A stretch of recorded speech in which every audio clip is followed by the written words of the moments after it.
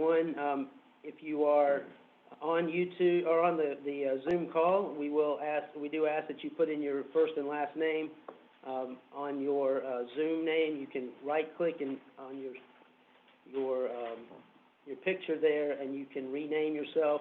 We need first and last name so we know who we are recognizing. If we don't have a first and last name, we will not recognize you to speak at any point during the meeting. So please cooperate with us and do that. I do see that we are now live on YouTube, so we will get started. Joel, if you'll go to the next slide for me.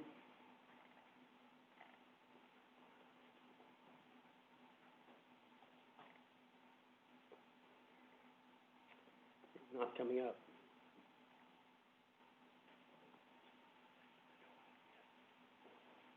So, just from an opening remarks standpoint, we are, of course, today we've done as much as we can to make sure that we are, that this is as close to a normal AGM as possible. Obviously, there are some challenges that we have been faced with throughout these last few months with COVID-19, and it has certainly had an impact on the organization. And, of course, today is probably the most unusual AGM meeting that any of us can ever remember, nor hope to experience again, I'm sure. A big thank you in the lead up to this, since we weren't able to have our on-site sessions, the staff and board worked very hard to make sure that this, again, was as normal as it could be. And so we held a series of sessions over the last, I believe, 4 weeks, 2 sessions a night in many cases, concluding with the candidate forum this past Thursday. I know that we had great attendance during the meetings, and those have been posted on YouTube as well, so that members can consume the content. That was certainly not an easy thing, and there was a lot of people who put a lot of time in behind the scenes, and then also to attend and provide those updates. So thank you for being part of that, and thank you to those that presented over the last several weeks. Next slide.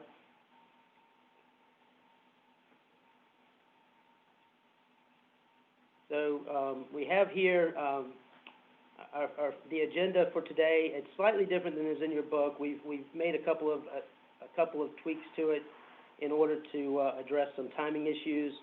As everyone is aware, we're currently in the midst of a credentials test vote. So a reminder that at 11:20, which is 17 minutes from now, that test vote will close.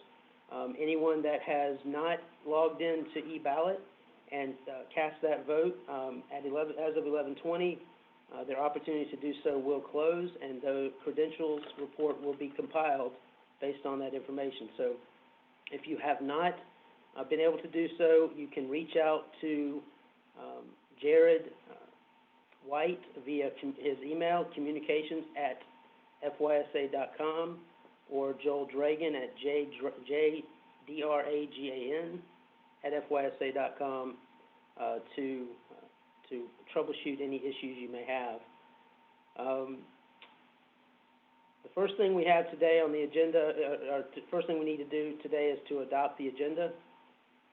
So I will, hold on one second, please. So the agenda you have on your screen, if there is no objection, the minutes will be approved. If you wish to object, please type object into the chat box, and we will pause for one moment to give people an opportunity to enter their chat to object.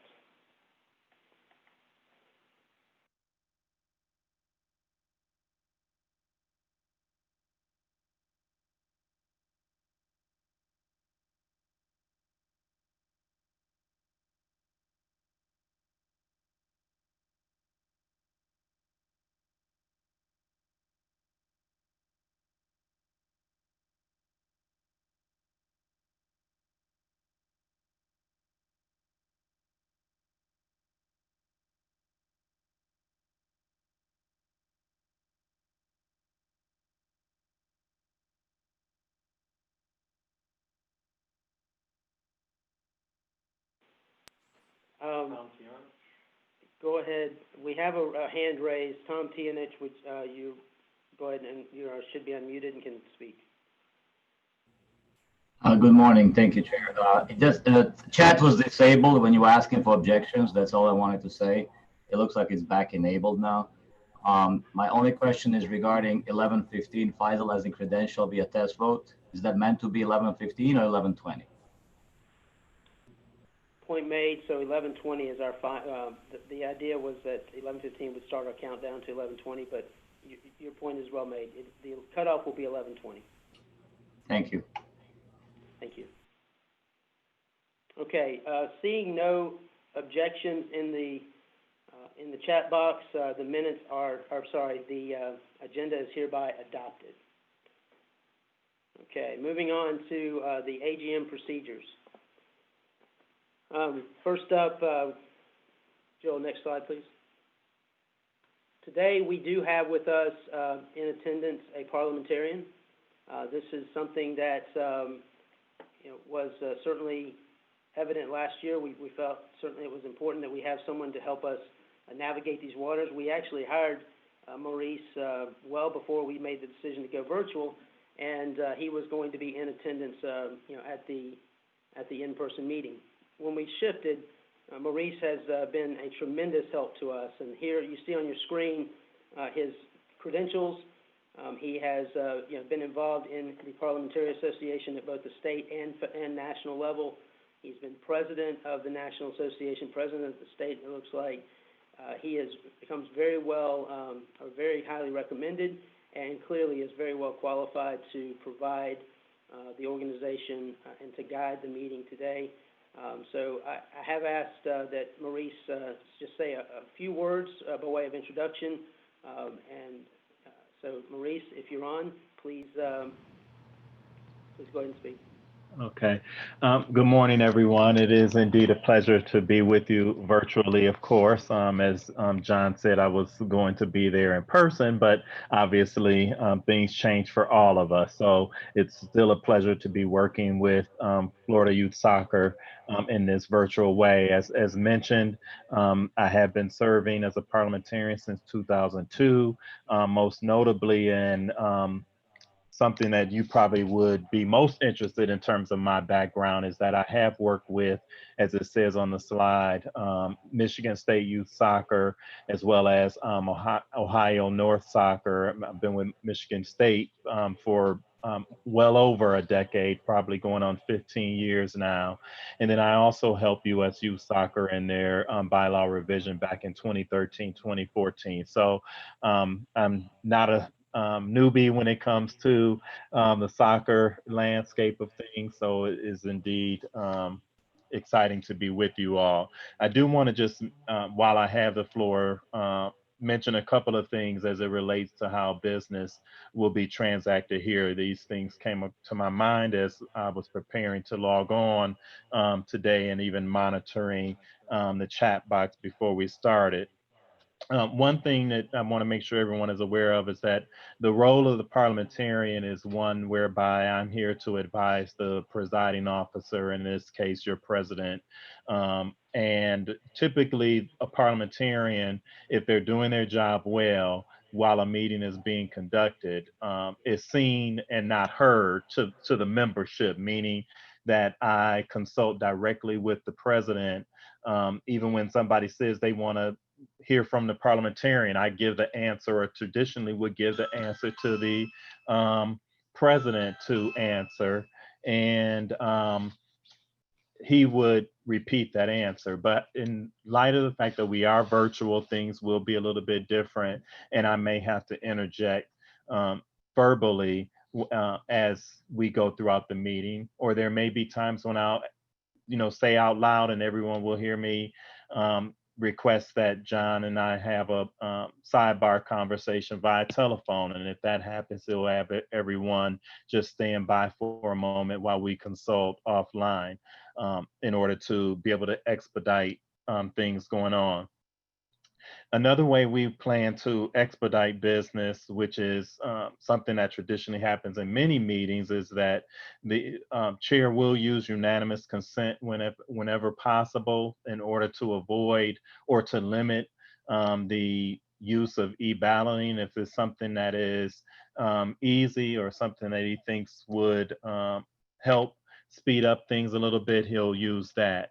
Another method or thing that he will use is that he will, in some instances, assume emotion, just as you literally witnessed at the start of the meeting with the approval of the minutes and the meeting procedures. He actually assumed emotion versus waiting for someone or asking someone to be unmuted in order to just say, I move, or whatever the case may be. He will assume motions, and again, in order to expedite business. What that means is that we won't wait for someone to actually say out loud a motion or second it. And sometimes there will be need for you to do that, but in most instances, in order to help things go along.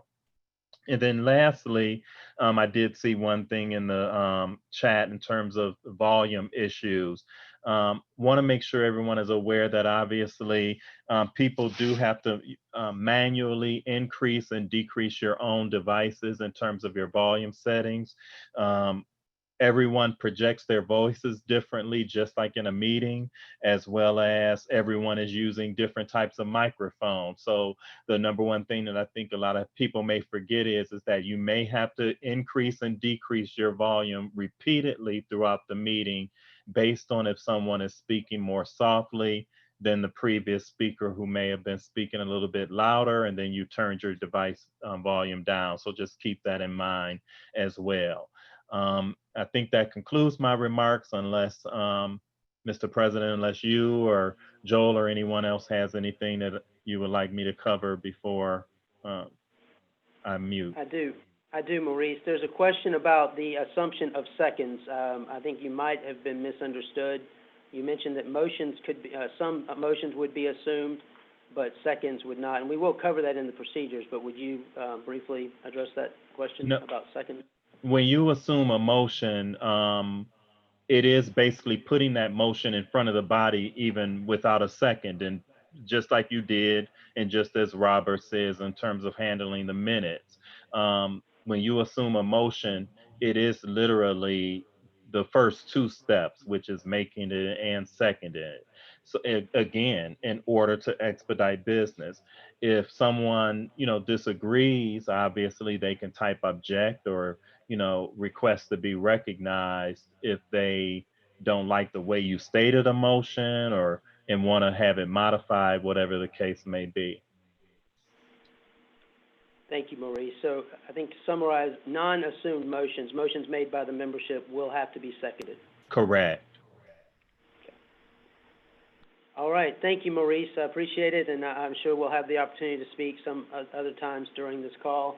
It is now 11:14. I want to remind those that have not yet accessed e-ballot, please do so. You have 6 minutes before the voting is concluded on the credentials.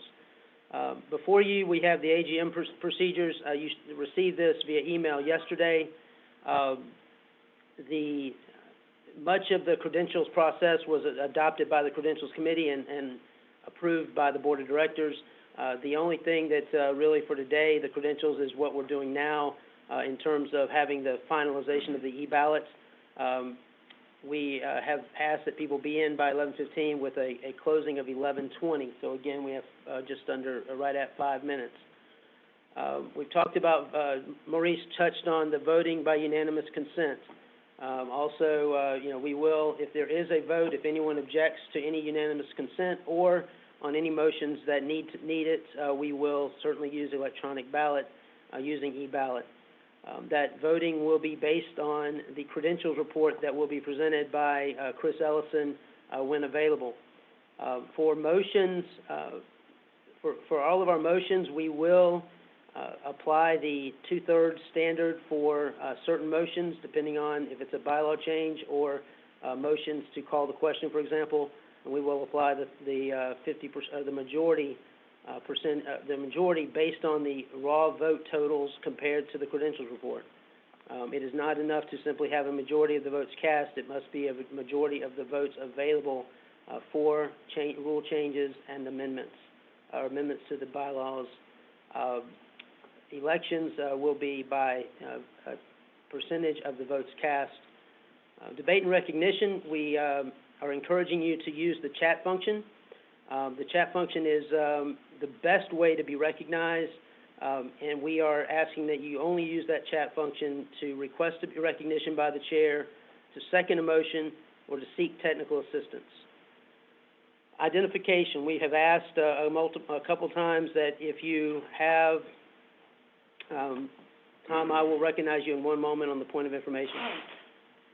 We will ask that, we have asked that you put in your full name on your Zoom so that we are able to identify you properly. When you are recognized, we do ask that you state your name and your affiliation. If you are not affiliated with a club, what is your position, whether it be a committee, perhaps a committee member, or Joel, we've lost you, Joel. We need to go back to the screen. So you'll state who you are and how you are, or how you're affiliated. We would ask that to type the phrase "May I be recognized" into the chat box should you wish to be recognized. Hand raise feature, we will monitor hand raises, but those are very difficult to keep track of as to who wishes to be recognized first. And so in order to establish recognition order, we ask that you use the chat. And then scroll down to the next slide, Joel.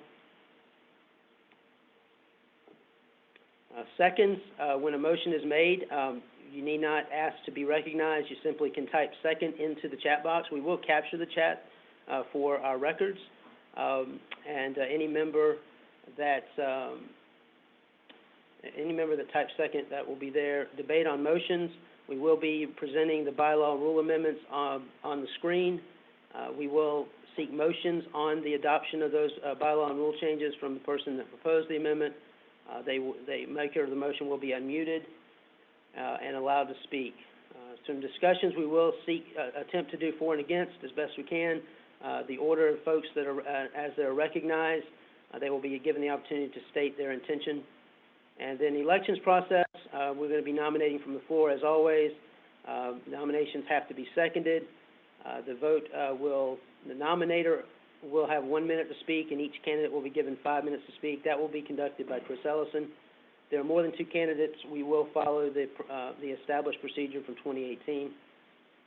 And so a candidate must receive a 50% of the votes cast. If there's more than 2 candidates, then we may have to go to a second ballot if no one achieves 50% or better on the first ballot. Tom Tianich, you are recognized for your point of information. You should be unmuted.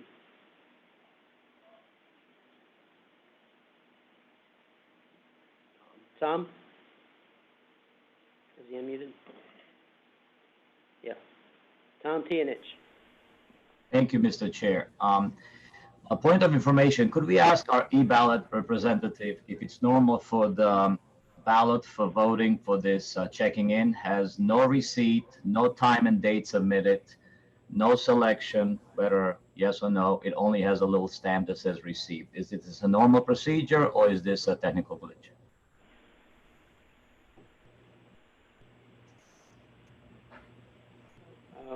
Jared, do we have an e-ballot representative on?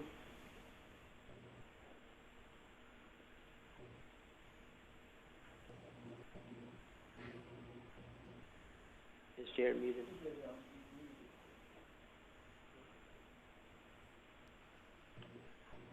Mr. Chair, it sounds like there is a representative, Madeline E-Ballot is her name, and she says she's muted. Okay, we do, but I'm muted. It's not a glitch.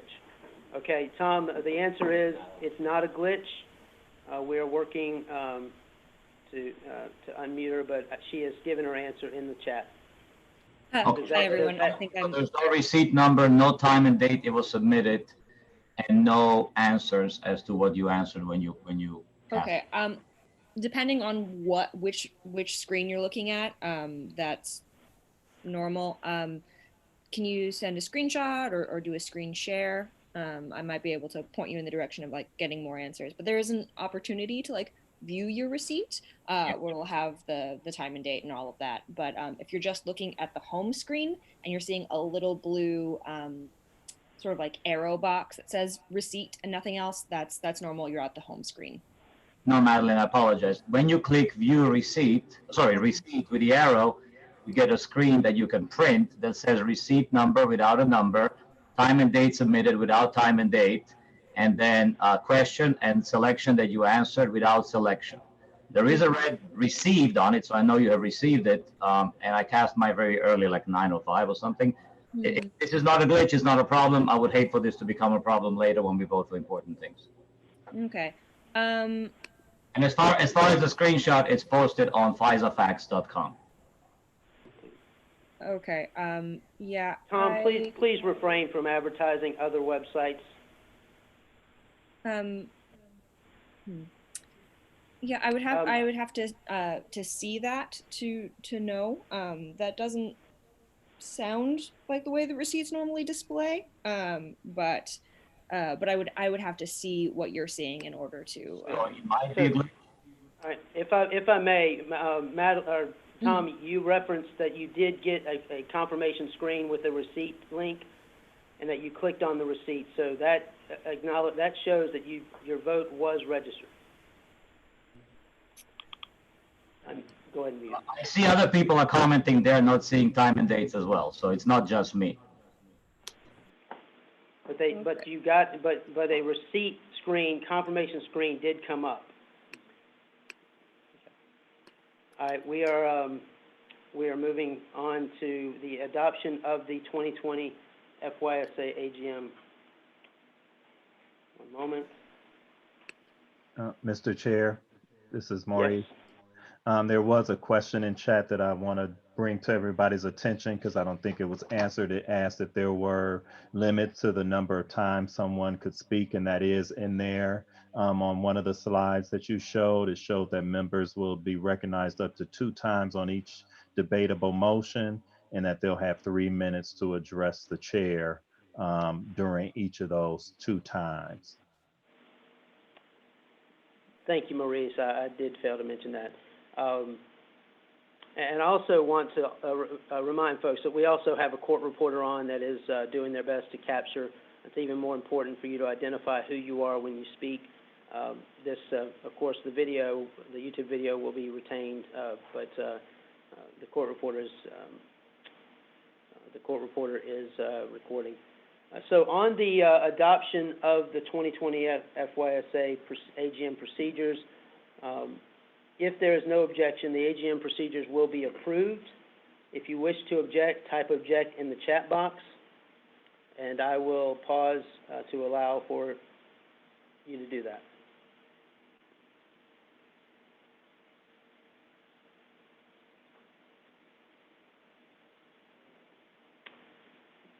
Seeing no objections, the AGM procedures are approved.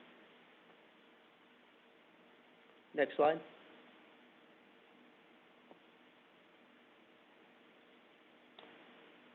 Okay, it is now past 11:20. As we had mentioned, the cutoff has already occurred, so we will go ahead and move to the next item on the agenda.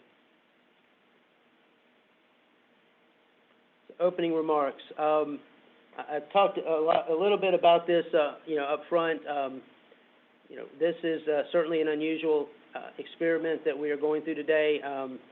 We again we've done a lot, as much as we can, to make this as normal as possible. I want to mention that we are hosting this from the FYSA home office. In addition to myself, I have in the room with me Mike Flood, VP of Admin and Communication. Mike will be moderating much of the rules debate today, with the exception of a handful of rules that he sponsored himself. We have Chris Ellison, Secretary. He is going to be moderating the elections procedure. He is currently working on the credentials report with staff. We have Alice Smith, our registrar. She too is helping with the credentials report and to handle any questions or issues that may come up. Eric Heidel, our treasurer, is here to deliver and to manage the budget section. On the staff side, we have Jonathan Spradley. He is the guru on the mute button, and he is assisting me with keeping things orderly. Jared White is here. He is monitoring the YouTube and behind the scenes, also working with eBallot and the credentials. And then Joel Dragan is here, our executive director. He is also helping with troubleshooting. So we have a skeleton crew, but we have those that needed to be together. We wanted to make sure that we were able to address any issues and concerns that people may have had. So that is the team here in Auburndale, and we also are blessed to have with us not only Maurice and as a parliamentarian, but also the court reporter. Joel, next slide, please. I would like to take a moment to recognize our Hall of Fame members. Would be difficult for me to go through and identify who from the board may be in attendance today, but this is the list you see on your screen is everyone that has been inducted to the Hall of Fame. We do not have any new Hall of Fame members this year, but we applaud those that have gone before, that built the foundation on which FYSA has stood and will continue into the future. I unfortunately did not have the opportunity to meet many of the people on this list, but I know that they were beloved in their time, and that they've contributed a significant amount of time and energy and ideas to the formation and to the sustaining of FYSA, and for that they should be remembered, and so their induction to the Hall of Fame certainly is reflective of the contributions that they gave at the time. Next slide.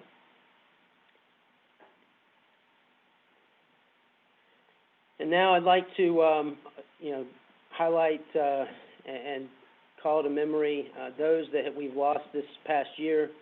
I do apologize that this list is not all-inclusive. We attempted to put this together.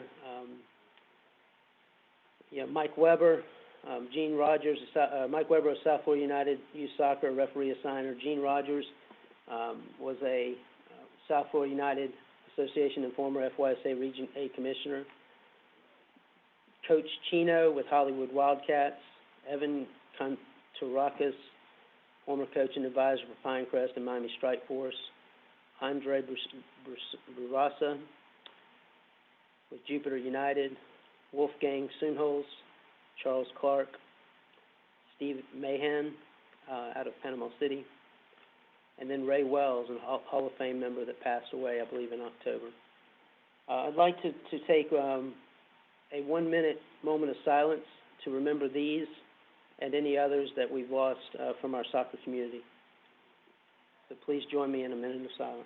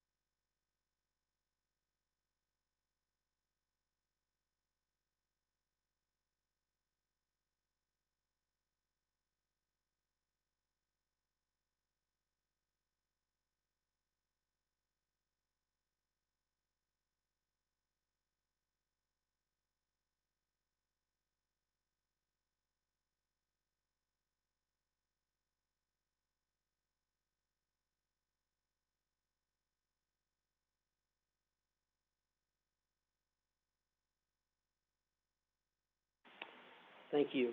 Joel, next slide.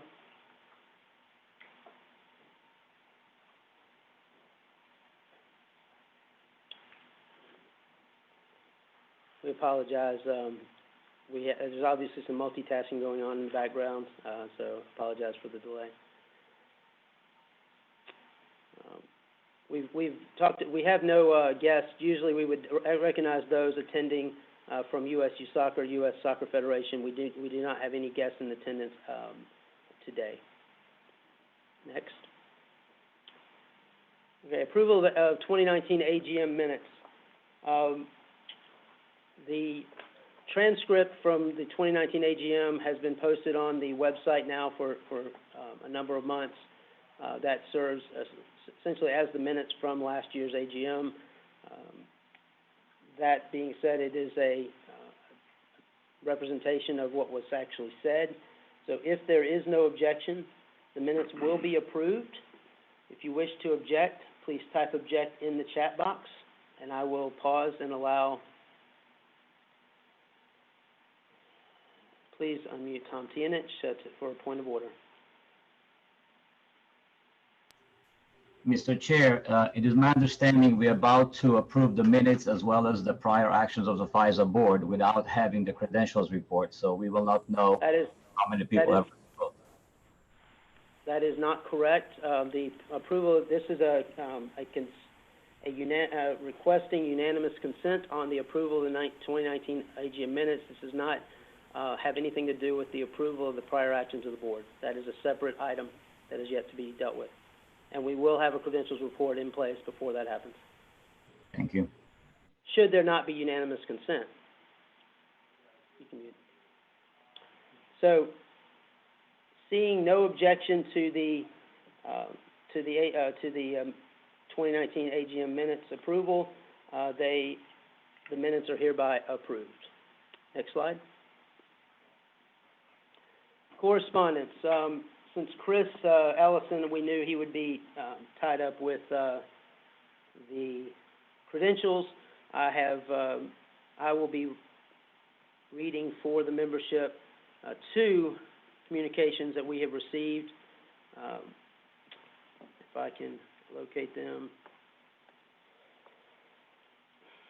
Why don't I have them?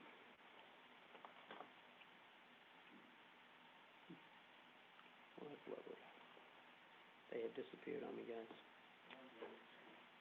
Hold on. One moment, please. One time my computer does not want to cooperate.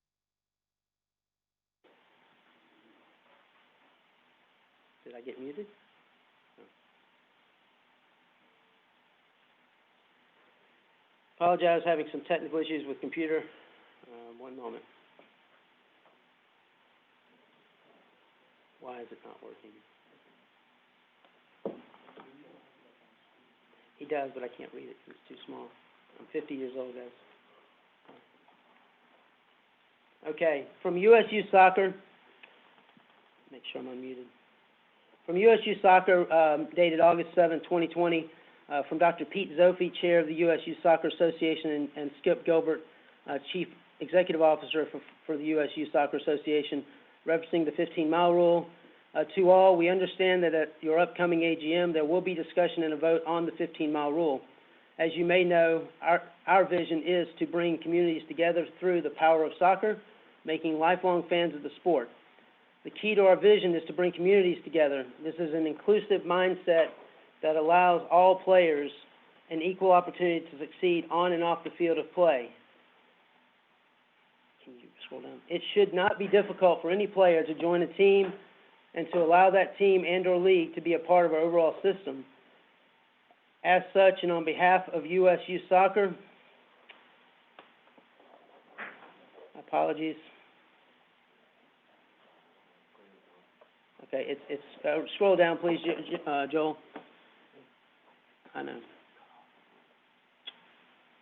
As such, and on behalf of USU Soccer, to embrace the spirit of inclusion and allowing all players to play anywhere across the country, we encourage the membership to vote to remove this rule. We are Youth Soccer, and we hope you will help us unify youth soccer in America so all players and their teams can become a voice or a part of the FYSA and USYS family. Next screen. And from the Federation, again, date is August 7th, 2020, via email, addressed to Joel Dragan, Executive Director for Florida Youth Soccer. Dear Joel, the FYSA Board's decision to repeal the 15-mile rule, I need you to move your participant list, please.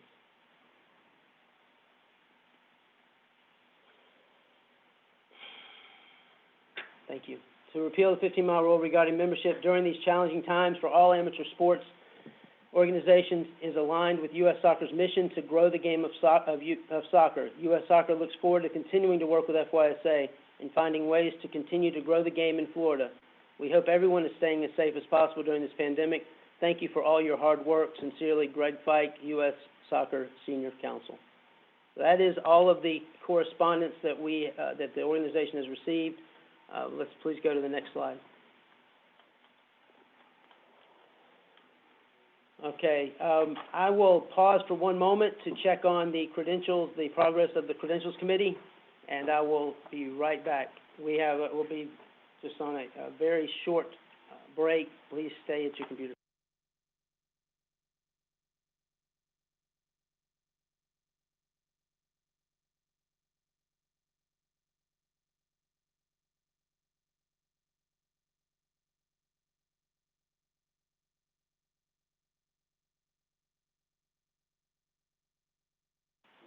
All right, folks. I'm going to ask that if there's no objection, we're going to briefly table the credentials report and the approval of the Board of Director actions until the credentials report has been finalized. Chris and Jared are working diligently to make sure that everything is properly bucketed so that it can be presented in the same format that is in your book of reports. This is certainly something that we have done in the past. So we're going to move these both credentials,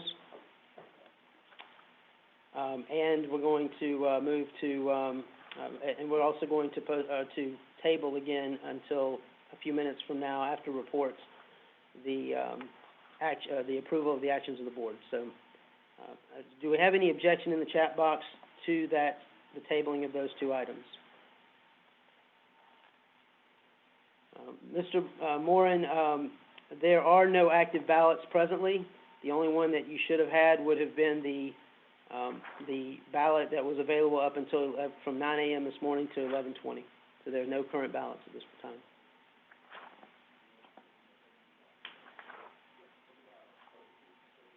All right. Next up, we have President's Report. This is where I get to speak a little bit. I first want to, before I get into my prepared remarks, I'll take a personal opportunity to thank my wife. I shouldn't have said that. I'll probably get choked up now, but she's back in Pensacola right now watching online, and could not have done any of this without her support. I did have a President's Report that I put into the book, but my comments today are separate. So the theme really for me is, leaving a mark. And if you would monitor chat just in case, I probably won't recognize anyone until after I finish. But according to the Free Dictionary, the phrase "leave one's mark" is an idiom meaning to do something that will be remembered or that makes one famous or successful, to do something that's very important or meaningful. I'm going to venture a guess that everyone attending today's AGM started down their path, whether it be administration, coaching, or any other role, with the goal of leaving their mark and making a difference. I know I did.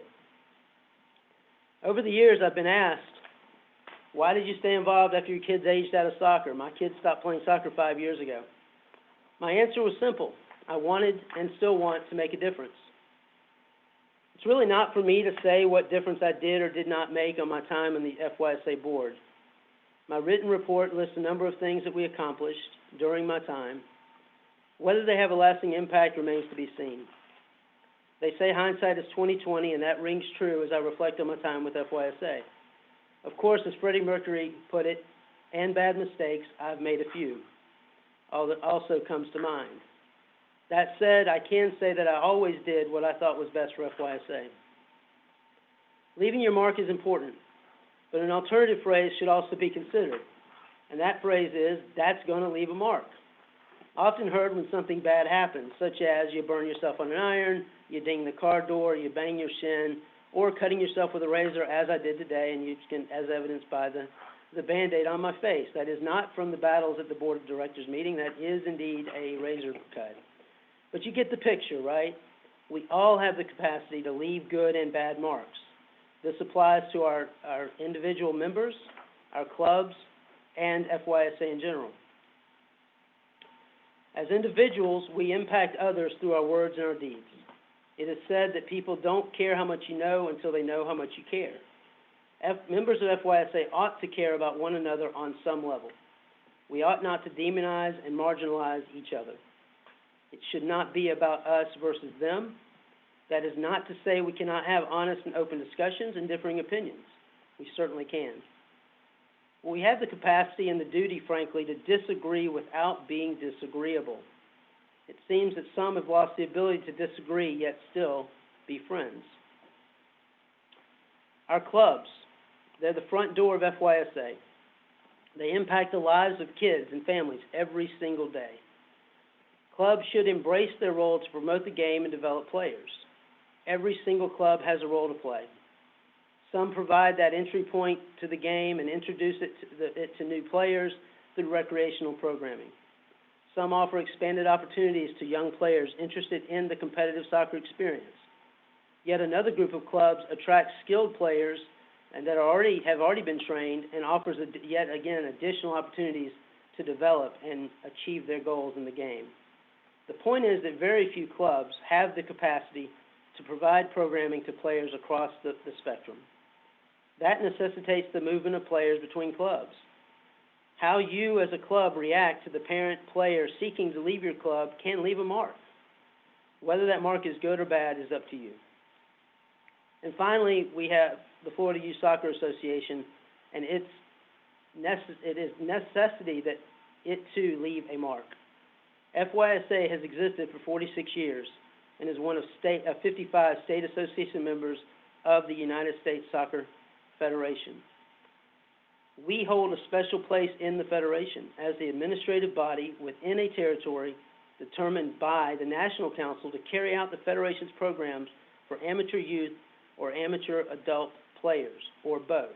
In Florida, we only handle the youth. The Adult Association has responsibility for the adults. But we do have a joint responsibility with that association to assist in the administration of the Federation referee program. FYSA is also the primary provider of the USSF coaching education. In return, FYSA receives special financial rewards stemming from the hosting of international games played in our territory. Our special status and privileges come with a price. FYSA, quote, and quoting from the Federation bylaws, shall be open to any amateur soccer organization in its territory. That phrase also appears in the FYSA bylaws. The Federation goes so far as to exempt a national association from that same requirement. And let me restate that. The Federation exempts national associations from the requirement to be open to all. It is ironic, however, that we will continue to debate today whether FYSA should be open to new clubs and leagues, even though the Federation is clear that we must be open to any amateur soccer organization, while certain national associations have put out the welcome mat and said, come on in, yet are under no obligation to do so. So how does FYSA leave a mark? In my opinion, through inclusion and choice. It is clear to me that our members want choice when it comes to programming. According to one website, and you cannot trust all websites, no less than 75 clubs have now pledged support at some level to another Federation member sponsoring leagues in Florida. A quick review of that reveals that two-thirds of those clubs, representing 47% of the eligible votes today, are current FYSA members. That begs three observations. One, on the upside of those 75 clubs, there's 25 clubs that are not members of FYSA that are certainly candidates for inclusion in FYSA.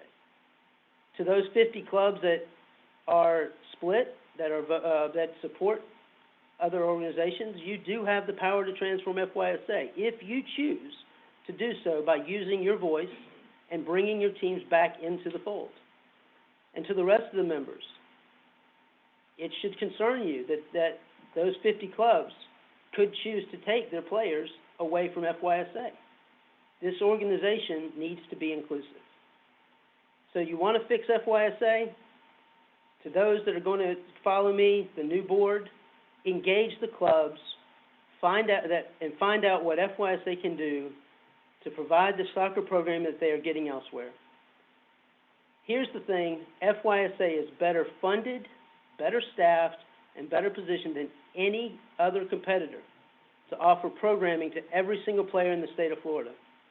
If we could consolidate all players under one organization, there would be little reason to venture beyond the state to find quality competition except to go and win regional and national competitions. So I challenge the following. Affiliates, support the growth of FYSA by supporting changes that eliminate barriers to new members. Allow the board to fill the void between local leagues and Florida State Premier League, Sunshine Conference. I encourage FYSA clubs that are supporting non-FYSA leagues to open a dialogue with your board and staff. Discuss your reasons for moving teams away from FYSA. You have the power to demand that your leagues align with FYSA if you choose. You also can tell your FYSA representative what you want from FYSA and what it will take for you to bring your teams home. Leagues, you are an important part of the FYSA landscape. You have and will continue to be the connecting point for a majority of the FYSA membership. I ask that you recognize that some of your customers may be seeking an alternative for various reasons. In my opinion, you're better served if they were to choose another FYSA-aligned league than to have them leave FYSA altogether. And finally, board members, new and returning, do the right thing for soccer in the state of Florida. Remember that FYSA has a mandate from the Federation. Be bold, inclusive, innovative, and inspire a lifelong passion for soccer. In closing, I am thankful to the members of FYSA for allowing me to serve you these many years. Being your president has been the highlight of my volunteer career. I will do whatever I can to support the new president and the FYSA Board of Directors in their efforts to lead FYSA into the future. Thank you, and God bless.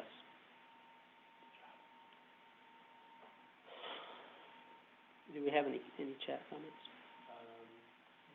You have a couple of comments from Mike Hyatt and Jeff Gertner. No questions.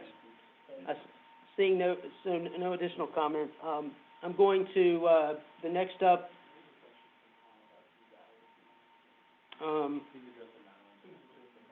okay.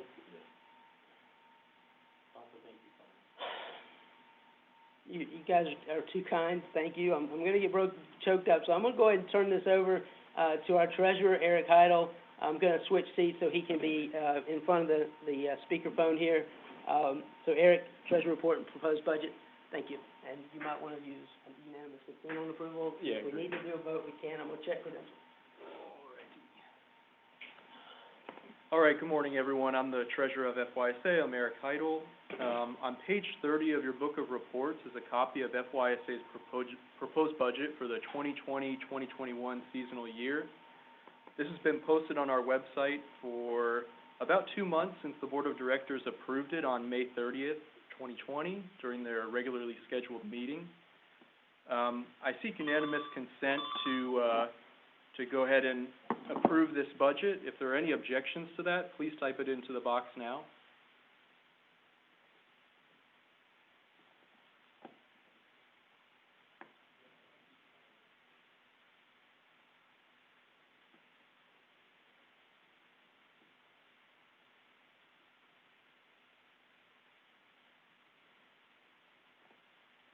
Okay, seeing no objections, the proposed budget is approved as presented. We'll now take a 5-minute break, and we'll be back at 11:55.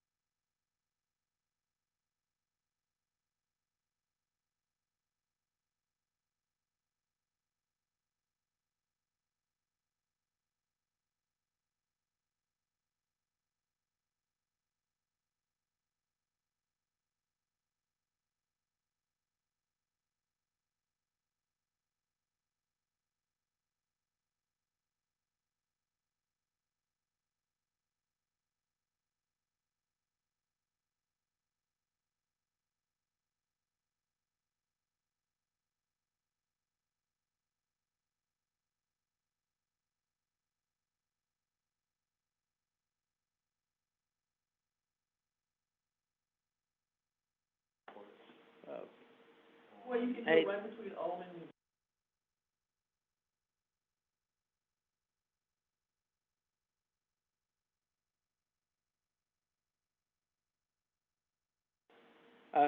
I apologize, we are asking, just for a couple more minutes. The credentials report is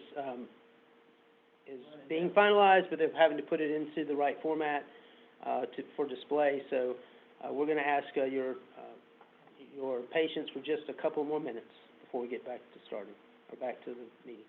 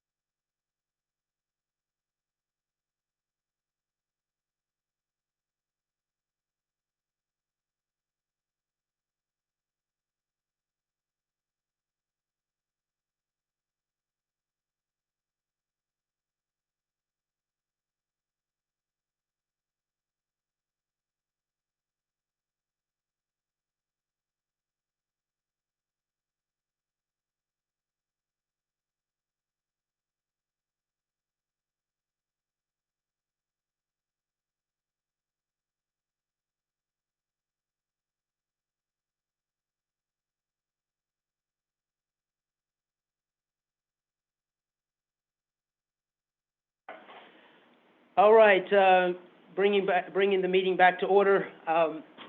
We are going to go to reports of officers and committee chairpersons.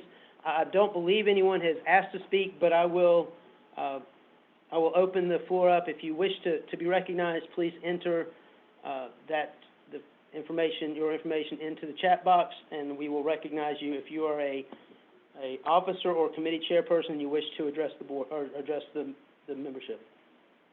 I will pause a few seconds to allow that entry. See anything?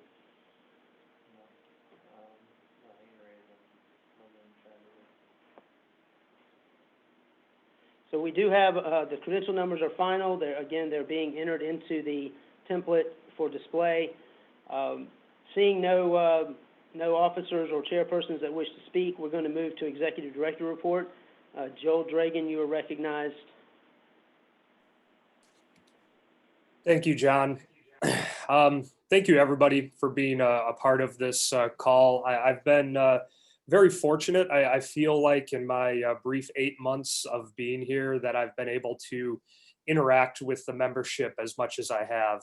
I do wish I had an opportunity to meet many of you guys in person rather than virtually, but I do hope that this has been a good substitute for in-person interaction. These are unprecedented times, no doubt. Anybody who tells you they think they have an idea of what the 2020-2021 soccer season is going to look like is probably lying to you. I will commit on behalf of FYSA, the staff, the board, that we will always put the safety of players at the forefront of our decision making. We've made some very difficult decisions, closing down soccer, not sanctioning any events for over 4 months was an incredibly difficult but necessary decision made by our board of directors. I have to first and foremost recognize our staff. From top to bottom, we've got some extremely dedicated individuals who work for FYSA. The same decision making about players first and safety of the players is also what we talk about here at the staff. I direct everybody to take a look at my report. I'm simply expanding upon that. That is available online on the AGM website. I'd also really like to thank the board of directors. Florida is a unique state for soccer. As many of you know, I have worked in 3 different state associations, from Michigan to Kansas and now Florida. But I do have to credit the membership. There's a passion here for soccer, unlike anywhere else that I've really ever seen. And it's a credit to everybody on this call, the membership. You guys are fantastic. You guys make it happen. And I really want to thank you guys for your interest and your involvement. And that goes back to my point about the board of directors. 19 individuals, 19 knowledgeable individuals about the ins and outs of soccer. FYSA is very, very fortunate in that our board, we don't need to explain the context and the background on issues. These people are involved with the grassroots level, and it's really refreshing from my perspective to work with individuals who are so knowledgeable about the game and knowledgeable about what's going on out there. I can tell you that is not always the case, having worked with a lot of different boards. I would be remiss if I didn't, or you guys wouldn't think it was a speech from me if I didn't touch on risk management, and I will keep it very brief. Very, very proud of the strides that we've made for risk management in the short 8 months that I've been here. The risk management policy is as comprehensive as any state association puts out. Put it out there against almost any youth serving organization. It really just confirms a lot of the things that we were doing anyway. And ultimately, so everybody on this phone knows, the top priority is to keep kids safe. And that's exactly what the risk management policy does. And as a, I guess, added benefit, our hope is that it will keep our insurance rates down and keep our premiums at a reasonable level, which we will, of course, pass along to you. Going forward, FYSA is going to continue the path that we've done with COVID and coronavirus, evaluating what's out there, seeing what comes, taking cues from the various different associations out there, the U.S. Youth Soccer, U.S. Soccer Federation. We're evaluating what's going on with the high schools, with the state of Florida, the cases. Again, this is going to be a player safety type of decision, and it does continue to evolve. We need to look at this, and this is what I tell the staff all the time, as certainly a challenge, but also an opportunity. This is an opportunity for us to do things differently and to plan and to innovate and try to reimagine some of the things that maybe we've done the same for the last 40 years. So I challenge the staff all the time to continue to innovate, to continue to look at things differently, especially amongst this pandemic. And certainly I challenge all of the members to do the same. In closing, I'd like to pile on a bit to John Stacy and thank him so much. I only had the pleasure of working with him for 8 short months, but John's guidance, John's knowledge of the bylaws of the soccer landscape in Florida is certainly unprecedented. He's more knowledgeable than any president that I've worked with for my 13 or 14 years of doing this. John, thank you very much. You made my transition here very easily. You've always been a resource for me, but also a friend. So I thank you for that, and good luck in your soccer retirement, even though I'm sure we'll all still be hearing from you. So thank you guys very much. I'm happy to take questions, but I'm not necessarily sure that is appropriate. Yeah, we won't do questions today. Anyone wants to reach out to you, they certainly can. All right, next up we have, we're going to go back to the 2 tabled items. The first item we had was credentials report. So I'm going to recognize Chris Ellison And I'm going to, just 1 second, I want to make sure that everyone can hear you clearly, so we're going to move this, so 1 moment.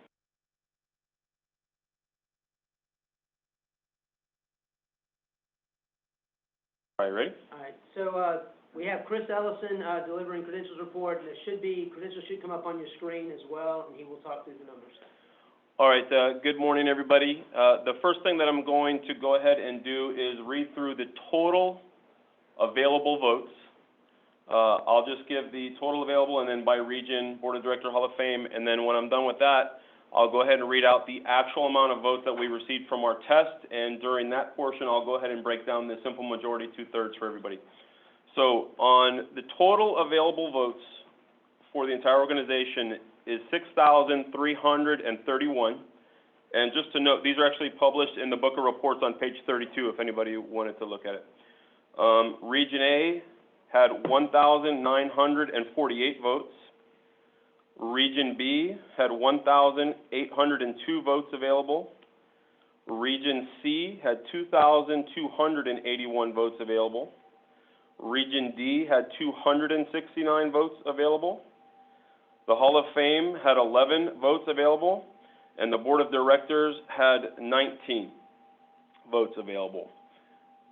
So to go ahead now and go over the actual vote from the test vote, so we know who actually is in the room in the meeting, I'll go ahead and give those numbers to everybody right now. So the total available votes that are logged into the meeting, and from here forward, this will be what we'll use on any voting. The total number of votes is 5,298. That breaks down to a simple majority of 50% won at 2,649. 2/3 vote at 3532, and a 3/4 vote of 3974. So that's the total available. Total available votes in the room for Region A is 1,609 votes available. Simple majority is 805. 2/3 majority is 1,073, and a 3/4 majority is 1,207. For Region B, we have 1,431 votes in the meeting. Simple majority plus 1 is 716. 2/3 is going to be 954, and 3/4 will be 1,073. For Region C, we have a number of available votes at 2,029. Simple majority at 1,015. 2/3 at 1,353, and 3/4 at 1,522. For Region D, we have 205 votes total available. We have 103 votes available for the simple majority plus 1. For 2/3, there are 137 votes available, and for 3/4, there are 154 votes available.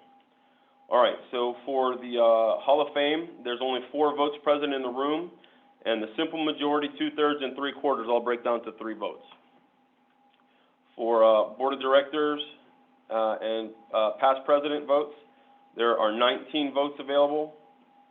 Simple majority plus 1 is going to be 11. 2/3 is going to be 13, and 3/4 will be 14. And that is the full credentials report for the votes available for this meeting. Thank you, Chris. So here, thank you. If there is no objection, the credentials report will be adopted as approved. I do see a correction that, someone mentioned the majority number. 50% plus 1 should be 2,650. Mr. Chair, that is correct. this is Yes, Maurice. parliamentarian. I think what he did is that he gave the raw number for all of these. So it is, because I did the same thing in terms of calculating. I think even for 2/3 is the same way. So I guess the question is that you need to look at this as you need more than the number posted there, because a majority is, as stated here, and as I did the math when I first chatted with you privately, it is 2,650. Even 2/3, that's the actual number. So in order to make it that it's a 2/3 received, it would need to be 3,533. So I guess since this is my first time working with Florida Youth Soccer, I don't know what your precedence has been. Do you list the raw number as it is in terms of the 50%, 2/3, or do you want to go ahead and say this is the number we need? I guess it's just a matter of how you want to interpret it. And as long as everyone is clear that you would need more than the number that's listed here. I believe in the past that we have always listed the number of votes needed to pass, which would require this to be amended to be 2650 for simple majority and 3533 for 2/3 majority. And I didn't do 3/4 yet. I hadn't reached that one yet, so you can verify that. Yeah, I don't believe there's any circumstances where 3/4 will come into play. Okay. But certainly, so I will, unless there's an objection, we will amend that to read 2650 and 3533. Chris, if you'll make note of that on your official document. So as amended, if there's no objections, I ask that the credentials be approved with the change to the screen for simple majority to be 2650 and 2/3 to be 3533. All regions have to be updated? 805 is more than that, 1609. 805 times 2 is 1610. For Region B, 716 is 1432. They were all odd numbers. Simple majority is, they're all odd. All odd numbers, they got rounded up. They're all fine since they're all odd numbers. Okay. I'm looking for any objections in the chat box to the approval of the credentials. Mr. Beretta, thank you for highlighting that as well. Seeing no objections, the credentials are adopted. Joel, if you would advance to the next slide.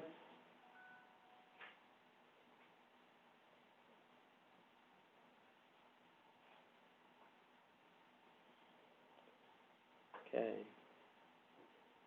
All right, before we do the approval for prior actions of the FYSA Board of Directors, the actions of the Board of Directors were published in the Book of Reports that was disseminated a week or so back and has also been posted on the website. We did have a board meeting, an intervening board meeting yesterday, as is our custom. And so before we do the approval of the prior actions, we will do what we don't normally do, and that is we will just detail those decisions made during the meeting. Chris Ellison as secretary, is going to speak to them, and they will also, the minutes will be published onto the screen. One moment while we adjust the mic.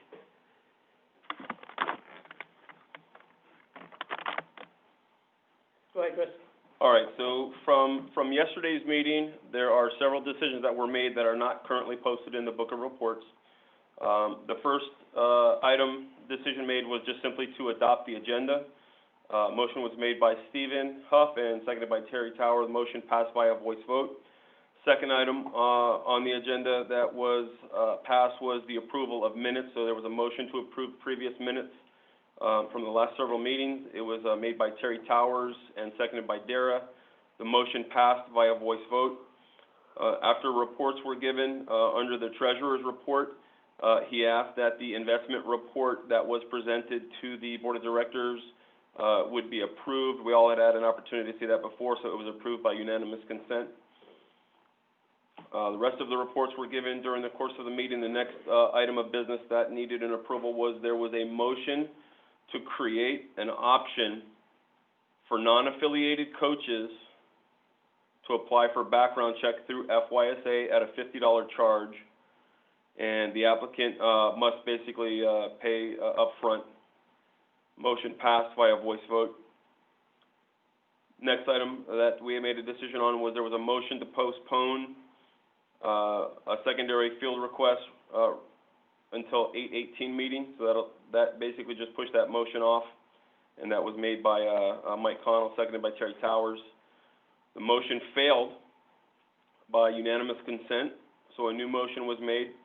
A motion to approve all new secondary field requests that were not in violation of our current rules at the time of the application and were within the original 35 miles of their home field was made by Chris Ellison. It was seconded by Mike Flood. The motion passed via voice vote.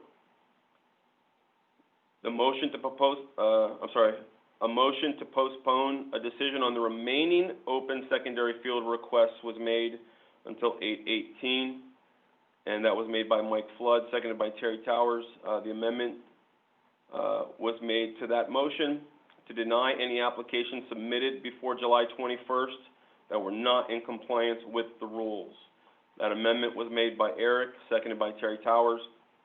The motion passed via voice vote, and the new motion read that we made postpone a decision on the remaining open secondary field requests until 8/18, and to deny any applications submitted before July 21st that were not in compliance with the rules, by Mike Flood, seconded by Terry Towers. The motion passed via voice vote.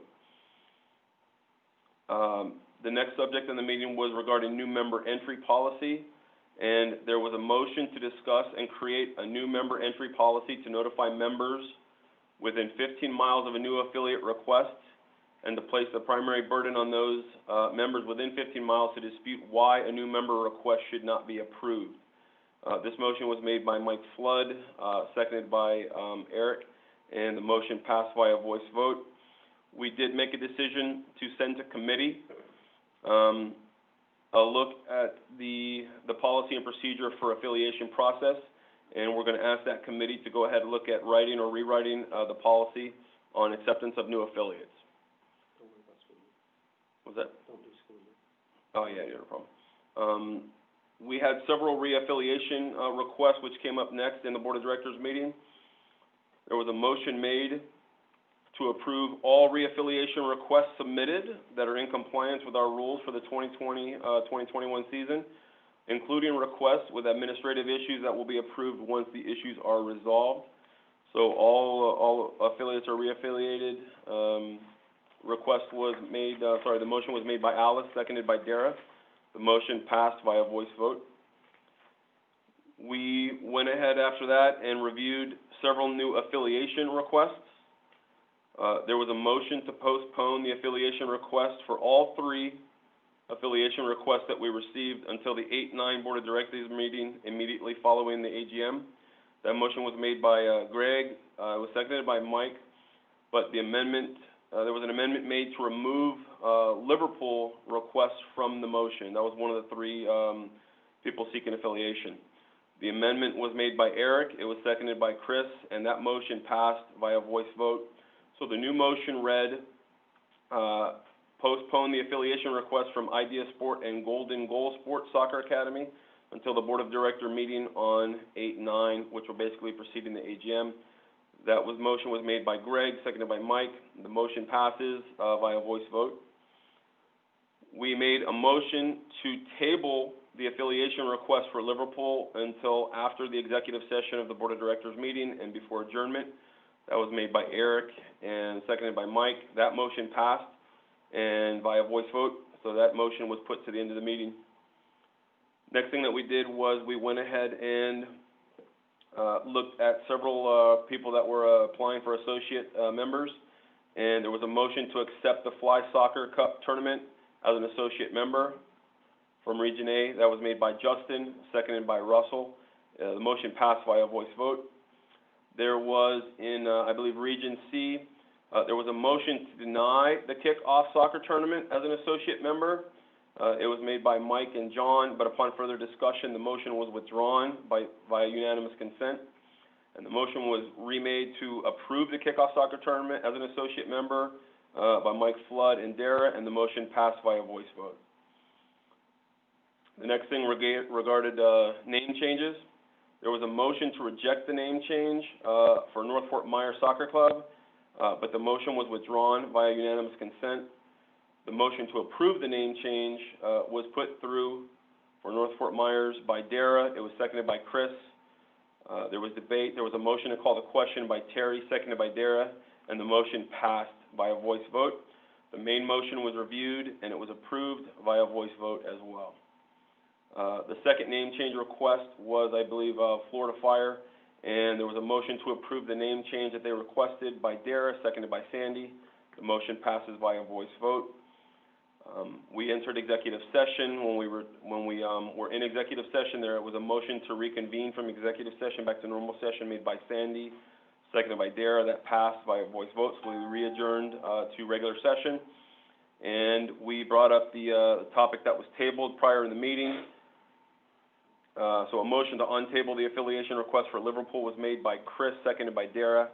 That passed via unanimous consent. And so we looked at the motion to approve the affiliation request for Liverpool, made by Dara, seconded by Mike Flood, and the motion passed via voice vote. And I believe that was all of the decisions, aside from adjournment at 1:50. That was all the major decisions we made in the meeting from yesterday. Thank you, Chris. I dare say that's probably the most detail we've ever shared on, during an AGM on the actual minutes from the day before. A quick reminder before we proceed, you may have noticed that your e-ballot may have timed out due to inactivity. I would encourage you to please take a moment to go in and re-log in just to ensure that you're prepared to vote. The proper message you should see is that there are no active ballots that are presently eligible to vote. If you believe this to be an error, contact Florida Youth Soccer Association. So just take a moment to please re-log in to your e-ballot. Back to the agenda at hand. We are now at the point of approval of prior actions of the FYSA Board of Directors. As is the custom has been today, I will state that if there's no objection, the actions of the Board of Directors, as published in the book and as supplemented by Chris today, will be approved. If you wish to object, type object in the chat box. Please type object into the chat box if you object. We have an objection. Please unmute Tom and allow me allow me to state something before he speaks. Tom, before you, I have a question. Are you objecting so that the membership can vote on the motion, on the full slate of actions, or do you wish to state your objection? I would like to motion that we separate few of you had 18 meetings and 18 sets of decisions, and most of them are perfectly fine, and I have no objections with those. I would like to motion that we separate September 17 decisions as well as, I apologize, I'm flipping through my papers. Which decision on September 17th? September 17th, in which you amended 15-mile rule to allow MLS organizations as well as accepted Inter Miami CF as a full affiliate. And then on, I apologize again, I'm still flipping through papers. On June 16th, the two decisions you made, which is to remove YouTube recordings of the meetings after 14 days. There's two of them. And then on July 21st, the 15-mile rules striking the decision you made. And then hold on one second. Okay, the 14 days. I'm sorry. Let me catch up with you, Tom. So the 14-day motion, and what was the other on June 16th? There's two of them on that day. So I don't know if we need to take out all of the decisions made on that day, or if we can just isolate those particular decisions. We can isolate just the decisions that you object to. Okay, so there's two decisions on the 16th. On July 21st, the decision on the 50-mile rule being stricken by the board. And then on yesterday's meeting, while I actually happen to like some of the 50-mile changes you made, I'm more concerned that those will become illegal in violation of USSF bylaws if we just leave them loose like that without specific. We have a couple of amendments today that can handle the 50-mile rule much better than what has been proposed so far. So, all right, so that I'm clear, Tom, let me go back. So you are asking that that the following decisions be separated from the main motion. One, the motion to amend Rule 102.2, allowing a subsidiary of an MLS organization, the Inter Miami decision, And on June 16th, the motion about the posting for 14 days. And then finally, the motion to strike the rules that were that the board deemed in conflict with the bylaws, correct? And then the motion regarding the solicitation of information from clubs within 15 miles. Correct. The only thing is on the June 16, there's two different decisions on 14 days. I don't know if I don't know if one has to do with meeting and the other. I don't know. There's two different 14 days thing that had to do with posting the videos on YouTube and then removing them 14 days. So I don't think we need. That the motion was made in an amendment. One of them was the motion was restated by John Witkowski, so that's the one. That was the final motion. Yeah. Okay, they both seem to pass. So Well, yes, sir, I understand. It probably should have stated that only the one restated by John Witkowski. They both say the same thing, but it was clarified. Okay, does anyone else wish to object? Okay, please mute Tom.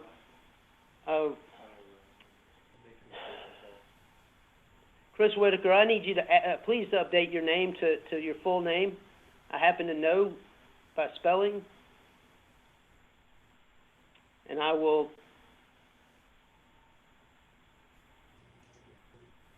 Ed Kinsey, I need you to put, if you wish to be recognized, please state so.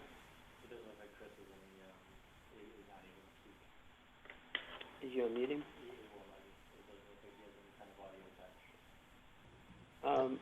Chris, unfortunately, you're unmuted, but you don't seem to be able to speak. You have a microphone on your side that's muted. Hi, is this Chris? Yeah, John, sorry. This is Chris. Sorry about that. I would ask that you please update your full name on your thing as soon as possible. I'll be more than happy to. I've got to find that. Right click on what? Right click on your picture. It should say there should be an option to rename.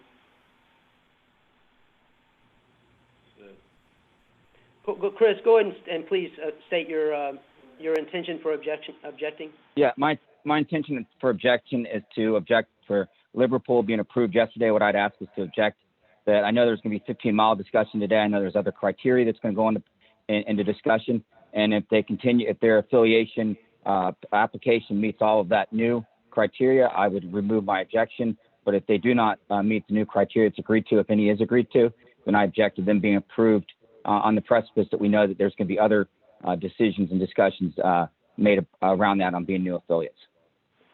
Thank you, Chris. I need to consult with the parliamentarian for a moment, so I'm going to go on mute, and I'm going to consult via phone with the parliamentarian, and I will be right back.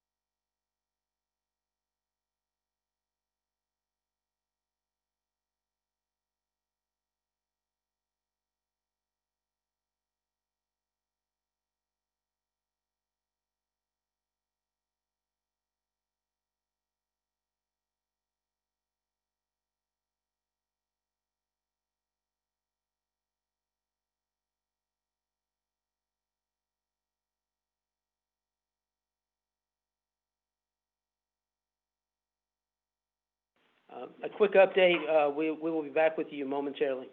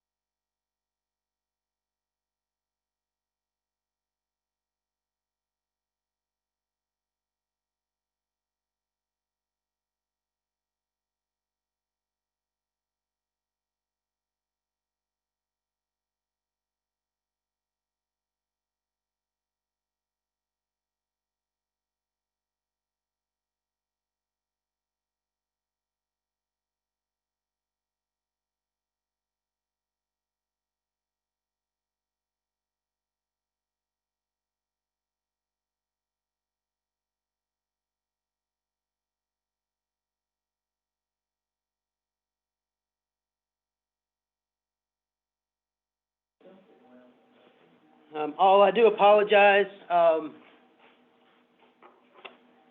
for the delay. I have consulted with the parliamentarian, and he has reviewed our rules, and based on his direction, I am ruling that the only actions that can be challenged are those that resulted in a rule change. So the motion to amend Rule 102.2 on September 17th is in order. The motion to grant the affiliation to Inter Miami is not in order. The motion to about the posting of the YouTube video for 14 days is not a rule change. It is not in order. The objection is not in order. And then the changes of the rules on July 21st is in order and will be discussed. The motion regarding the 15-mile rule and the decision of the board to consider the input is not a change of rule, therefore it is out of order. And the decision on the Liverpool affiliation is not in order. The decision, the request to remove from the item. So the only actions that can be challenged are those related to actual rule changes. Tom Tianich is recognized for a point of order.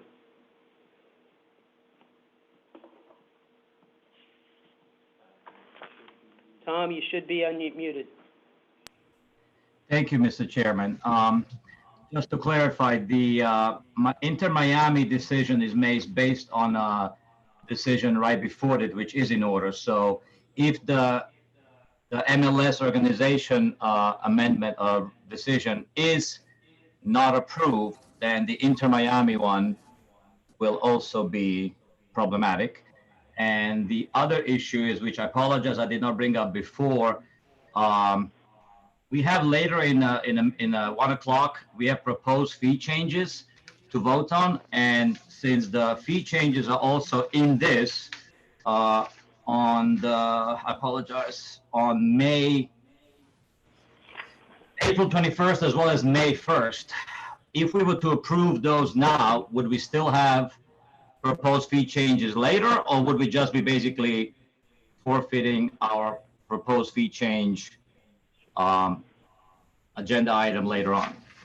Okay, so on your first point, if the decision to amend the 15-mile rule with the modifier for MLS organization, if that were to be overturned by the board or by the membership, the new board would have to then consider the impact on the Inter-Miami affiliation. The second point is that the discussion or the approval of fee increases only applies to administrative fee increases, not fixed costs. Those fixed costs are not subject to board or to membership approval. Only administrative cost increases are, and there were no fee increases sought there were no administrative fee increases sought this year, so there will be none to consider. Thank you very much. Okay, any other objections that have not already been voiced? Again, anyone, please do not use the group chat to express opinions. If you want to be recognized, point of order, that is appropriate, nothing else is. Okay, hearing no, Josh, you have an objection, please stay, please, you can be unmuted. I'm sorry, well, so you don't need to voice, you're stating that they're changing the same name. They're not changing the same name, that's just for clarification, but that is not subject to review. All right, hearing no other objections, we will ask that, hold on, I gotta find what I wrote here.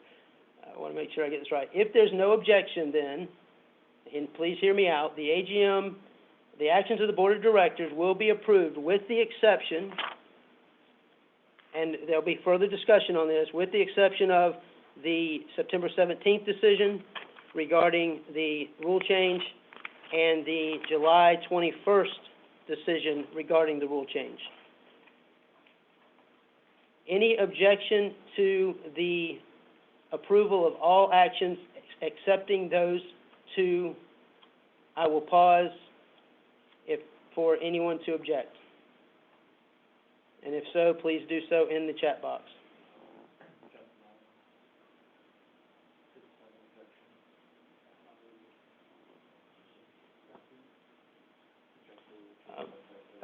Please recognize Justin Lauer.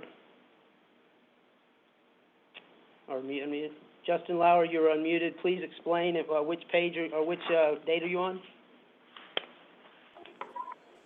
Yes, Justin Lauer, Brevard Youth Soccer League. At one of the meetings, there was a change in the committee, the way the competition committee was set up. And I believe that should go for the whole membership to look at. So I want to object to having this be a part of this package for the rule change. So let me review that. May 30th, which page, sir? 26. Page 26. Middle page, Justin Goldman makes a motion to adopt. Adopt rule changes as submitted to the FYSA policy. The FYSA policy document is an internal document to the board and not a rule, an FYSA rule. Therefore, it is not subject to challenge by the membership. So it is the request to separate that is out of order. Any other objections? Hearing none, the actions of the Board of Directors are approved with the exception of the two that were called out for rule changes. We will now move on to the consideration of the challenge to the challenge, or the approval of the, specific approval of the motion on September 17th by Dara Cullen to amend Rule 102.2, Section 2 to state that the new affiliate is a fully funded youth subsidiary of an MLS organization. That motion was seconded by Mike Flood and was approved by voice vote. Mr. Tianich, you are recognized to speak to your concerns regarding. Okay. There is no second to. Okay, to your point, Mr. Tianich, would you please make a motion? Mr. Well, the motion is, hold on, the motion is to approve. I need a second then to approve the action of the board on September 17th regarding Rule 102.2. And I need someone to motion. If you would type into the box, you will be recognized to voice your motion, and then we will do a second. Please recognize Joe Nelson. Second, John McCaffrey. I know. I need a voice vote. I need a voice motion. Joe Nelson, please make your motion. Mr. Approve. Yes, Maurice? This is Maurice, the parliamentarian. The reason why you kept going in the way you did is because you followed the instructions and guidance that I said we would be following throughout the whole meeting.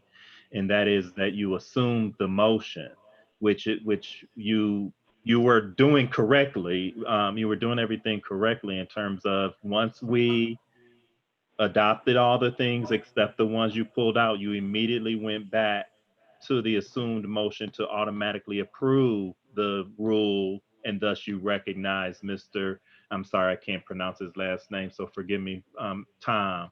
So yes, thank you.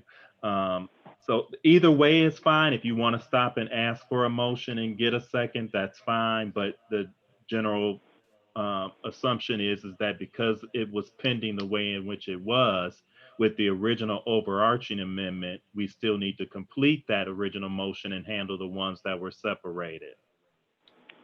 Thank you, Maurice. Really good to have you on board this weekend. Okay, we will follow the guidance of the parliamentarian. The motions are assumed to be for approval. Therefore, they're assumed to be under consideration.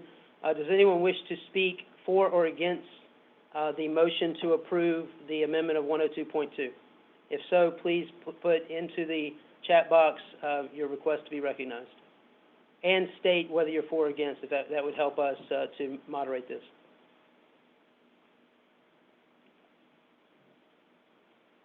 Does anyone wish to speak for or against? Tom Tianich is recognized. You have Tom, you should be unmuted, and you have up to 3 minutes. I just want to make sure I'm clear. We're only speaking on the MLS 102.2 right now, Section 2, correct? Correct, yes. Okay. Being that we are a membership organization, while I understand that board was placed under the somewhat of a rush at that time because they felt that there was need to approve this, I wanted to make sure that everybody who's not in Region A is aware of what has transpired regarding this. Tommy Mulroy and others have asked us to meet with Inter Miami and voice to them what Region A would like to see from this MLS club and what they would not want to happen. And in multiple meetings, including DOC meetings, majority, if not everybody, stated we're not looking for somebody to take away our best players and charge them money to play for them in the same league we are currently playing. And they assured us that would not happen. Obviously, at that time, they didn't know that DA U12 was going to disappear. So when the DA U12 division was no longer there, and they have already acquired players from all surrounding clubs for the betterment of the game and those kids, they needed a way to play those kids somewhere. So there was a process in place where they could play under somebody's umbrella, under quotation mark, just for this 1 year and just this one team. And they were even going to play as U13 because they realized they took the best of U12s. But then they started making phone calls around stating that they're looking to become an affiliate, and that was completely opposite of what they originally told us they were going to do. The phone call basically sounded something like this. There's 21 clubs around you. We already spoke to 17 of them. They all said yes, you are number 18. I cannot claim for fact, but almost a fact, that was the same phone call the very first guy got, and the second guy, and the third guy, because when we spoke behind the scenes to the same people that they claimed they already got approval that they're going to go through, they said no, they never called me, or I told them no. Or at the best case scenario, worst case scenario, I don't know which way it is. Yeah, I'll tell you yes on the phone, but when Rosemary sends an email, I will deny it. I told them myself that my vote is no based on what they promised us in DOC meetings and other meetings. However, I would not want to be the one that holds the progress. So if they really get down to 20 yeses and 1 no, I will gladly allow them to become an affiliate for this one group, U12s, for 1 year. There's an amendment later on today which would allow that to happen, Danny Prenat's amendment. There is no need for the board to make these decisions. As a membership organization, we should make this, thank you. As a membership organization, we should allow this to happen. Thank you. The member's time is, time expired. I will recognize Barry Whitland to speak. So Tom spoke against the motion. Barry, do you wish to speak for? I wish to. Please state your name and affiliation. Barry Whitland, South Florida United Youth Soccer Association. You have 3 minutes, Barry. Thank you. In order to allow Inter Miami to come to South Florida, they have invested literally hundreds of millions of dollars into soccer, and with the MLS team they have provided an opportunity to allow over 250 children to play soccer in their academy without charging them anything to do so, as opposed to what the prior speaker stated. They have built and are building at least 6 extra soccer fields to be used by the public in an area in South Florida that needs soccer fields in order to allow teams other than themselves to be able to participate and play soccer, use soccer. And I can't see what the objection would be to a person who wants to invest that kind of money in soccer, especially that amount of money in youth soccer. And what I hear is not an argument against what's best for FYSA. I hear an argument that is at best selfish and perhaps hypocritical as to what is best for that particular club. This is about what's best for FYSA. There's no question that what's best for FYSA is to permit these people who will spend hundreds of million dollars and tens of million dollars on youth soccer going forward to enhance our sport and be included in FYSA, because they'll invest the money. And by the way, they can outfund us if we have to defend this action before the United States Soccer Federation, which, if you read what's been sent to us by the Federation and the United States Youth Soccer, we will lose. And these are people who you want to encourage to be part of FYSA and youth soccer. And the only reason to vote against them is not because it was best for FYSA, but it's because it's best for some selfish people. Thank you. Thank you, Barry. Does anyone else wish to speak?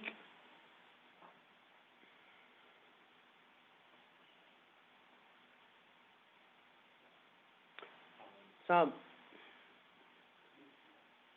you can be recognized for a second time on this motion. Please state your objection. You're unmuted. Thank you. Do I have another 3 minutes? If you need them. Thank you. With all due respect to the prior speaker, none of the stuff he said is stuff I said. I'm not objecting at this point to Inter Miami being a member. I'm objecting to the board changing the rule, bringing it to the membership for ratification at the end, and then not being allowed to have it ratified. So I would like to suggest, and I see that one of the maker of the motions of the 50-mile rule later said, why don't we just vote that in first? I don't know if that's possible, but if it's not, I would like to ask the membership to not allow the board to change the rules, not let us properly ratify it, especially when we have amendments that will handle this easily. There's nothing I would be happier to see than Inter Miami, my club, having a youth academy that is fully funded and stays fully funded, and they do not charge anybody money to play there. I did not say they're charging people money. What I'm saying is other MLS clubs have run out of money, and eventually what starts as a DA academy becomes pay to play academy. But because, and we all know that a person who left a previous day academy is now kind of running this academy. And I'm not going to go into all of the legalese and Columbia stuff that we all know happens. However, all we are voting for here is to let us vote in the second part of this meeting so that we can allow Inter Miami to become a member if that's what we should do, not for the board to make them a member against the votes of the 18 or 19 surrounding clubs. I have no fear of Inter Miami. I will have season tickets when the show starts. And I would appreciate it if we don't get into accusations that are not factual. Thank you very much. Does anyone else wish to be recognized to speak? Oops, I muted myself. I'm sorry. Does anyone else wish to speak to the motion? Seeing none, since this was accepted, we will go to e-ballot. So this will be our first vote. And because it's going to be the first one, it may be necessary for some to log back in. So we're going to actually allow for a full 5 minutes, only so that people can get everything settled. Despite the objections, we're going to take 5 minutes. Get logged in, and Jared, I will ask that the 5 minutes starts once we have notification from e-ballot that it has been posted and is ready to go. In order for the ballot to come up, you need to refresh your screen on the e-ballot side.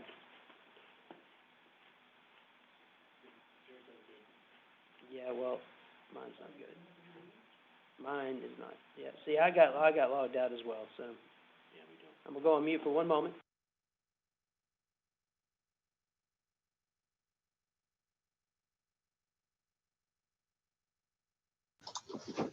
All right, everyone, at this time, since we are taking a vote, if you could please refresh your your e-ballot entry. This action should pop up as of right now, stating BOD Action Rule 102.2.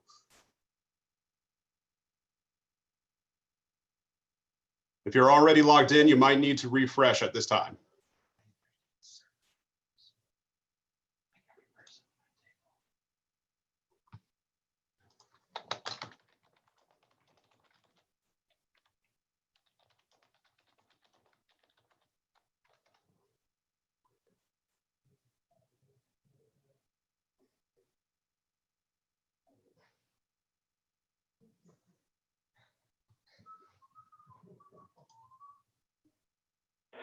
So, one of our concerns with e-balloting or with any electronic voting is that we would have some issues. Please bear with us as we deal with the obvious server error message that everyone has received. I apologize, of course. I wish if there was something I could do about it, I'd fix it right away. So please stand by while we work through the issue. Thank you. And we will certainly have an extended time. Once we get this thing up and running, we'll be ready to go.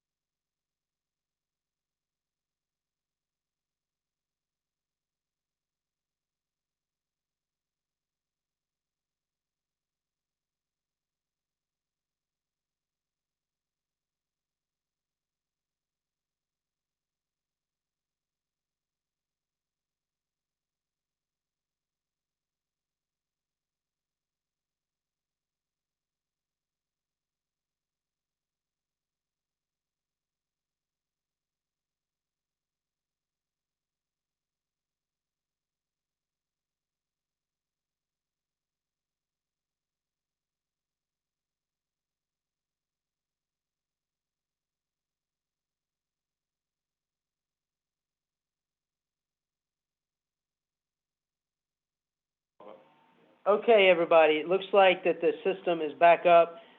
In order to, so if you vote yes, you are voting to approve the decision of the board.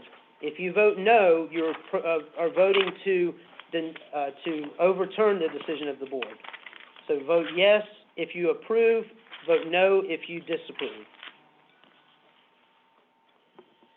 Oh, and now, just so you know, the receipt has the date and timestamp on it now. Okay, yes, so please, I'm going to, it is 1:07. We're going to, have until 1:12, for final vote tallies. Please hit the refresh button.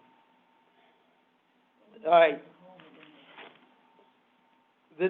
So for those that are, the decision of the board was to amend Rule 102.2, Section 2, to add an additional modifier to the 15-mile rule, and that is that that to be accepted from the 15-mile rule requirement, a new affiliate of a fully funded youth subsidiary of an MLS organization could be approved.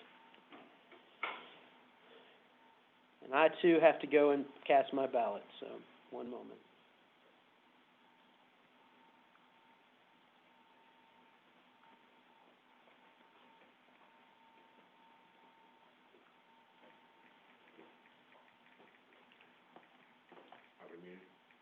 No.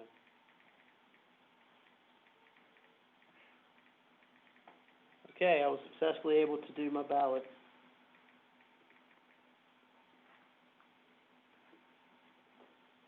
You might want to let them know they'll get the timestamp receipt as well, which was questioned earlier. And it probably just didn't pop up because it was a test vote. On the actual vote, it gave the time and date receipt stamp. People are asking to repeat the rule. I've already repeated it. Okay, that's fine. I have repeated the rule.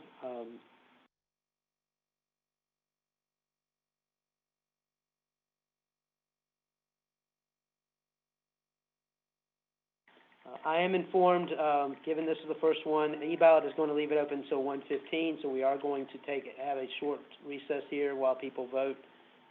We will not have an extended period for the next time, unless we have intervening issues. Thank you.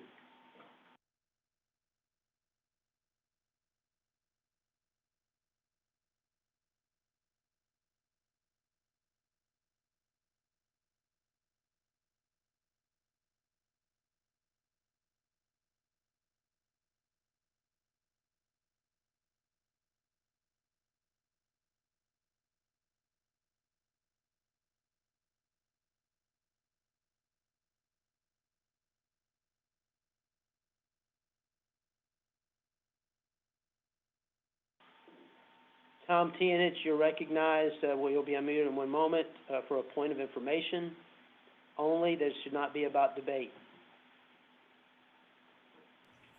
Thank you. Tom, go ahead. Thank you, Mr. Chairman.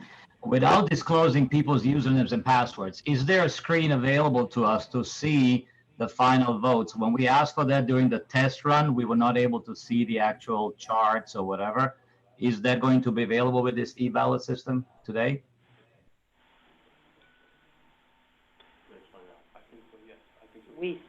Okay, Tom, thank you. We're checking on something. We've had this discussion, but I need to make sure that I'm absolutely clear what the answer was. So please. Do you understand my question? I do. You want to know that your votes got cast and how many, right? Well, not my vote, but normally in a regular AGM, we get this chart on a screen that shows yays and nays, not who casted what. And I'm sorry. Yes, Tom, yes, you will see the raw vote on the screen, no doubt, yes. Because we didn't. You will not, Yes, it right. won't be a detailed list, it won't have the members themselves, but we do have a mechanism to show raw vote in the aggregate. I'm only asking because we didn't get to see it during the test run. We only got to see other people's passwords, as you remember from that last time. I remember it well, thank you. Go ahead and mute.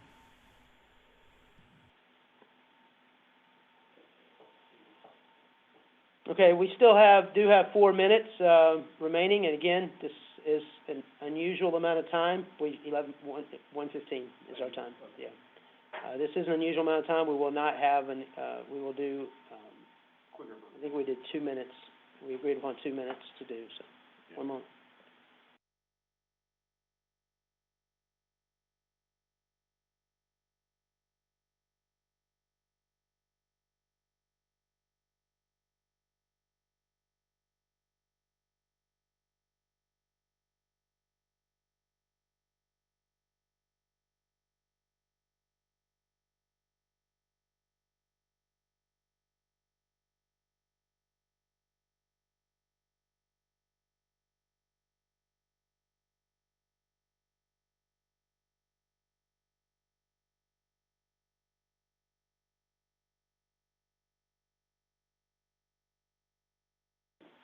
Carlton, or anyone that wishes to communicate with, e-ballot via the chat should do so in private, not publishing their user ID information in the chat box, please.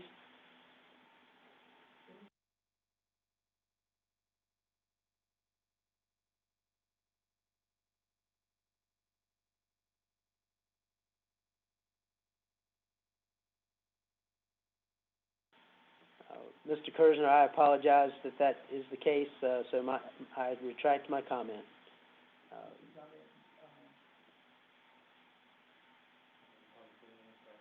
And Carlton, don't answer that.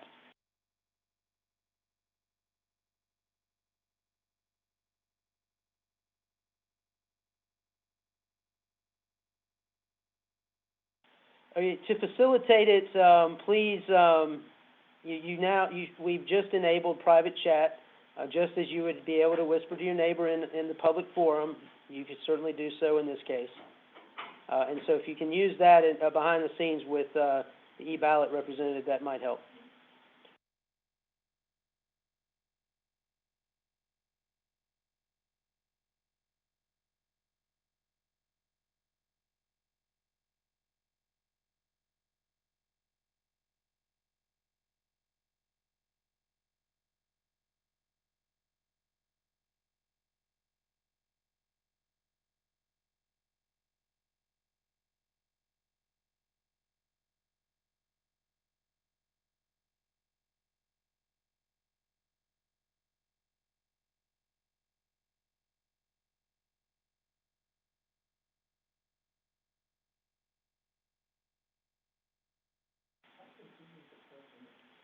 It is, in our typical meeting, there's never unfortunately never a guarantee that the clickers work fully and appropriately, so we won't extend the vote in this time unless we see that a significant number of folks were unable. So I rule that we cannot extend beyond 11:15. The vote should now have closed. Jared, will you please display the results of the vote as soon as available?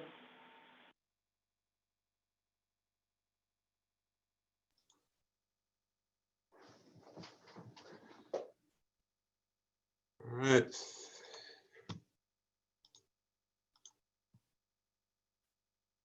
At this time, these are the results. Yay is 79, nay 38, a weight of 3080 to 1680. So Jared, on future, if you would just cite the weighted vote as opposed to the actual number of people that voted. Yes, sir. Can you please zoom in as well? Yes, it might be slightly blurry, but That's okay. And then, okay, thank you.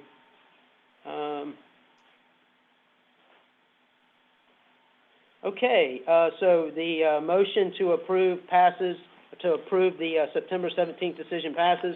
We're now going to move on to the decision of the board on July 21st to amend 4 rules, actually, related to the 15-mile rule. As this was already a motion, it is considered it is for consideration. Anyone wish to speak to the motion to approve the decision of the board to change the rules on the 15-mile on July 21st? Please type into the box if you wish to be recognized.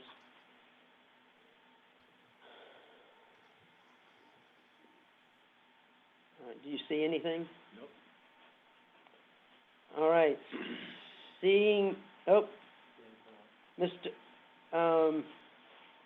go ahead and, please unmute Mr. Pranat. Mr. Pranat, you are recognized. Please state your name and affiliation, and then you will have 3 minutes to speak.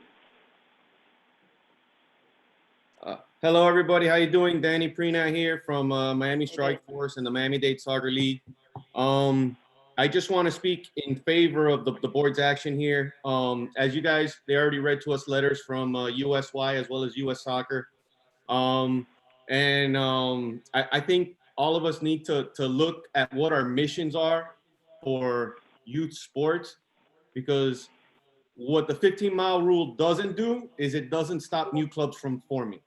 What it does do is make soccer more expensive for kids that aren't part of the established core clubs. So we need to get back to what I got to think all of us started this because we wanted to help kids and do things like that, especially right now in this time. So, you know, look, we got a club in Palm Beach that wants to spend over $100 million to make a complex. And we have people that want to deny that. Like that hurts all of us. That's not helping anybody. So you guys, you know, I think in general, the membership needs to think about everybody as well as the kids and not just think of yourself, because we're only as strong as our weakest link. All right. And we all gotta work together to make FYSA and soccer in Florida bigger and better for all of our kids. All right. And I see my time. Thanks. Thank you, Mr. Pranat. Does anyone else wish to speak? Tom Tianich is recognized to speak against the motion. You have 3 minutes, Mr. Tianich. Please state your name and affiliation again. Thank you. My name is Tom Tianich, Hollywood Wildcats. I am not speaking against the 15-mile rule. I'm speaking against the board's decision, which includes the fact that you have stricken out every mention of the word 15 miles, including the 35 miles, which we saw some people so hardly fought for last time. With the current rule, as you've stricken it, anybody can card anybody in state of Florida to play anywhere. So you could have Hollywood Wildcats kids playing in Tallahassee or whatever, and no matter what other rules you come up with, 50 minimum and this and that, they will all be moot, because I will be able to card a single team of 12 kids, and because you've stricken out the second portion of the 50-mile rule, they will be able to play anywhere they want. So this is not about new affiliates. While I'm happy Danny spoke for this, his father, the real Daniel Pranat, has an amendment later on which will address the fact that we can't allow new clubs. I'm not for not allowing new clubs. I'm for board doing this 2 weeks before the AGM and not paying attention. Even yesterday in your meeting, you had to refer to the 50 miles over and over and over again, because the whole geographic component is part of the U.S. Youth Soccer's bylaws. Sorry, U.S. Soccer bylaws, apologize. And as the website, which I'm not allowed to mention, states, you base this decision on a guidance from the committee, which was wrong.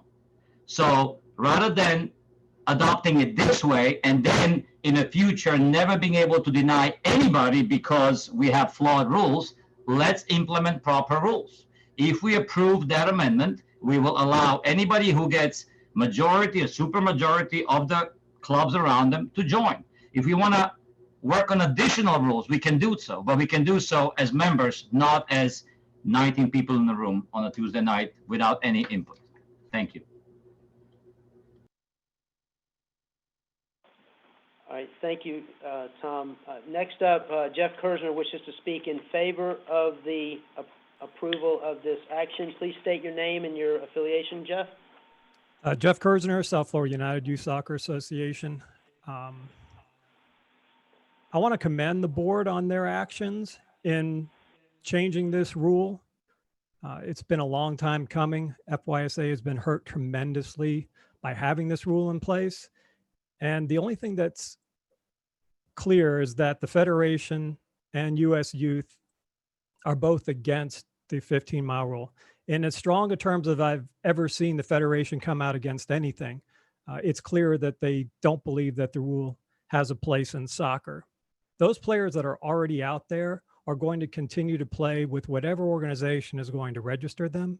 And you're going to continue to lose those players as an affiliate to these other organizations. The nice thing about bringing them into FYSA is one of the few organizations that stands behind their rules and will assist you in dealing with problems that are related to poaching.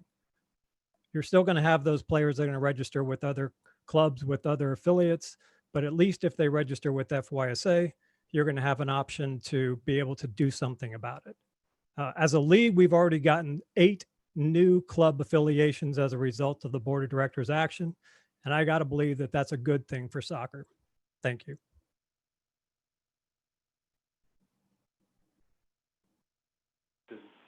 All right, thank you, Jeff. Does anyone else wish to speak to the motion to approve the actions of the board on July 21st related to the 15-mile rule? We're looking for someone to speak against.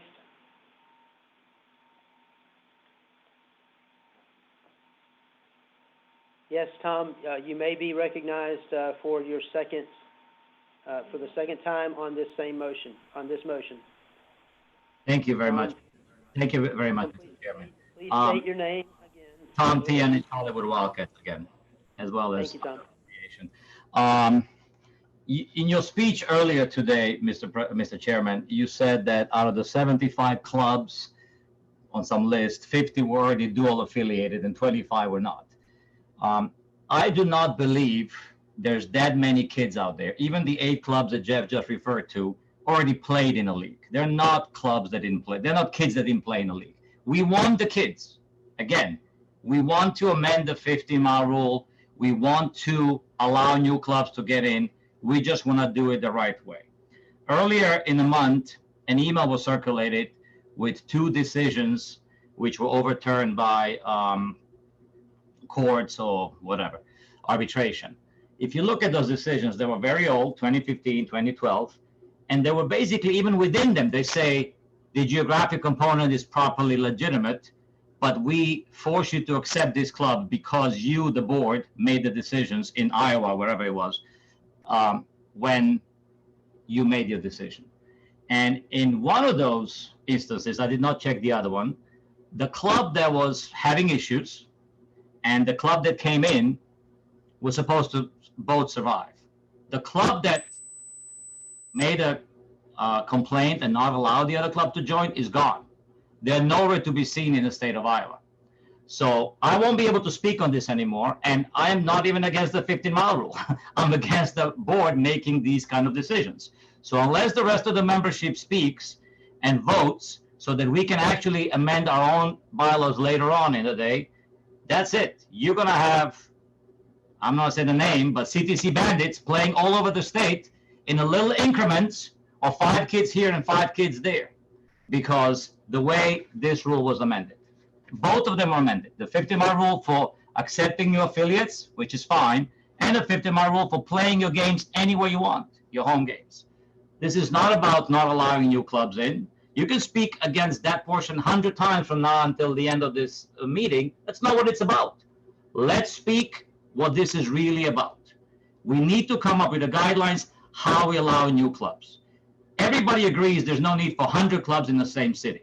Well, where is the number? 99, 98, 97? At some point, the kids are getting stretched out too thin and competition suffers. Everybody who wants to join Florida Youth Soccer Association should be allowed to do it, but not under false pretenses and a fake interpretation of U.S.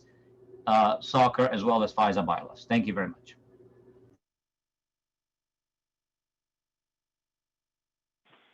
Thank you, Tom. I must insist that people use the proper statement, either ask, may I be recognized, or state that I would like to speak for or against. You cannot call the question unless you've been recognized by the chair, so I will not entertain those unless they're in the proper form. The next person, Brian Fairley, I cannot recognize you until I have someone to speak in favor. Mr. Torrens, do you wish to speak in favor of this rule or of this approval or against? Unmuting, please. Are you for or against, Marina?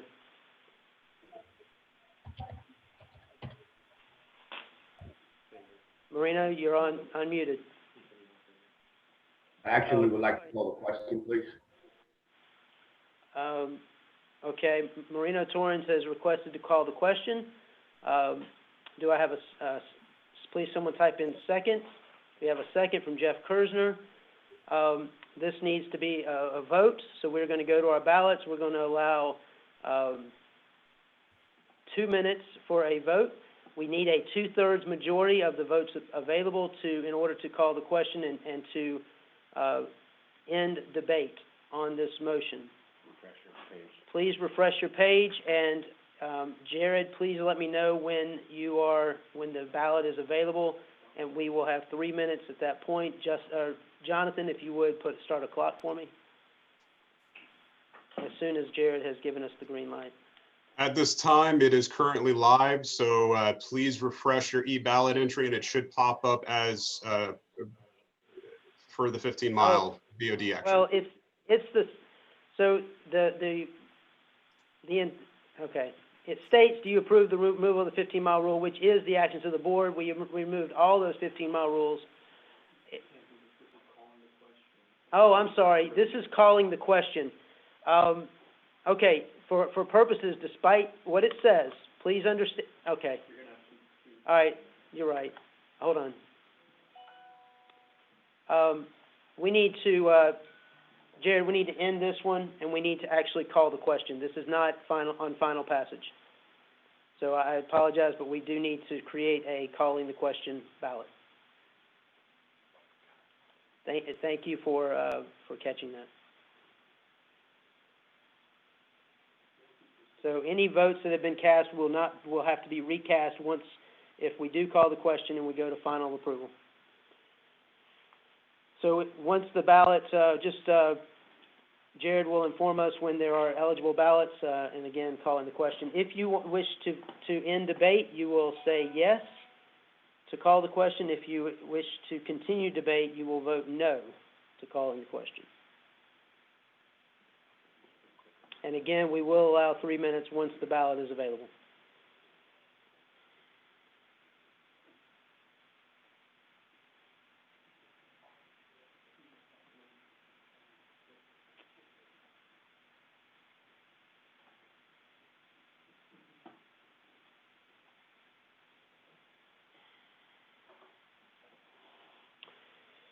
Mr. Tianich has a point of order. Please unmute him.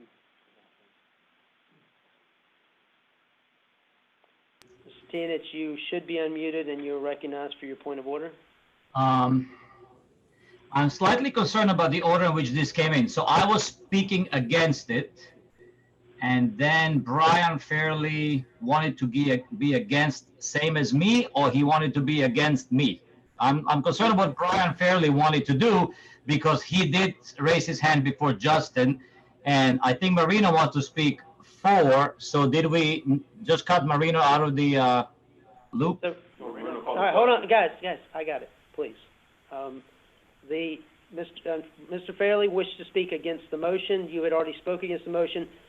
There was no one to speak. He had to have somebody speaking for. Marino Torrance said he wished to speak for, but instead he called the question, and we had a second. The debate. There is no debate on the calling of the question. It goes straight to a vote, and that is where we are now, waiting for the ballot to be posted, so that we can, so that a vote on calling the question can be taken.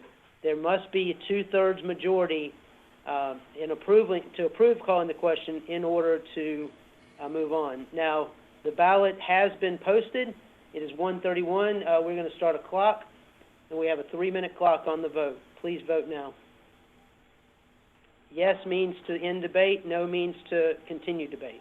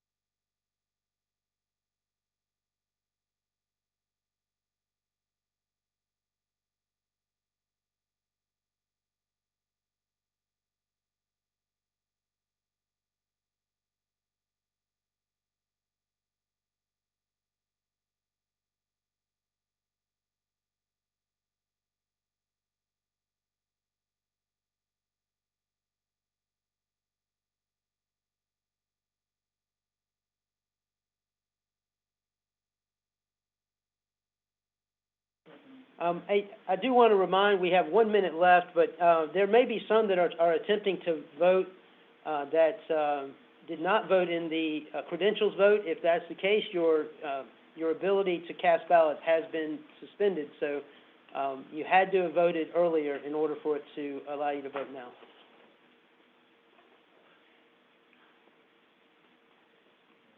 How much? All right, we are now at 30 seconds.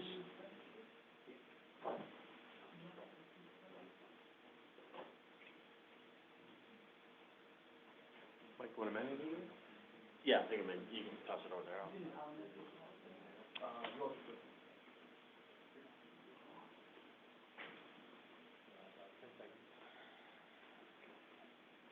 All right, we have less than, 5 seconds. Please close the balloting and please let me know when it's ready. Marino Torrens, for what purpose do you wish to be recognized? Please unmute Marino. Just a quick comment, Ken. Now that we use the e-ballot a couple of times, can we shorten the time, the waiting time, and maybe just have somebody come down from 10 when it's almost over? I will take that into consideration. Thank you. Thank you.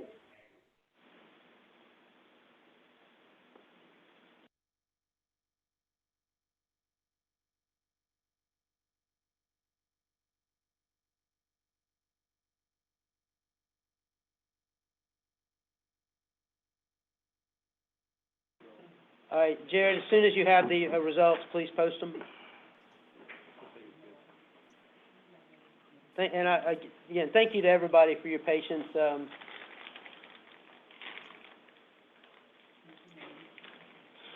Okay, the results are out. 4,027 in favor. That exceeds the simple majority of 2650. Therefore, we have called the question. On to the main motion. Jared, please prepare. What? No, 2/3. 2/3 majority to end debate. We have our 2/3 majority, right? Yeah, it exceeds 3533. I misstated. I said simple majority. It's 3,533 to pass. We've exceeded that threshold.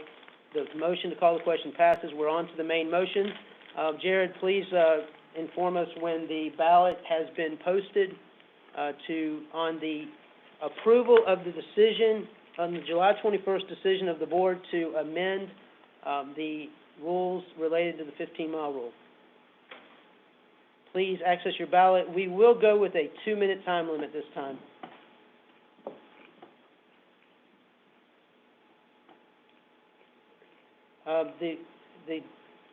Mr. Zach, I viewed the totals on the live stream, and this will be a simple majority vote.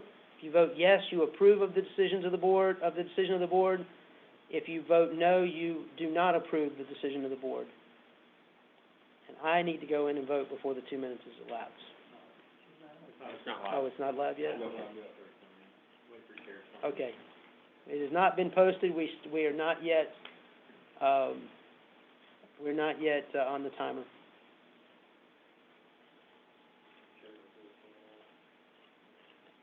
And Tom, thank you for your advice. The motion, it has now been posted. And again, voting yes means you approve of the decision of the board. Voting no means you do not approve. Please start the timer now. We're going to do a 2-minute timer.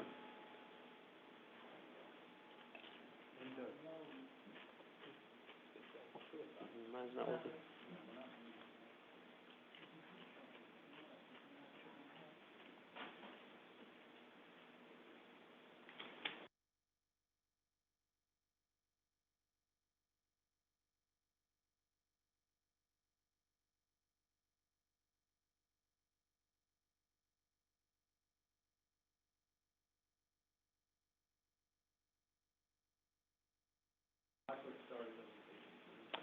Yes, we seem to, several of us are having trouble with the start of letting it advance to the next screen. Jared, please work with the ballot on this.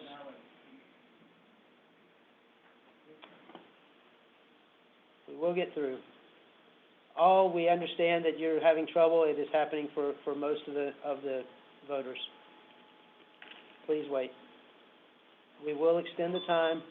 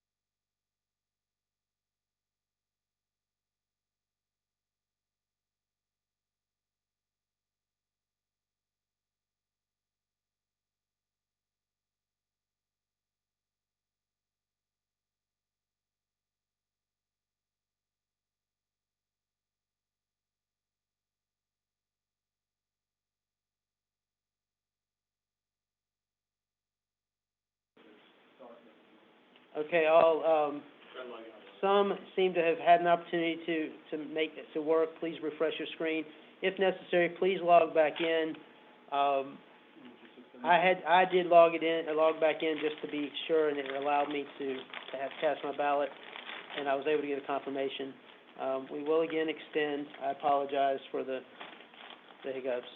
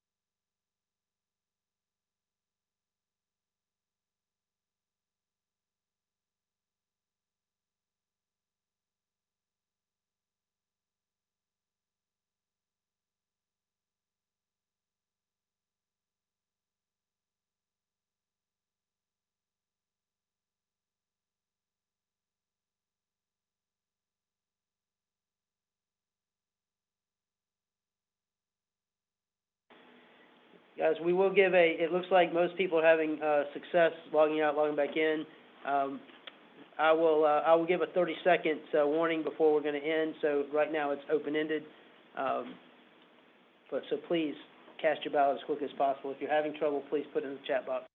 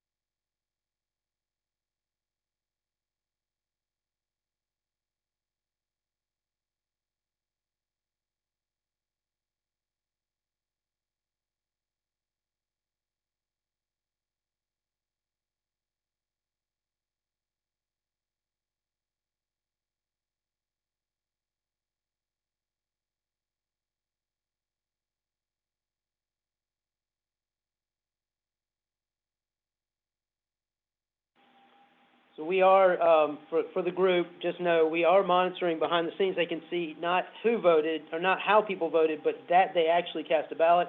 At this point, I believe we're up to at least 118 that have cast out of 134 possible. So please continue. Again, apologize for the disruption here. This has worked well in test site, or in test environments, and in actual AGMs for other organizations, so. Yes, and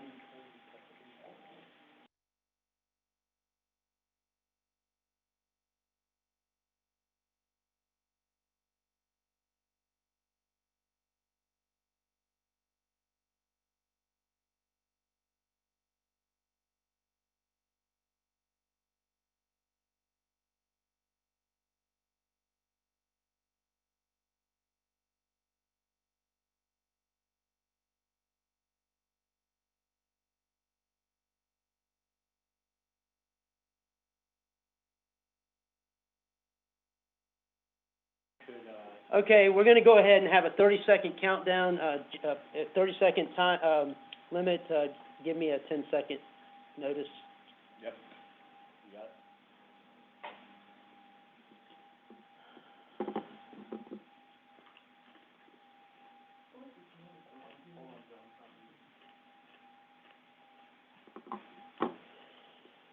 We got 10 seconds. About it now. 10, 9, 8, 7, 6, 5, 4, 3, 2, 1. Please close the ballot, Jared, and post the results as soon as you have them. A reminder, though, the point was made in the system, or on the chat, that this is the same as a clicker situation. We've never we've never had a situation where we've audited the number of clickers that were used in any given vote. As long as the number of votes in favor of the motion or against the motion exceed the simple majority, then the ballot will pass.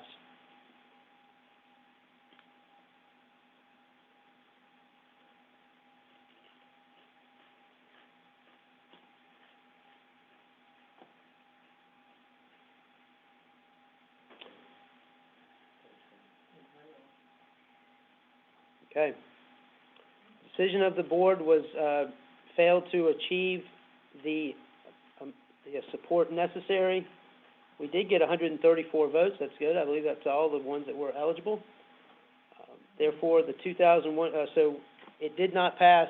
The decision of the board is not approved. All right. On to the next agenda item. Go back here.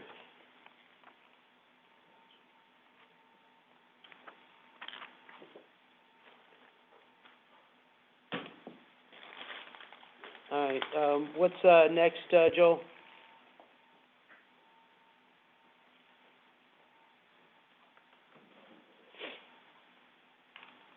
Okay, there is no old business and going to the next new business. That takes us to our rule change proposals.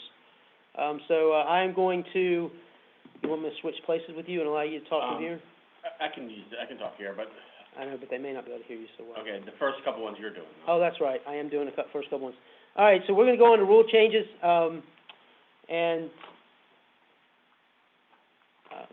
Sorry, I'm going to handle a couple that were proposed by Mike Flood so that he may speak to them. So I'm not going to hand off the chairman, the moderator duties just yet.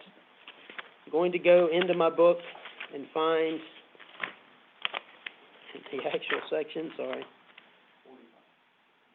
Okay, on page 45 of the book and also on the screen, our first proposed change involves bylaw 1.7.3. I will ask Mike to speak to make a motion to put this in front of the membership. Can I explain it as well? Yes, we're going to get a second, so go ahead and make your motion. I make a motion that we, pass this bylaw change for 1.7.3. All right, do I have a second? I have a second. Marina Torrens was the first to do so. Mike, please speak to your motion. This bylaw change is really just a housekeeping issue. It's reflecting the fact that FYSA does not actually register any referees.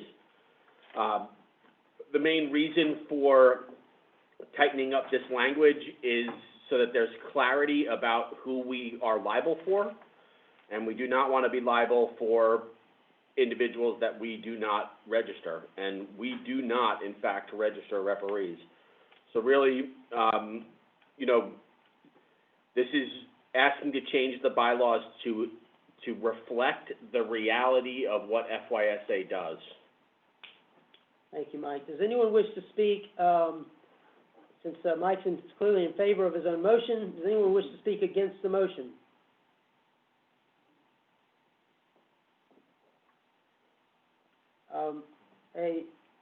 There it is, on your screen, you see the word referees is in red. That should be a strike through, not red. So the motion is to remove the term referees from bylaw 1.7.3. Thank you for that. Someone has a question. So, Point of clarity.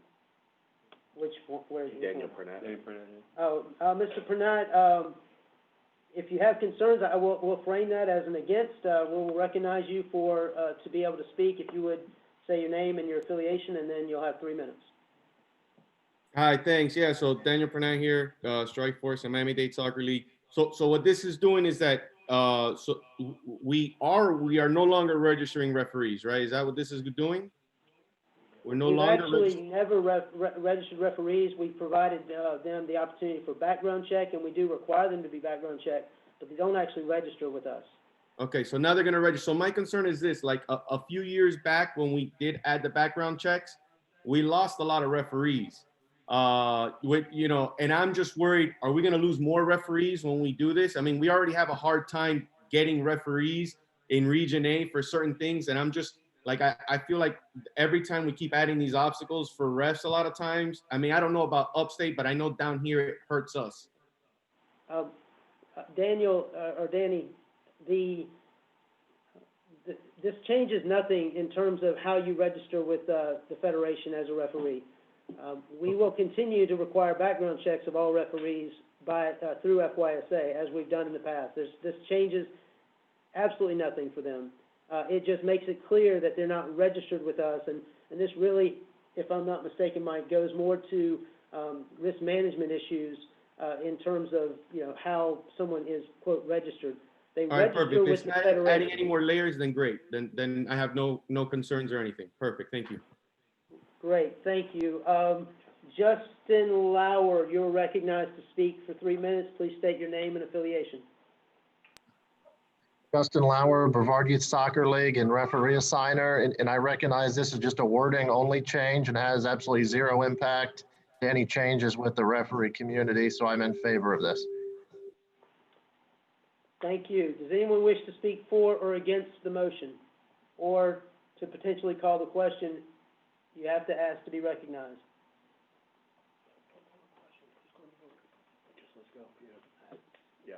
All right, hearing no other discussion, we will move to a vote. In order to pass, this needs a 2/3 majority, as it is a bylaw change. We will go with a 2-minute window. So, Jared, if you would, I'm going to refresh my screen. As soon as I see that the ballot is available, we will begin a 2-minute countdown. And this is not a call in the question. This is actually on final passage of the rule of the bylaw amendment. So when you vote yes, you're voting to change the amendment. If you vote no, you're voting against the amendment. The amendment has not, or the ballot has not yet been posted. It is now posted. Please start the 2-minute time. You have 2 minutes to cast your ballot.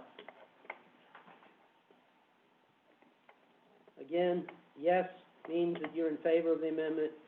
No means you're against. And may I remind everyone that simply typing in, calling the question into chat is not acceptable form of calling the question. It must be recognized.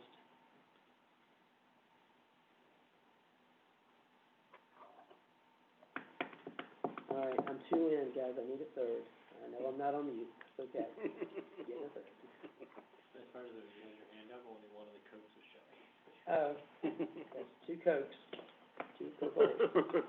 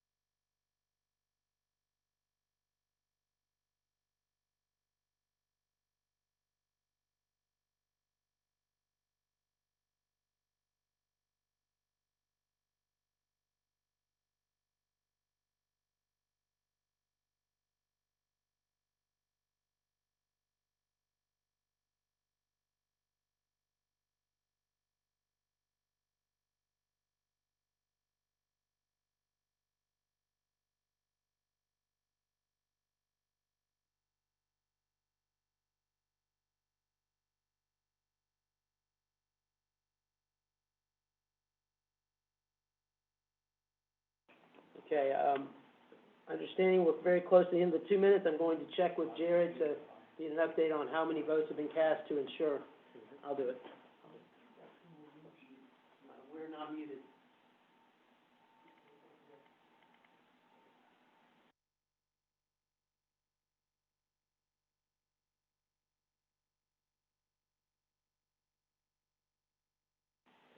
Okay, we're gonna close the voting in 10 seconds.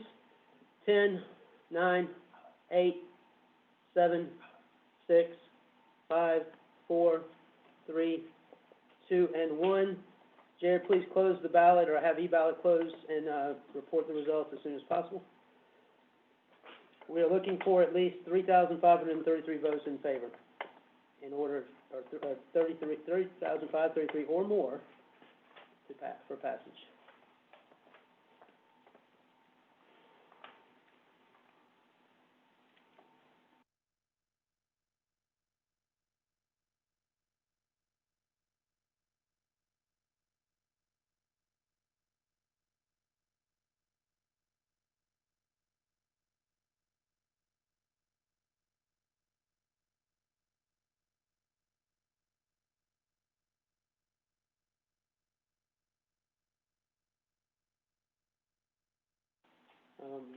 The amendment received 4,756 votes, clearly in excess of the two-thirds majority. The amendment passes. On to amendment bylaw 9.4 on page 13. That is going to be presented on your screen. The impact of this is simply to add recreation to the list of standing committees. Mike Flood, would you like to first make a motion and then speak to your amendment? And we'll get a second, so. I'd like to make a motion that we, adopt the change to bylaw 9.4. Can I get a second, please? We have a second. Yep. All in favor? Kidding. This one should be an easy one. The board of directors has the right under the bylaws to create whatever committees they want. There's a list of some of the committees that they are authorized to create. One long-standing committee that has not been recognized and should be recognized is the Recreation Committee. So this is really, all this is in effect doing is recognizing recreation as being important in our bylaws. So if there is no objection, the amendment to 9.4, adding the Recreation Committee to the list of standing committees, will be approved. If you wish to object, please enter that in the chat box.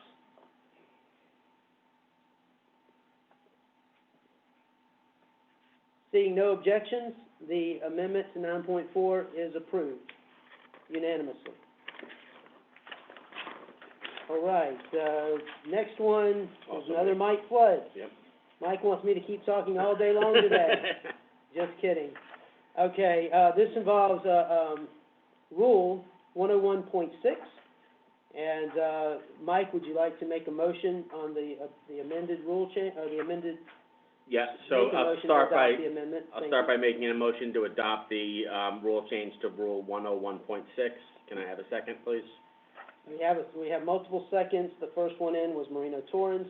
So Go ahead. what this is doing, what this rule change does is it, currently under the rules, each, affiliate member can have 3 people designated to officially conduct business with FYSA. Those people are put as agents of record with FYSA. What this rule does is, what has happened, we've had, the staff has been in unfortunate situations at time where there's been a regime change at an affiliate club, and then, you know, the agents of records were not changed, and now they don't have anyone at the club that's officially recognized to do business. So this is basically making the position of president an automatic person that is designated to do business with FYSA. That way, every club all the time has at least that one person that is always in a position to reach out. Thank you. Does anyone wish to speak? Tom Tianich, you're recognized. Are you speaking for or against? I guess it's a friendly amendment. Mike and I spoke about this the other day, and I know in a discussion on this amendment, and he wasn't there because of personal reasons, but Eric spoke on his behalf. The issue was raised where in one of the paragraphs we are scratching out, no other member in an affiliate may override a decision authorized by the agent of records. Mike had it struck up to be president. So the question comes, is the agent of record or is the president a higher authority? I discussed this with Mike for a couple of reasons. Number one, what does the word president mean? And Marina was running that webinar, and I think we clarified that it's not a president as listed in Sunbiz, but president as it's listed in God Soccer. So I would like maybe that, if Mike doesn't mind clarifying that.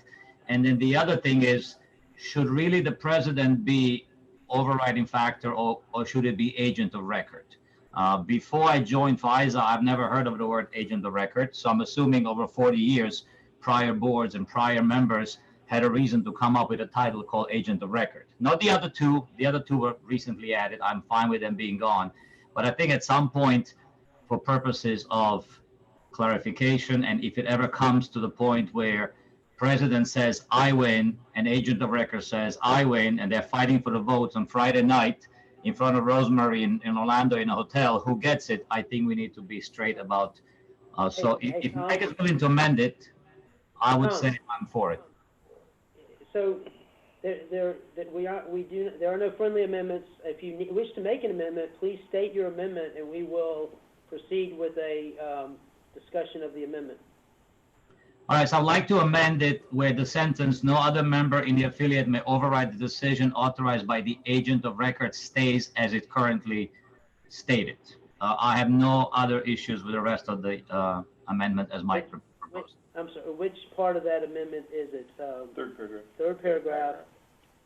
No other, all right, Tom, I apologize. Please restate your motion now that we see exactly what you're talking about. I would like to motion we amend the third paragraph, the sentence that currently says no other member in the affiliate may override the decision authorized by the agent of record, to stay as is in the current rules and not change it to president. I'm okay with everything else as per Mike's original amendment. Okay, parliamentarian has asked that we suspend debate and discussion for a moment. Just stand at ease while he checks on protocol. So please stand by.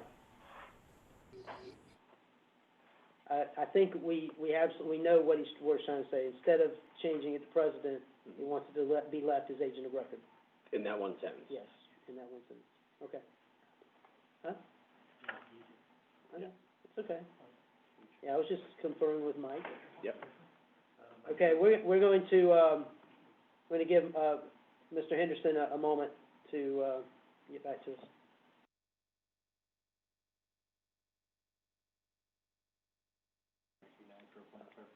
Mike Soroka will recognize you in one moment.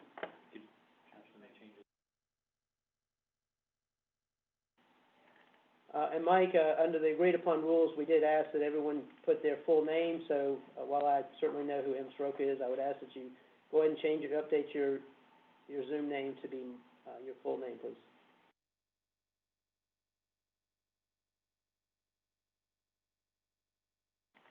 Thank you, Mike. Again, as soon as we have heard back from parliamentarian, we will proceed with debate. Mike Soroka will be first recognized and then followed by Lou Compassor.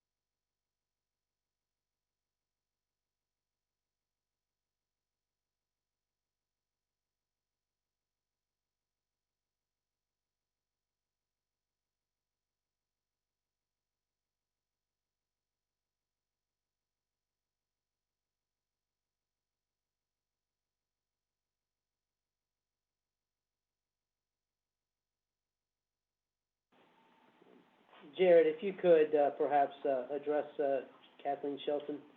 Mr. Henderson, you are recognized. You should be able to unmute yourself.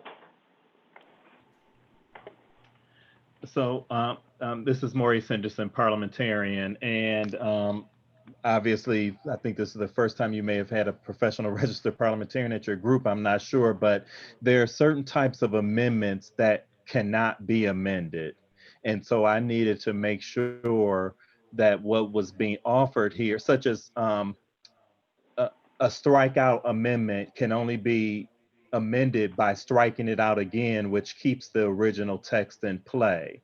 So the difference with this is, and that's, I know that's complicated more than you probably wanted to know, but the difference here is that this is a strikeout and insert, striking out agent of record and inserting president.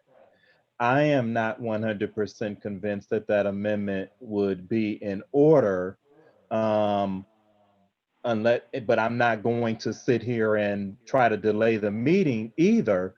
As long as I guess the president is comfortable with processing the motion and everyone is 100% clear on what the outcome of their vote would be.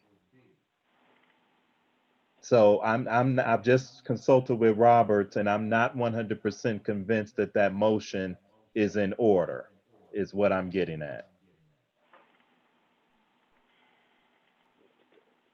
Thank you, Maurice.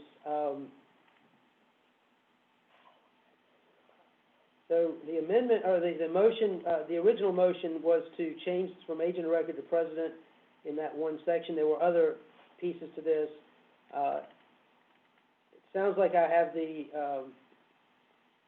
it's my decision on whether to allow it. I will allow the amendment to be accepted and debated. It's not approved by any means, but it is accepted. So we will allow for the language to revert to by the agent of record as opposed to president in the third paragraph. So the amendment is in order, and we need a second.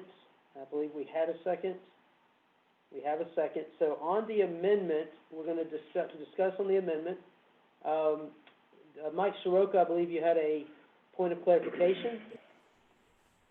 Mike Soroka, you're unmuted, and please state your name and affiliation, and then proceed with your Mike comment.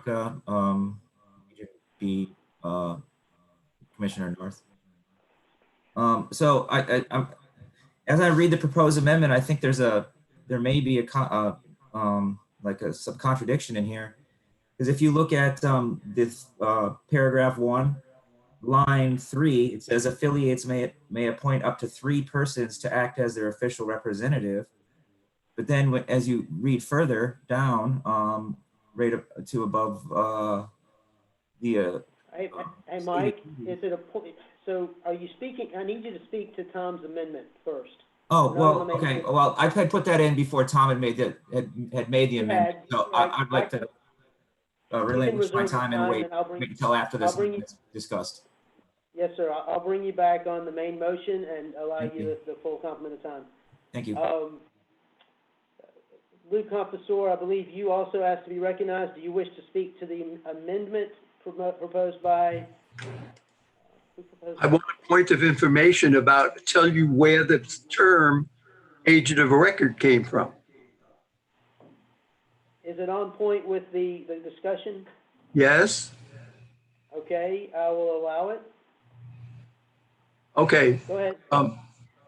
The term agent of record, Please state your name and I'm Lou Confessori, Coral Estate Soccer Club. thank you. The agent of record, the name agent of record came in the old days, before most of you were born. It was put in because most of the clubs were not private clubs. They were by city recreation departments and other organizations, other youth organizations.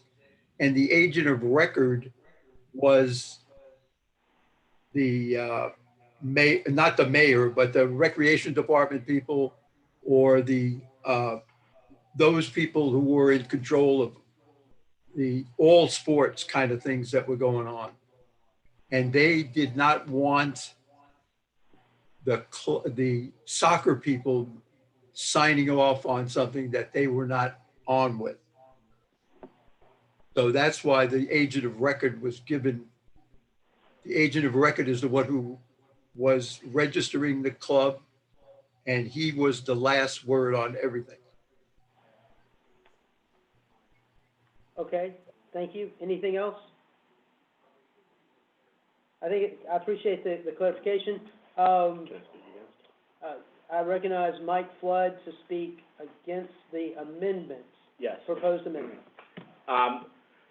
Yeah, I'd like to speak against the amendment. Tom and I did have a conversation about it, and we went back and forth a little bit. And in my mind at this point, I'm not sure that leaving agent of record there as the one that has final say solves the problem. Because the problem, from what I understand with the staff, is that the agent of so you have three potential, and the new president and the new regime have trouble connecting to FYSA. And what Tom's amendment potentially is going to do is a new president's going to be voted into a club, and the old president being listed as agent of record is in a position to override the new president. I feel like with this rule and to solve the problem, whoever is the president of the club should, in GOT Soccer, that person should be the person that is the primary leader of the affiliate's ability to interact with the club. Thank you, Thank Mike. you. Any other discussion on the amendment? Tom Tianich would like to be, would like to be recognized. This is, I believe, your second time speaking to this amendment. Please go ahead. You have your time. So again, Mike, I don't know if our discussion was properly recorded the other day, but if you're going by, how are you recognizing who is the president? If it's a president by Sunbiz, there are LLCs that do not have presidents. To Lou's point, there might be cities that are still running and there might not be presidents. If we're going by president in GOT Soccer and the old regime leaves and new regime comes in and they didn't change anything in the system, there's got to be behind the scenes way of sending in Sunbiz paperwork, minutes of meeting or something to change it. But the way you have it right now, if somebody on a Friday night goes to Sunbiz, pays $66 or whatever the price is, and says, I'm the new president, and shows this to the staff on 5 minutes before the deadline to collect the credentials in normal, Orlando time, they could potentially take over the votes of that particular affiliate. I don't think this is a major issue. And then also to Mike Soroka's point, there has always been a conflict between 3 and 2, and you and I, Mike Flood, discussed this, and I think your answer was we want to have 3 in case it's a bigger club. I think that 3 does need to be changed to 2, but I don't want to make any more amendments so that we don't delay this. Thank you, Tom. Any other discussion on the amendment? Can I respond to Tom? You Very have- quickly. You can be Recognize recognized for again. the second time on this amendment. Okay. Go ahead.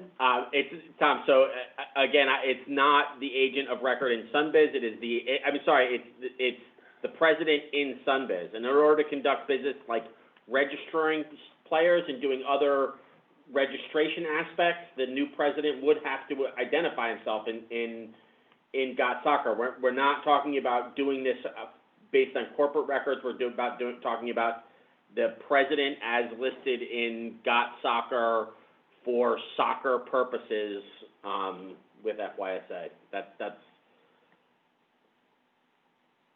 all I got. Thank you. Marino Torrens, is recognized, to speak. Please unmute Marino. Marino, are you speaking in favor of the amendment? I just want to call the question, please. Okay, that does end debate on the amendment only, not the main motion. So the question's been called. Do I have a second to call the question? Second, by Terry Towers. Jared, I need to, before we get to the voting on the amendment, we do need to call the question on the amendment only. Oh, well, let's do this. If there are no objections, I will ask unanimous consent to call the question. If there are no objections, please, if you have an objection and wish for us to have a vote, please object in the chat box. We do have an objection to calling the question. Therefore, we cannot have debates on this issue, on the calling the question, so we're going to go straight to a ballot. Jared, I'm going to monitor my e-ballot. As soon as I see an e-ballot, we will go with 90 seconds, a minute and a half this time. I think that, and also I'll check with Jared on making sure that we get sufficient number of ballots cast. I believe we will. We are only calling the question. If you call the question, you're ending debate on the amendment. If you vote not call the question, debate on the amendment will continue. Is it up? It'll take them a second to create the calling the question ballot.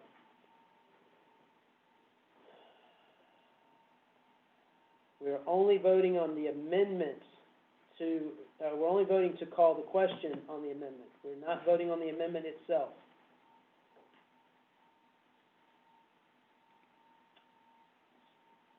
Still waiting on the ballot.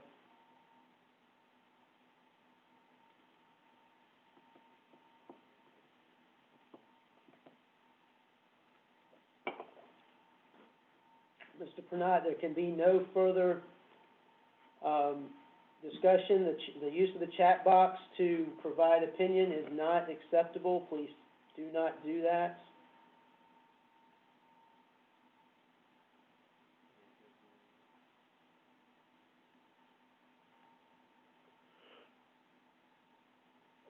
There is no, we cannot debate on this process. Questions up? The question is up. Please go with a 90-second timer on calling the question.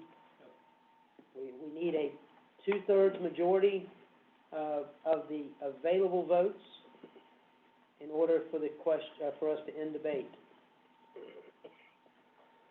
Got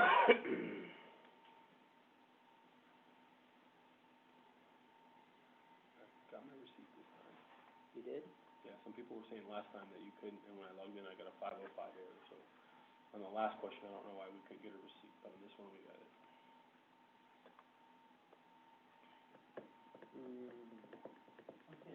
I got my receipt as well, so we're still live. Okay.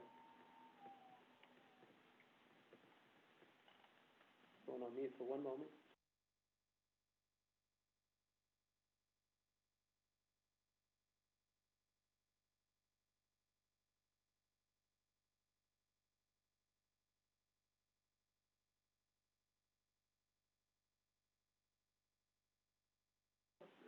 We're under 30 seconds.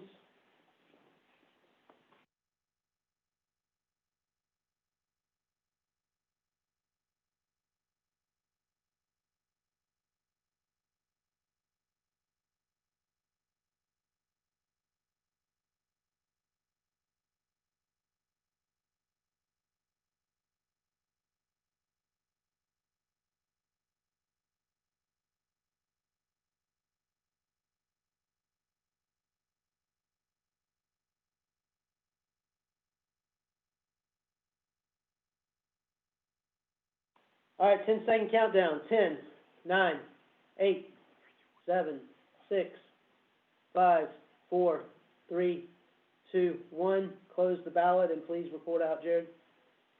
Again, we're looking for a 2/3 majority to end debate.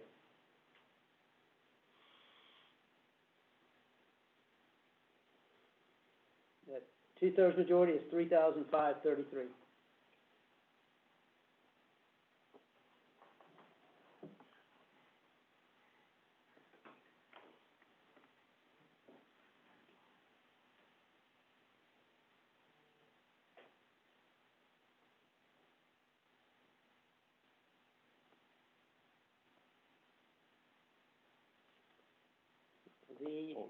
The decision to, the call the question passes on the amendment. So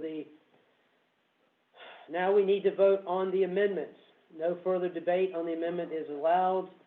So Jared, please go ahead and have the vote to amend the proposed change. This is not the main motion. This is adopting the, instead of, it's basically unstriking agent of record and removing the word president in the third paragraph. That is the amendment that was proposed. Unstriking agent of record and striking president.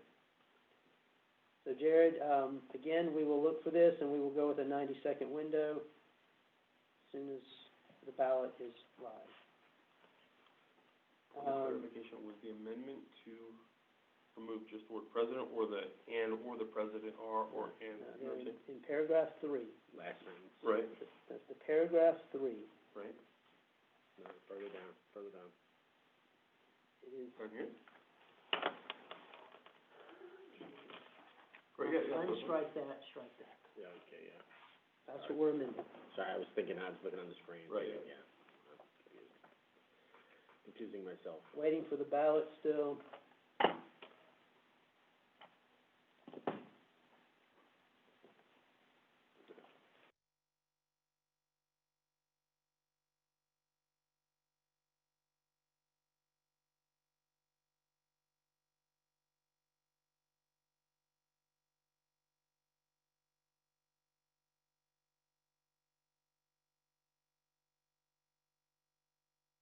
All right, the rules, the ballot is posted. Again, voting to amend the main motion.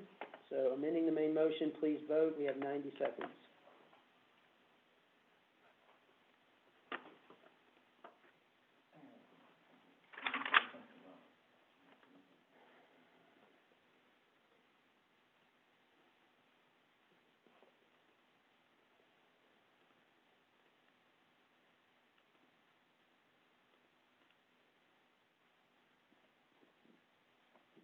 Joel, do you have the ability to, if approved, do you have the ability to update the language on the proposed rule change that's shown on the screen? Yeah, sure. Okay, thank you. Let's see if it passes.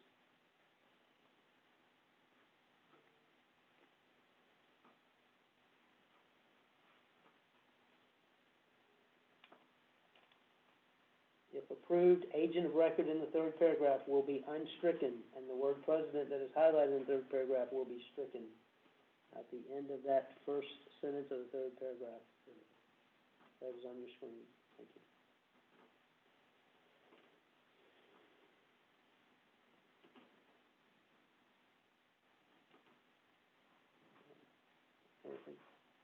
Joel, I know that everybody can hear this, but it may be a good idea for the upcoming other proposed rule changes to have a live version of this so that proposed amendments can be typed out and be seen so that everyone is clear as to what we're doing.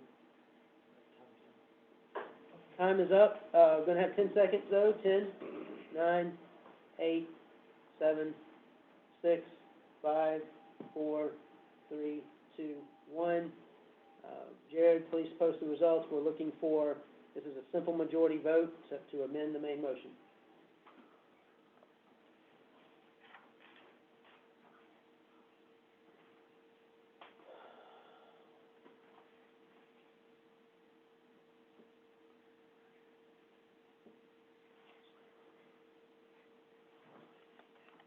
Waiting for results right now. Yes, we're waiting on results. As soon as they'll be posted here shortly.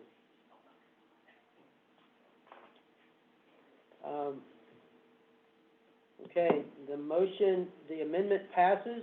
We're now on the main motion. Any further discussion on the main motion as amended? Joel, if you would go ahead and make that change for us. Again, unstrike agent of record and strike president. Tom Tianich asked to be recognized on the main motion as amended. Go ahead, Tom. You have 3 minutes. I would just like Mike Soroka to go back to what he wanted to amend, because I think that he's correct on 2 versus 3 or 3 versus 2. So we might have to make another amendment to the amendment. I apologize. I should have recognized Mike first, because we had put him off earlier.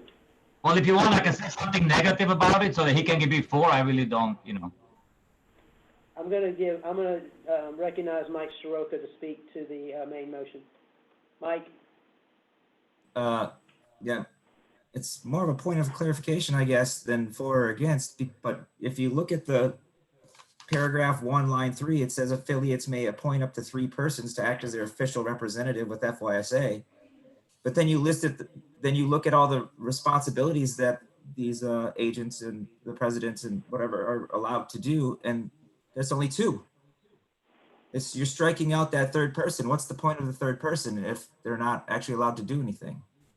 So either that can't be 3 people, or you have to allow the one additional person to have some of these responsibilities. Am I wrong? I mean, I don't understand. It seems like a conflict to me. Is there some other responsibilities that this third person can do that aren't listed here? I just got kicked out. I guess that question's for Mike. Mike, can you hear me? Mike, can you hear us? Wow, y'all just crashed.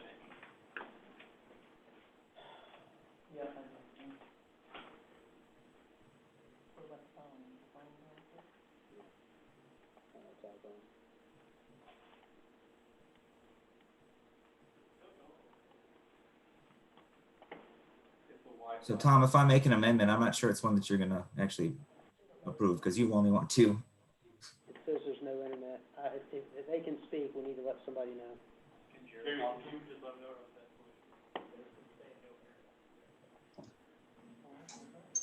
Hey guys, just a moment. We're having technical issues here at the conference center. We'll get back to you here in just about 1 or 2 minutes.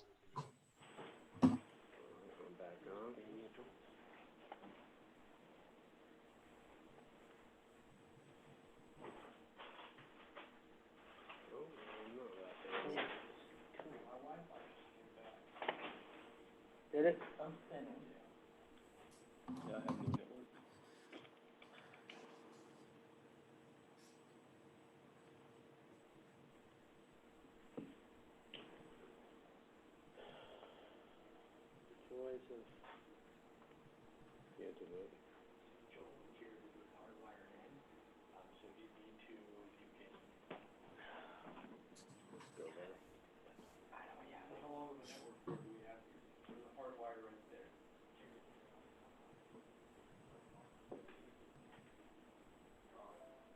There's one right there. So it doesn't need to be that long, That's not, actually. oh yeah, it doesn't need to be very long, guys. Like 10 feet. Yeah. Actually, no, you know what, Joe? What they had plugged in. Yeah, right there, look at the back of that. Put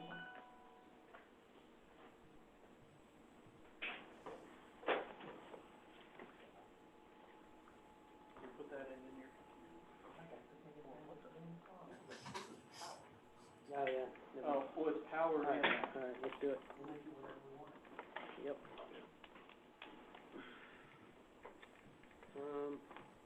Except I may not have A network port on a network port, not one like this. there? Really? New computer, man. See, I have a Dell like yours. Oh, that's it. Yeah, just, it folds down a little bit. All right, see what happens. We got one. We stole it from the copper thing that we bought. I may not be connected though. Is that gonna be a higher horizontal? Stop texting me, people. Oh, we're not muted. Okay, we're still talking. You're not. Great. I'll see what happened. You ended up somehow in a chat with me and Justin, so I don't know why you're Well, getting text messages. we're not muted right now, guys, so just give us a second.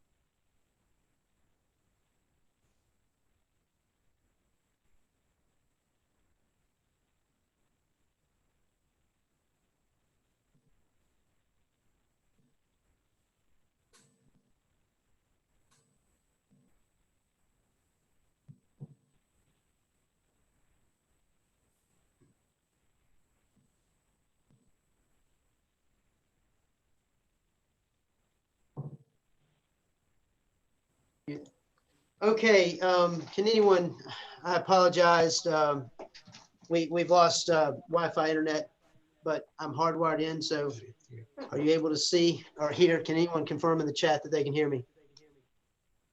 I can see you and hear you. Great, thank you. I apologize, obviously, not something we can control. Mike Shiroka, you mentioned that, I think did you intend to make a motion?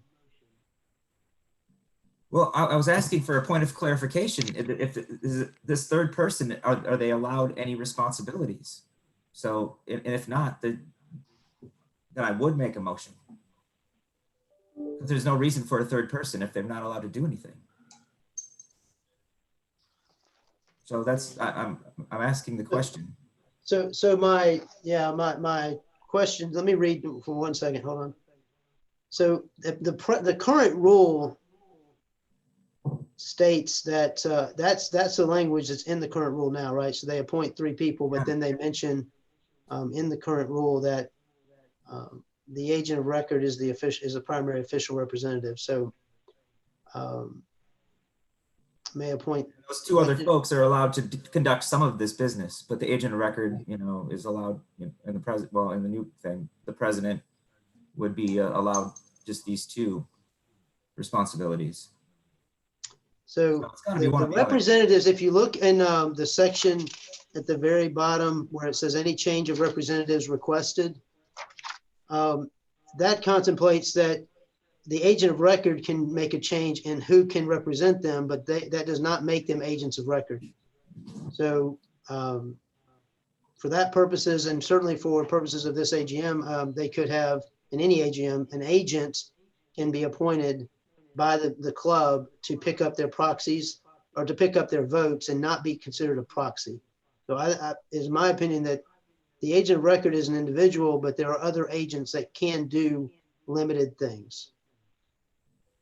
So I believe that it is already, this does not change anything related to the appointment of those agents, except that the main motion does eliminate the other 2 agents' duties.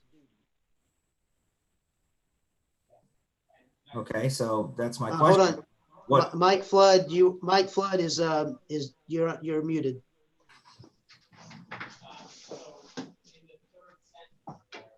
You're still muted. I'm sorry. If you look in the third line in the first paragraph, the other person can be designated to conduct business. You know, so it's just basically the agent of record is allowed to appoint us, you know, the registrar or somebody else to conduct business with FYSA as well. So basically, you know, having 3 people there is really just giving the club more people that can call this office is what it comes down to. So certain actions that are delineated there can only be done by those certain office holders, but, you know, other more basic things can, like, you know, we need cards printed or whatever, that's my understanding of it. Okay. Mike Soroka, I mean, do you wish to make a motion? Mr. President, Yes, Maurice. I've been trying to, I know you're having technical difficulties, so I can't say this to you directly, and I know you would have been able to relay it, but how do I put this gently? The conversation is really not in order, regardless of what the outcome is, and there's no motion that could be in order as it relates to that sentence. So I'm gonna say, so I decided to unmute so I can just say this once because it might apply to other amendments. I'm not sure later down the road. The only words that this body here today can amend is as demonstrated in the previous motion, so what I'm saying is that if it's not highlighted in yellow, if it's not struck through in red with a strike through, or in any other form of modification, then you can't change it. So regardless of what this group, how they feel about 3 versus 2 versus 4 versus 15, you can't change that sentence because it's not being suggested or offered to be changed. For those who want to look up why I'm saying this, it's because any such amendments to change other words would be outside the scope of notice, meaning you didn't tell me that we were going to change 3 to 4 or 3 to 2. So you violated my right as an absent member to offer an amendment that shouldn't have been allowed. Thank you, Maurice. So does anyone wish to speak further on the main motion, for or against? Seeing none, we will move to a vote on the main motion. We are going to do 2 things. Well, we're going to do a main motion. We're going to need a couple minutes to get reset and get everybody resettled where they need to be. So we're going to vote on the main motion, but at the same time, we're actually going to take a break. So I'm going to break us until 2:50. That is 13 minutes from now. The vote will remain open up to that moment. Actually, the vote will remain open until 2:45, so 8 minutes. That will give us time to have the results ready to go and allow us to move to the next motion. So on the main motion, if you vote yes, you agree with what is on the screen. If you vote no, you are not in favor of the change as presented on the screen. Voting will be open until 2:45. Jared, you have your chair back. And you're not muted. Thank you.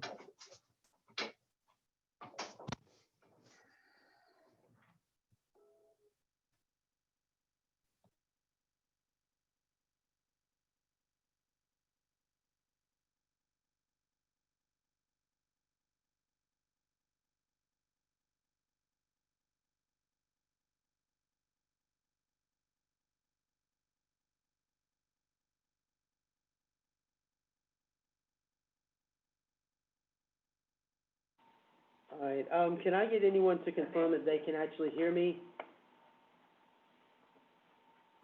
We can hear you, John. Thank you. I'm going to try one more thing and I'll ask again.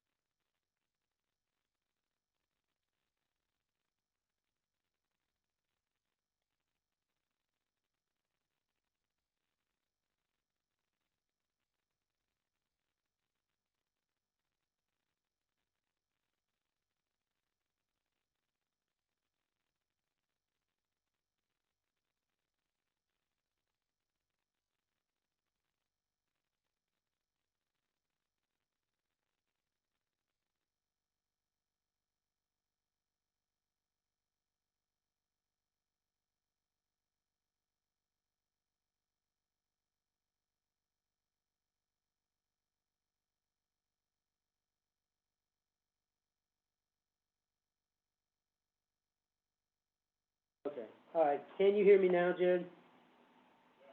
Okay, Jared, go ahead and, it's 2:49. Go ahead and post the results, please.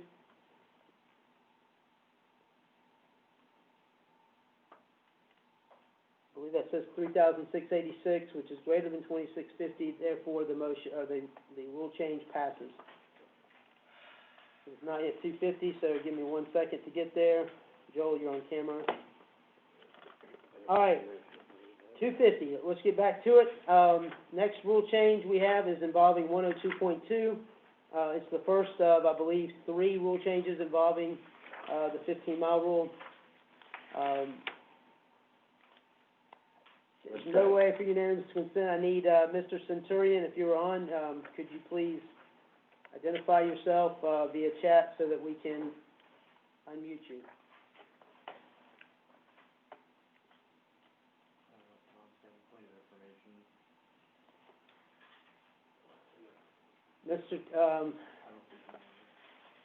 Mr. Centurion, are you on? If so, please enter your name in the group chat. In the meantime, go ahead and unmute Tom for a point of clarification or information. Go ahead, Tom. State your My name and- question is for the parliamentarian. At the time of submitting this amendment, number 2, portion number 2, the new affiliate is fully funded youth subsidiary MLS organization was not ratified by the membership. Therefore, is this even a valid amendment? So while Maurice, if you wish to speak, I will say that the amendment is to strike all of the language regardless, and to reduce it to a single statement that affiliation will be granted by the majority approval of the FYSA Board of Directors. Maurice, if you'd like to speak, please unmute yourself and do so. I just unmuted, but I'm not going to repeat what you said because you're correct for the sake of time. Thank you. So the rule change is in order. Do we have anyone wishing to make the motion to adopt this rule change? Joe Nelson, you're recognized. Give us 1 second. Joe? Yes, our tourist Centurion could not be with us today due to the COVID issue. He asked me. State your name and He asked me to and speak. affiliation. Joe Nelson, Coral Gables Soccer. Okay, do you wish to make a motion? Yes, I do. I wish that this be adopted based on the fact that it actually gives the power to the board of directors. After being up there and being down here, a lot of issues get taken out of the hands of the board of directors. If you do not like the board of directors, remove them. But we have to give the board of directors some power. This is a strong issue. It's going to come up in today's society. It's going to come up now. It's been here since 2008. It's been challenged numerous times as it was today. But we either have to put something into the effect other than a fictitious dot in a circle that improves FYSA. We cannot limit new cities, YMCA, I-9, AYSO, or US clubs from joining FYSA. It absolutely makes no sense. How will we grow? Thank you. Thank you, Joe. We do have a second in the chat box, second by Derek Cullen. Joanne Quinn has to be recognized regarding the agenda. Joanne, do you wish to speak to the motion? Go ahead and unmute Joanne Quinn, please.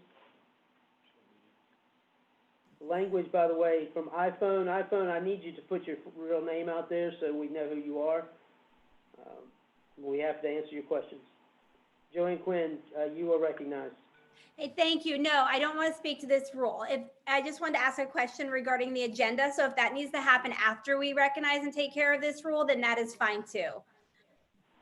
Is it a complicated question? It is not a complicated question. Please ask your question. Okay, I just want to know if there was any way to amend the agenda so that we can maybe get the voting done sooner than later, because this is going on almost 4 hours and we have people dropping off these calls, and I know we have some important elections that need to take place.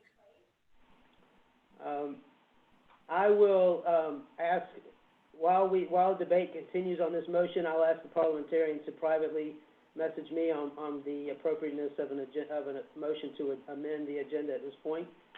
So thank you for your question, and we'll go on to Thank you. discussion of the motion. All right, do we need someone to speak against the motion on the floor? The motion is to, that 102.2 would change to be that affiliation will be granted by the majority approval of the FYSA Board of Directors. Mr. Kersner, we already have someone speaking for. Mr. Tianich, you wish to speak against? Yes, thank you. Even though I'm going to speak against, I do agree with everything, almost everything Joe Nelson stated. We do need new clubs to join us. We do want kids to play. New cities should be allowed to become affiliates. This has nothing to do with this. Every single decision that was failed by USSF was because of the fact that this kind of changes were made to people's bylaws. The current rule is not in violation, as per the rationale listed here. The current rule is not a violation of either Federation or FISA bylaws. The new change would, however, be a violation because approval of the board is not a reasonable policy, rule, or regulation as requirement as per USSF policy 212.1.4.b. So I would kindly ask we fail this amendment and pass the next one, which is in compliance with USSF. Thank you very much. All right, we need Jeff Kersner, you're recognized to speak in favor.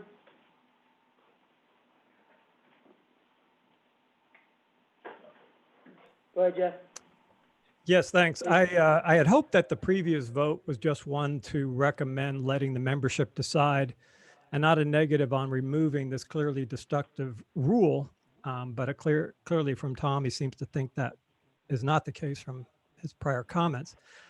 The Rules Committee, I just want to say the Rules Committee and the BOD unanimously recognize that there's inconsistency with both Federation and FYSA bylaws, specifically FYSA 1.5. And although I don't know if you can put 1.5 up, it basically states that membership in FYSA and its affiliate members shall be open to soccer players, coaches, trainers, managers, administrators, and officials not subject to suspension. In other words, there is a requirement that we in FYSA allow membership and require that we allow membership to anyone that basically seeks it, with the exception, and they do name an exception, of those that are under suspension. They don't name any other types of exceptions, and therefore by having a geographic restriction in membership, it does violate FYSA 1.5. Thank you very much. Thank you. Any other discussion on this motion? And just to clarify, Joanne, I'll be coming back to you and explain to you what you're allowed to do and how you could accomplish your request. Any other discussion on this, the motion to amend 102.2 as shown on the screen? All right, hearing none. Tom Tianich has asked to have his second. He can be recognized for another 3 minutes. Tom, you're up. Go ahead, Tom. You're on mute, Tom. Thank you very much. Okay, now you good. As to the last speaker, no, this has nothing to do with whatever he just said. The 1.5 says affiliates and associate membership and registration requirements shall be enumerated within the rules and regulations. So what 1.5 says is you have to have rules and regulations of how you will admit the members. It also says by registration with the application for membership with FISA, blah, blah, blah, hereby agrees to comply with all FISA bylaws, rules, and policies as in effect, which means whatever rules and regulations FISA has, any new affiliation request agrees to abide by them. Now, we're not saying we shouldn't change the rules as far as how we admit people in. That's not the argument. We're hopefully going to do that in the very next amendment. But to say that it was unanimous decision of the committee was wrong. Committee did not read 1.5 properly. If we are saying that for eternity, anything a committee says can never be wrong, then we are causing ourselves other issues. So I'm not gonna get a chance to speak on this again, but I would really appreciate if anybody else from South Florida United wants to say something, not to put words in my mouth. All I'm saying is, we're not in violation of 1.5, and if we do have one board decide whether or not somebody can become a member, they will have to approve everybody, including the guy who's not in best interest of the Florida Youth Soccer Association. Thank you. Thank you, Tom. Mr. Kersner is asked to be recognized a second time. Go ahead, Jeff. Yeah, I just want to very briefly, if you look to the second paragraph, which is what I'm referring to, membership in FYSA and its affiliates shall be open. By restricting by geography, you are not allowing true membership in FYSA. Yes, you have rules and regulations, but by restricting it to geography, you are not in compliance with 1.5 second paragraph. So thank you very much. Thank you. Is there anyone else wish to speak? If so, please ask to be recognized in the chat box. I will allow 15 seconds for that to happen.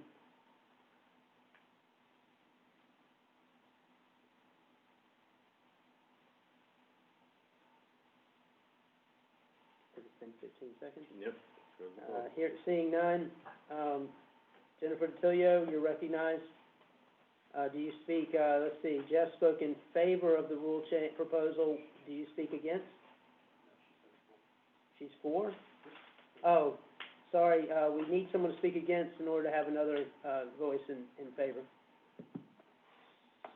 Seeing no additional, anyone wanting to speak against, we will move to the vote on this amendment. Jared, please instruct eBallot to prepare the ballot. Once it is posted on once I see it on my side, we will have 90 seconds to vote.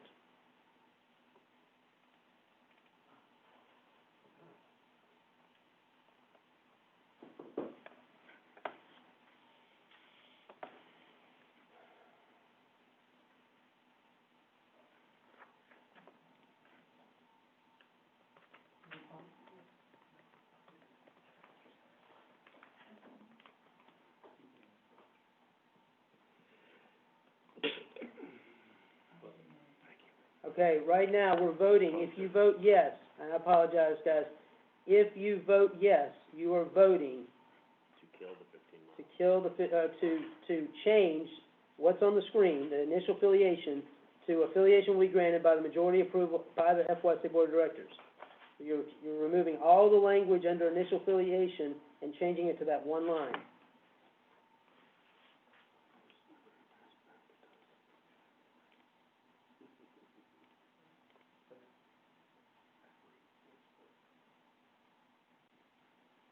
Give me a 15 second.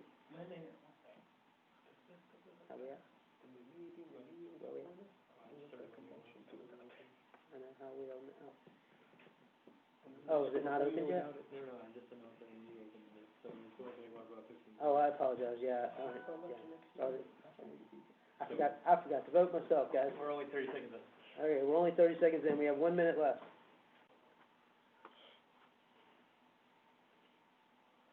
All right, I was successful in voting. Yes, for all those, Jared's been working with eBallot behind the scenes, and the receipt issue has been resolved, and there will be some additional information that looks like sent to the designated clubs on Monday. So thank you to Jared and to eBallot for working through those challenges.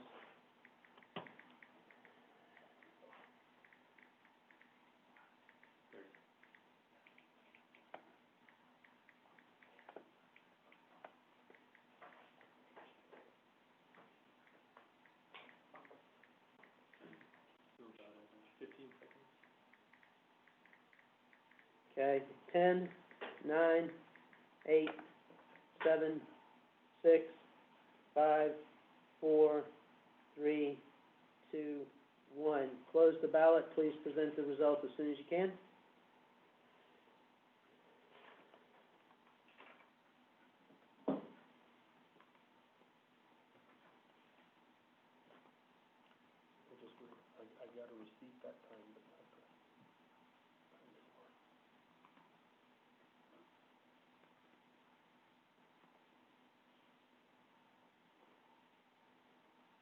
Mr. Beretta, right now, we're on rule change. We still have, well, Depends what happens here. The next two would Well, be mute. okay. The amendment fails. I submitted the next one. That was just the one that was denied earlier. Therefore, I am withdrawing which one are we on? Yeah, I know. No, it did not pass. No. Failed earlier. This has already been ruled on by the members. I am going to withdraw on behalf of the board. I put my name on it. We're withdrawing it. And, yeah, earlier, just a clarification, the approval by the board was not approved. It failed. It did not achieve the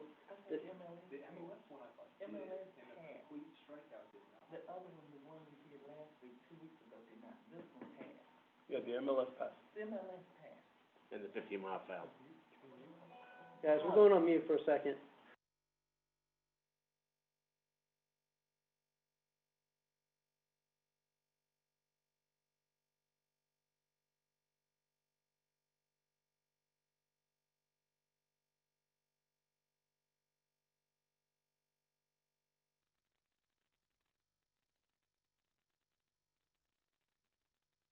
Okay, folks, the question around the MLS exception did pass. However, and then the amendment that was just on the table did not pass, nor did the amendment of all the 15-mile rule things. That did not pass. So my apologies. This is, what you see on the screen has already been approved by the membership. So we will not reconsider this motion here. It has already been approved by virtue of this. I will recognize Joanne Quinn, if you would, I'm going to recognize you. I'm going to take you off mute, and I'm going to attempt to articulate this from the parliamentarian, and I may need his help. Joanne, you do have, since there's no motion on the table, you may move to suspend the rules and to take up an agenda item in different sequence if you choose. If you make that motion, I believe that would require, Maurice, I would ask that you, does that require a 2/3 or a, we need a second, and we need a 2/3 majority to take up a different issue, which I assume, Joanne, would be the elections, correct? Joanne? I would need to see the agenda because I don't have it pulled up in front of me. But is it just a particular election that I can ask to happen, or can I ask for the election section of the agenda to be moved? Maurice, I'm going to rely on my parliamentarian to assist with this. She can ask, she could do either one that she just said. She can, and again, I'm with her, I don't know where her interests lie in terms of what elections might be most important in her mind, but she could ask for one specific election, or she could ask for all of them to be held. Before you called on me, and you could probably answer this question faster than I can pull up my reference, is it that if there's an uncontested election, they can be done by acclamation, such by voice? We can do that as long as there's only one candidate for the office. Correct. But we do take 4 nominations, so at this point, while we believe there may be a couple like that, we don't know for sure. Okay, yeah, so yeah, she could do either one. She could ask for a specific election, or she can take up all elections. Okay, Joanne, it's up to you to make a motion. Your motion would be to suspend. I will caution, I think it is pointed out that on the conflict of interest vote, we do have a significant vote that could impact those elections in terms of who runs. So Joanne, if I may mention to you that you may ask to take up a rule in different order Okay. If you want to go straight to the conflict of interest rule, for example, Okay. you could, Suspension. I'm sorry, I'm just trying to read the chat while I'm keeping up with everybody. well, unfortunately, those in the chat should not be commenting. Okay, all right, sorry. I won't read it then. I understand the conflict of interest. So I would propose to change the agenda to read the conflict of interest vote to happen, followed by the election of officers. All officers? All officers, correct. All right, we have a second from John Witkowski. We need, I believe this requires discussion. So anybody want to speak for or against? If not, we will go to a vote. It will require a 2/3 majority. It's a non-debatable motion. It is a non-debatable motion. Thank you very much, Maurice. We will go straight to a vote. Jared, please prepare the ballot. The vote shall be, if you vote in favor of this motion to suspend, we will move to the conflict of interest forum or debate, the rule change regarding conflict of interest, and then immediately on to all of the elections, and then we will come back to the current rule that we left off on, which I unfortunately don't have. Page 52. Page 52. 102.3 was the next one. Okay. So, anybody need clarification? We are going, and the question is, Marcos Fernandez, no, it does not. The officers do not take office until the end of the AGM. So you're stuck with me until then, no matter what. Okay. Jared, let me know, let's see when this ballot is on. Again, if you vote yes on the next ballot, you're voting to go straight to Page 65. page 65. Rule 3008 and 3. The rule change regarding 3081 and 3082, and then on to elections. So it is not yet available. We're going to have a 90-second window as soon as it's available.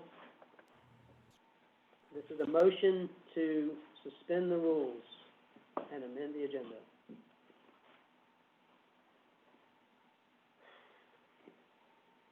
Two-thirds majority. We are going to need 3,533 votes. If this does not pass, we will go right back to the order of business as in the book of reports.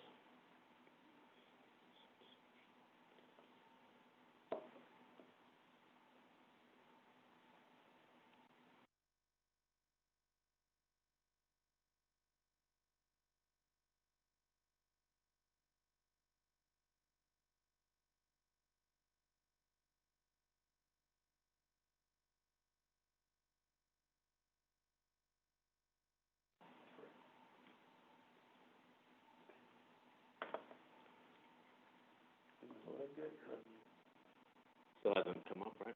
Yeah, no, not yet. There it is. Motion to suspend in favor of moving the council. We're live. All right, it is live. We have a 90-second window. Jonathan, please start it.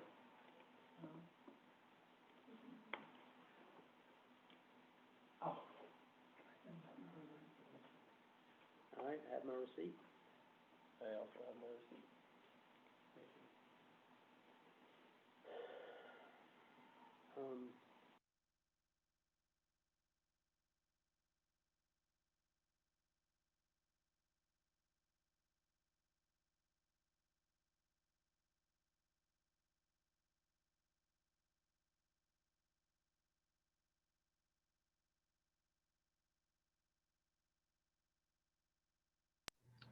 Mr. President, I do need to interrupt, even though I don't think it'll impact. I just want to make a correction to the vote threshold. I just read, can you hear me okay? Yes. I just read Rule 5001.5. It says that the agenda can be suspended by majority vote, not 2/3. 2/3 is what Robert says, but so your group thought ahead and said majority. I do not, as chair, I don't believe that would have an impact on the the people voting, so thank you very much.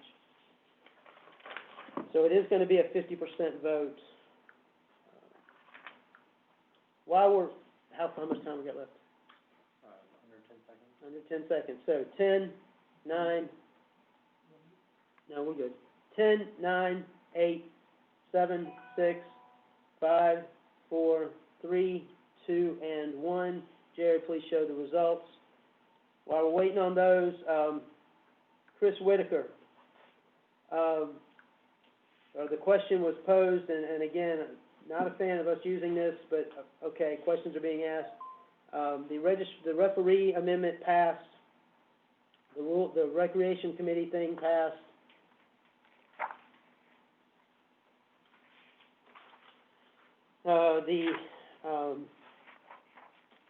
The agent of record one passed as amended.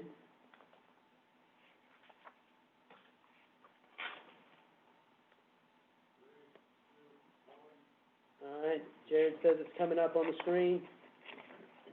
3,711, okay, the rules are suspended. We move now to the, and I apologize, to finish up, the Rule 102.2 on page 50 failed to pass.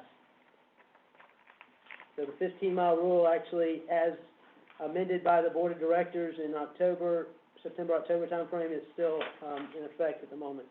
Okay, we're going to move on then to, I know I'm doing things I'm not supposed to do, Mike, but I'm going to continue if you don't mind. Skip to page 65. All right, we're going to go to 65.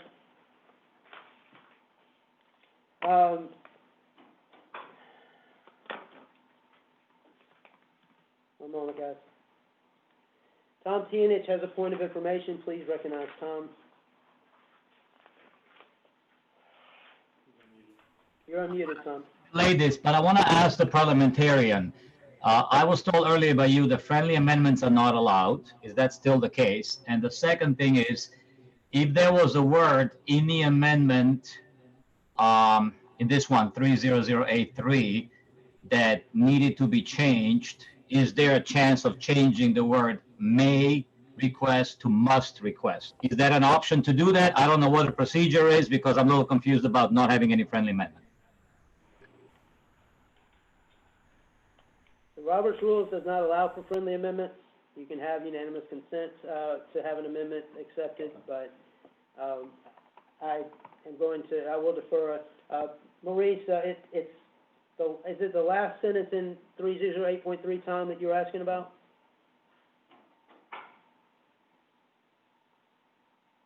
Go ahead and unmute Tom, please. I'm just clarifying for Maurice's sake. Yes, correct.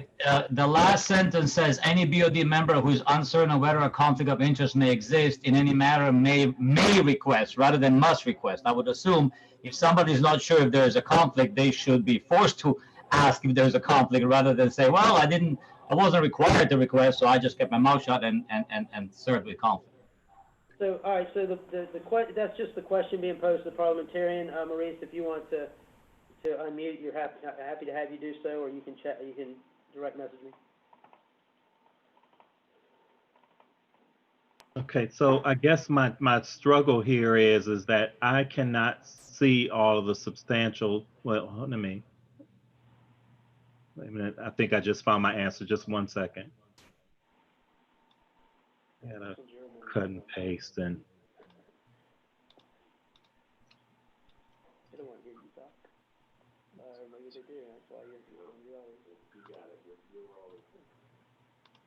So are the last, I lost my place.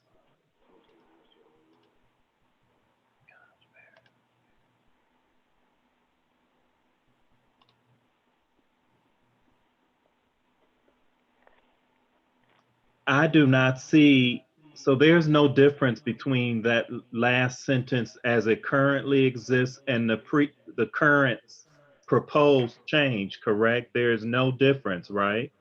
So right. It can. The proposal is to simply strike the first two sections. Oh, okay. So and then 3.0083 is not changed at all? Correct. It was put in Okay. there to provide context only. Okay, so nothing can be changed in three. Yeah, that's why I struggle with groups who always provide over information. If there is, I probably could have said that a little bit better, but you get the point. So yeah, so nothing in 3008.3 can be changed. You can own your discussion right now is strictly limited to striking out point 1 and point 2. Right. Thank you. So, all right, there you go, Tom. There's the answer to your question. I need Mike Flood, you are the maker of this motion. Would you please articulate? And I'll need a second once he has given his verbal motion. So the way our conflict of interest is written right now. Make me a motion. Oh, I'd like to make a motion to adopt this rule change to 3008. And Can I get a second, please? we have a second, multiples. All right. Tom Tianich was first. So Mike, do you want to speak to this? Yes. Okay. Yes. So the way our current conflict of interest is stated in the bylaws, it just basically lists titles, positions and titles within clubs. That is not really the way conflict of interest rules exist in really any other nonprofit, and it prevents people. There are a lot of people who have things to offer to the game that should be allowed to be part of FYSA. Conflict of interest rules should work. When you have a conflict of interest, you speak up and recuse yourself. It should not be a situation where just by virtue of your title, you are excluded. And so I would ask that this is basically updating our conflict of interest rules to be consistent with most nonprofit organizations and to again be inclusive, to allow the most number of people available to be part of the board. Thank you, Mike. Does anyone wish to speak against the amendment, the proposed amendment? Just for reference, this is a proposed rule change, so we'll only require a 50% majority vote. I will allow it. Mike Hyatt, let's recognize Mike Hyatt. That was the motion maker. We'll go straight into debate for and against. Go ahead, Mike. And please state your name and your affiliation. Mike Hyatt, President, Greater Central Florida Youth Soccer League. Yeah, I'm for this because, you know, FYSA should want the best people, you know, to be, you know, as a member of FYSA. And a lot of the best people are already in positions where they're at. The only way I could see a conflict of interest is in the event where a club that you are maybe president, vice president of, comes under scrutiny with FYSA and has to have a hearing. At that point, yeah, you got a conflict of interest. You should accuse yourself at that point. But for any other reason, you know, I'm for this. I look at Alice, you know, and she's done a great job in both positions. It's not a problem. I've been for this change for a number of years. I think this is a good thing. Thank you. Thank you, Mike. Danny Pernot wishes to speak against this change. Danny, you are recognized for 3 minutes. Please state your name and your affiliation. Daniel. You're unmuted, Daniel. Go ahead. Okay, just to bring back memories, when I was elected as a state register, I was required to sign a conflict of interest, and I was no longer the president of Miami Strikeforce. Somebody else replaced me. But my position as a state register created a lot of conflicts because a lot of the clubs thought that because I had that position, I could see everybody's files, everybody's players. So some of these positions in FYSA, even so, they can create a conflict with some of the affiliates. So I really feel that if you're gonna be working in the executive board of FYSA, you should not be in a position with a club, in executive board of a club. That's it.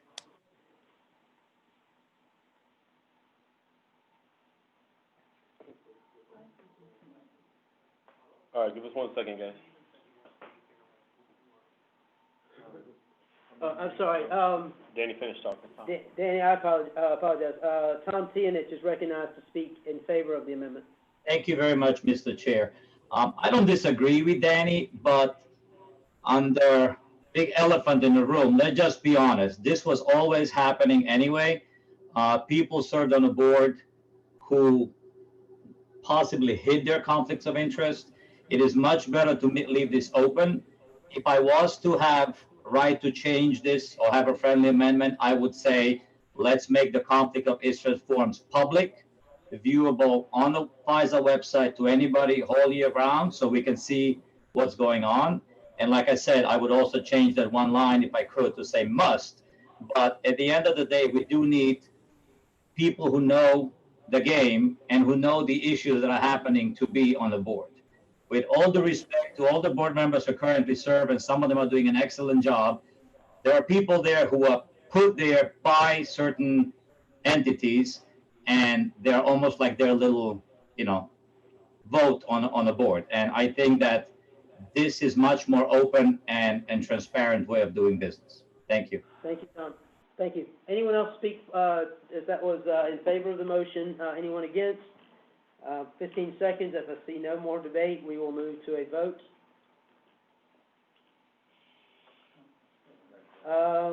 Okay. Greg Zach is recognized to speak against this motion. Greg?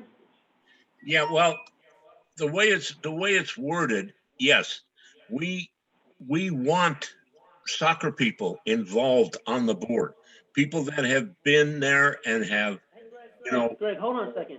The wording is to strike all the language. That's the wording. Do you object to the striking of all the language? I object to the 3003.8.3.a, where it says that An amendment to that section is out of order, as it is not, there is no proposed change to that section or to any language in that section. So well, then I'd like to propose a change to that section. You cannot. The parliamentarian addressed this a few minutes ago that no amendment to 3008.3 is in order. The only question is the striking of language in 3008.1 and 3008.2 or .2. All right, next up, Joe Nelson, you would like to be recognized?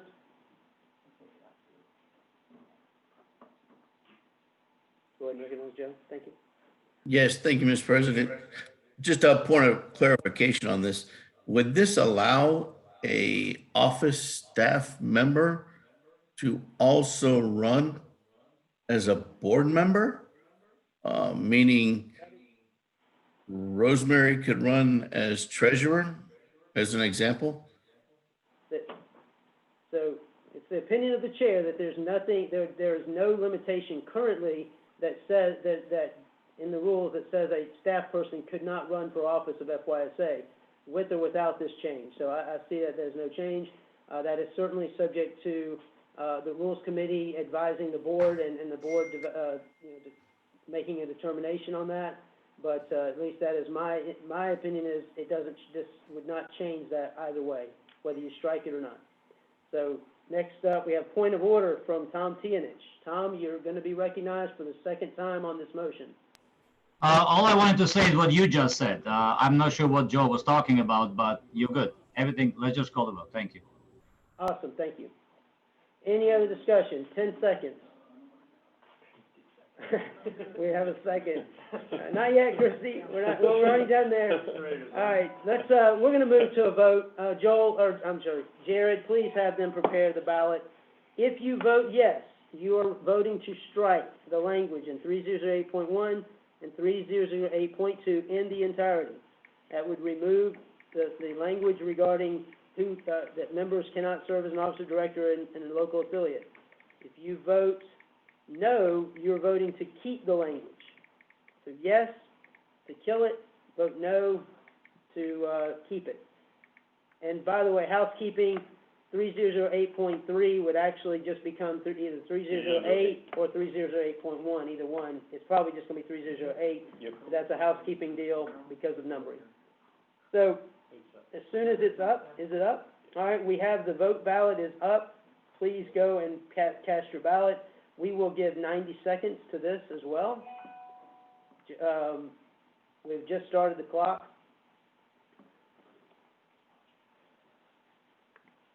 Again, voting yes, you want to strike the language. Vote no, you want to keep the language.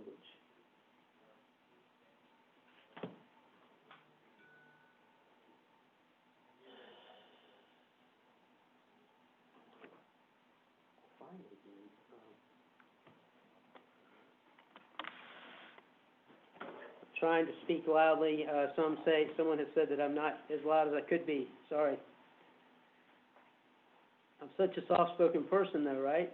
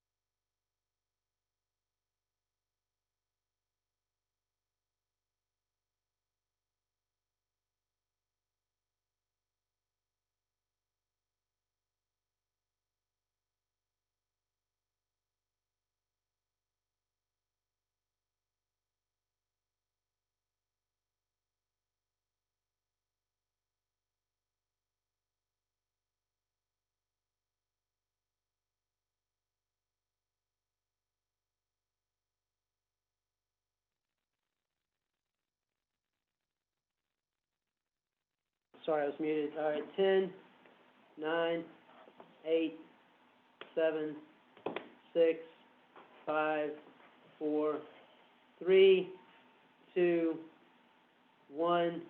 Jared, please display the results. This is an amendment to a rule. We are looking for 2,650 or more for this to pass.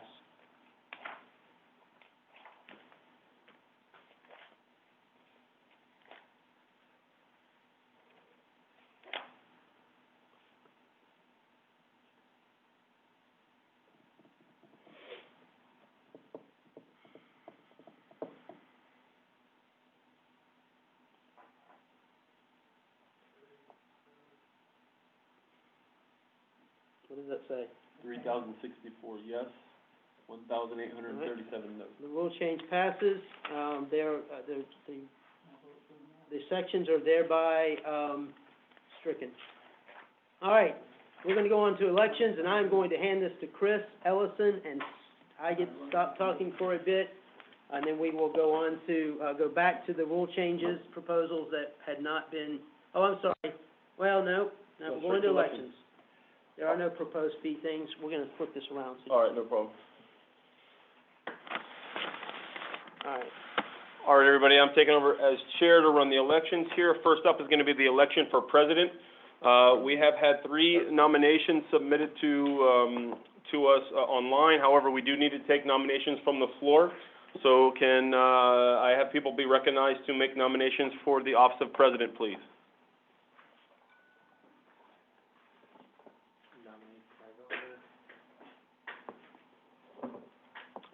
Okay, I'll recognize Daryl Falcon. He was the first person to chime in. He nominated Kai Velmer. You can accept those if you choose. It's recorded, so.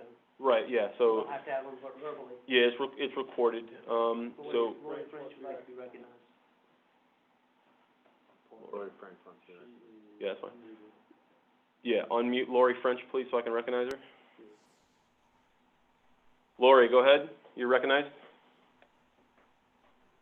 Hi, I am Lori French. I am Executive Director of the Palm Beach Gardens Youth Athletic Association, representing Palm Beach Gardens Predators Soccer Club. We happily nominate Derek Cullen for president. Excellent, thank you. I'll come back to you guys in a second for the people that nominate. You get a minute to speak if you wish.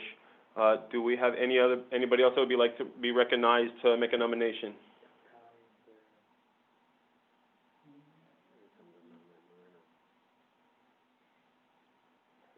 All right, I'll give everybody like another 15, 20 seconds. Do I have any other nominations? Right now we have a nomination for Kai Velmer and a nomination for Dara Cullen. Any other nominations from the floor?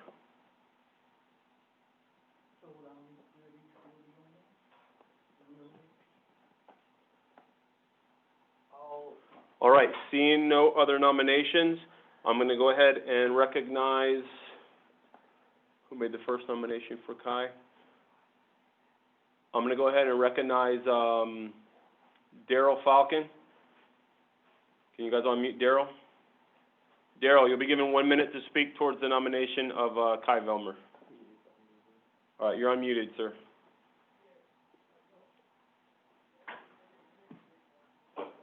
Daryl, are you there? Yeah, Daryl Falcon, Pinellas County United. Yeah, Daryl, you're recognized for 1 minute to speak for your nomination. Go ahead. Yeah, I'd like to nominate Kai Velmer as president.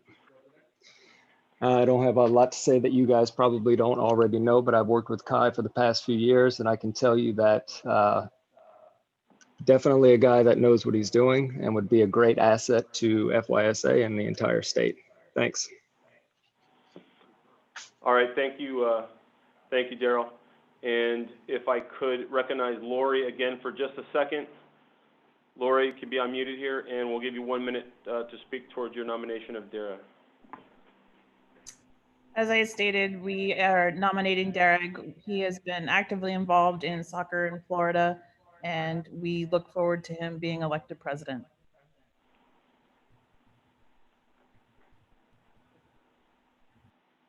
All right, and just very quickly, we had a third person that was nominated via the nominations process form online.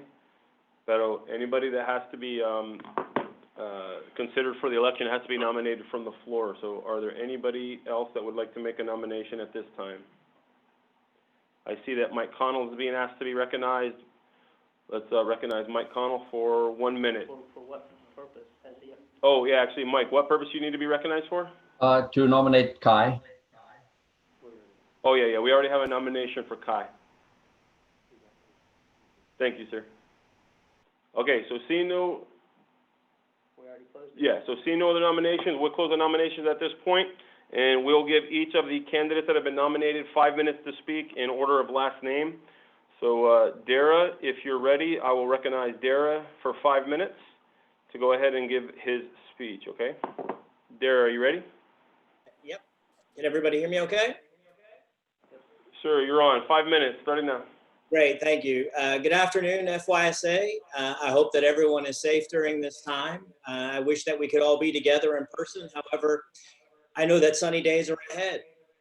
I would like to thank you all for your hard work and give a massive thank you to our board and staff for countless hours dedicated to the daily operations and well-being of FYSA. Today, you have made many decisions, and the most crucial one you will make is now, as you cast your vote for FYSA's next leader. During these most unprecedented times, FYA needs experience, transparency, leadership, and a new voice to drive us forward. I know that I'm the best candidate for the job. I am experienced. My dedication begins on the field, where I am both player and coach. But my commitment extends well beyond the pitch into all facets of the game. I have served as a president of a club. I have represented our state on the national level as vice president of FSSA, and currently I have the pleasure to serve on the board as the vice president of player development. I'm innovative. In the weeks leading up to this vote, I have spoken with many of you, and I have gained a well-rounded understanding of the strengths and challenges of our organization. I commit to uniting our membership by continuing these conversations and hearing your voices as we move forward. FYSA finds itself at a crossroads. While we are grateful for those who have led us in the past, It is time for a new voice with fresh ideas. As president, I will continue to use my voice for the betterment of FYSA, being innovative, inspiring, and refusing to back down when the going gets tough. I understand the financial challenge that families and clubs are facing during these difficult times. As an active member of the board, I have been privy to the insurance renewal process, the budget, cost-cutting measures implemented this year, and I don't make empty promises. Today, if elected, I commit to the membership there will be no fee increase for the 2021-2022 seasonal year. I know the way forward. I have the experience. My energy and passion will inspire FYSA to heights unseen. Thank you so very much.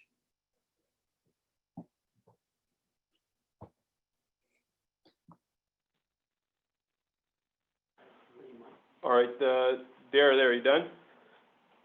Yes, he's done. Okay. All right, thank you, sir. The chair will recognize Kai Velmer for 5 minutes. Kai, are you ready?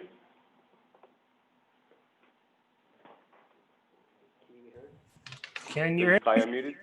Yep. Kai, Hello? can we hear you? Can you hear me? All right, sir, 5 minutes, go for it. All right. Thanks everyone for hanging in there, and thank you for the opportunity for me to speak to everyone. As part of my candidacy, I provided a 14-point plan built on transparency, efficiency, integrity, growth, fairness, and inclusion. I'm getting involved to offer solutions and change to the culture, which will allow the game to grow and run smoothly so that everyone that is involved can enjoy and experience all the opportunities our game has to offer. But my campaign platform is not just about transforming and improving FYSA. Instead, I have a bigger vision, and that vision is to make FYSA the model association of USYS, an association after which other states look to model themselves. We will not just grow the game in our own state, but will have an impact across state lines. We have a fantastic executive director in place, supported by a talented and hardworking staff. Since I started my journey to run for FYSA president, I have gotten to know many knowledgeable, committed, and hardworking people who are part of FYSA's various affiliate clubs and leagues. I see a significant potential for what we can achieve together. I hope that membership will allow me the opportunity to lead this fantastic group and implement my 14-point plan that will put the game and players first. Thank you.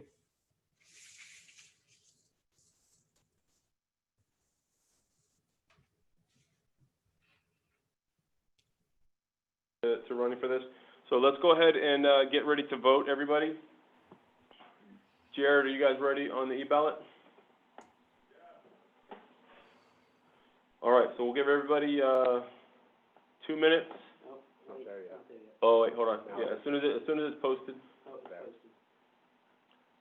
All right, guys, it's posted. So 2 minutes starting now.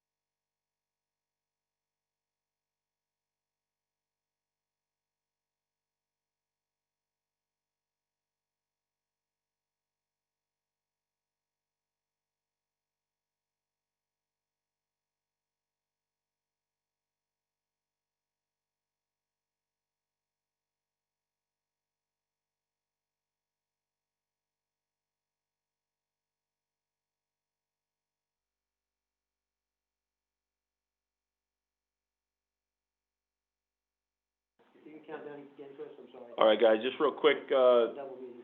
2 minutes is up. We were kind of still muted there on accident, so I'll give everybody about 10 more seconds there on the vote. 9, 8, 7, 6, 5, 4, 3, 2, 1. Voting is closed. Jared, let me know when you have the results.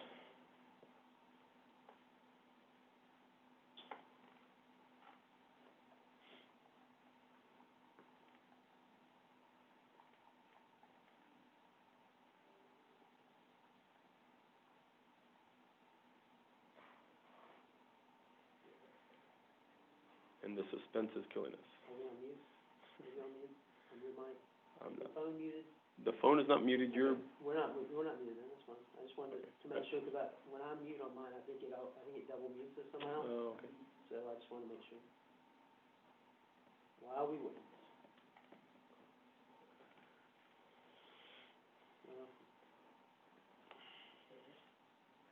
All right, here we go. I can barely see it. Ty Velmer is winner. All right, so it looks like Kai is the winner. It's at 1927, 31. Yeah, I see 1927 votes for Dara. And how many votes can you guys see there? I can't read it. All right, 3,118. So Kai, congratulations, sir. You are the next president for FYSA, sir. Congratulations, Ty.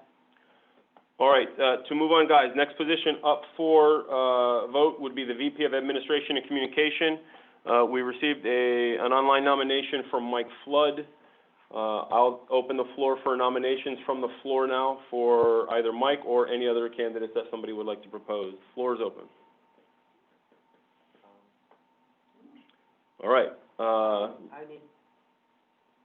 I'm not the chair, so Yeah. I nominate, this is John Stacy, President of FYSA, I nominate Mike Flood for Vice President of Administration and Communication.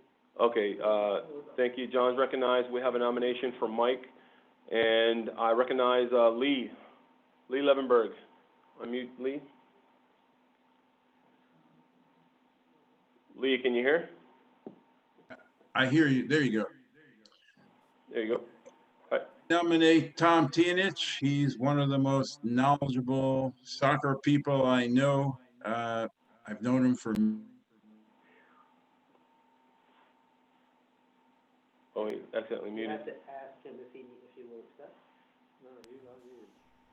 Lee, hold on one second, Lee. Yeah. You accidentally were muted. I'm sorry. No, I muted anyway, him because he was going ahead of his speech. That's why I muted him. Right, yeah, no, that's good, Lee, so thank you, we accept your nomination. I have a second from Brian Weissman there.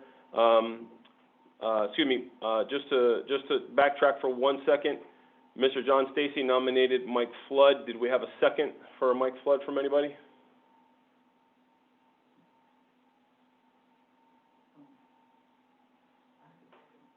Yeah, please. All right, give me guys, I'm just gonna, all right, we have a second from Moreno Torres. So, nominations are still open right now. I currently have a nomination from Mike Flood.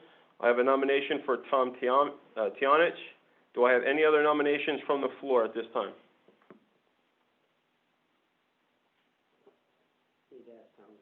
All right. Okay, so seeing no other nominations, Mike, do you accept your nomination? Yes. Tom, can you guys unmute Tom? I want to make sure Tom accepts his nomination. Tom, you're on mute. Give us a second. Yes, I'll accept. Thank you. Okay. All right. So then, in that order, then let me recognize John Stacy for 1 minute to speak to the nomination of Mike Flood. John, you recognized? Sure.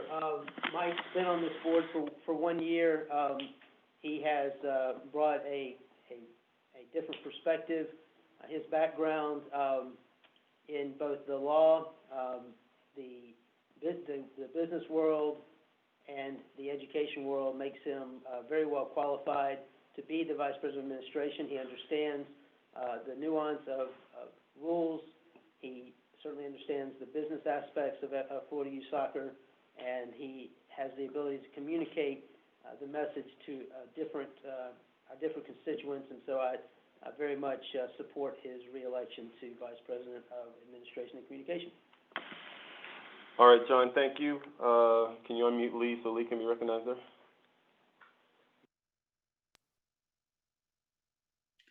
Okay, I'm nominating Tom Tianich because He is one of the most knowledgeable soccer people that I know. I've known him for many years. I don't always agree, but I always respect his opinion.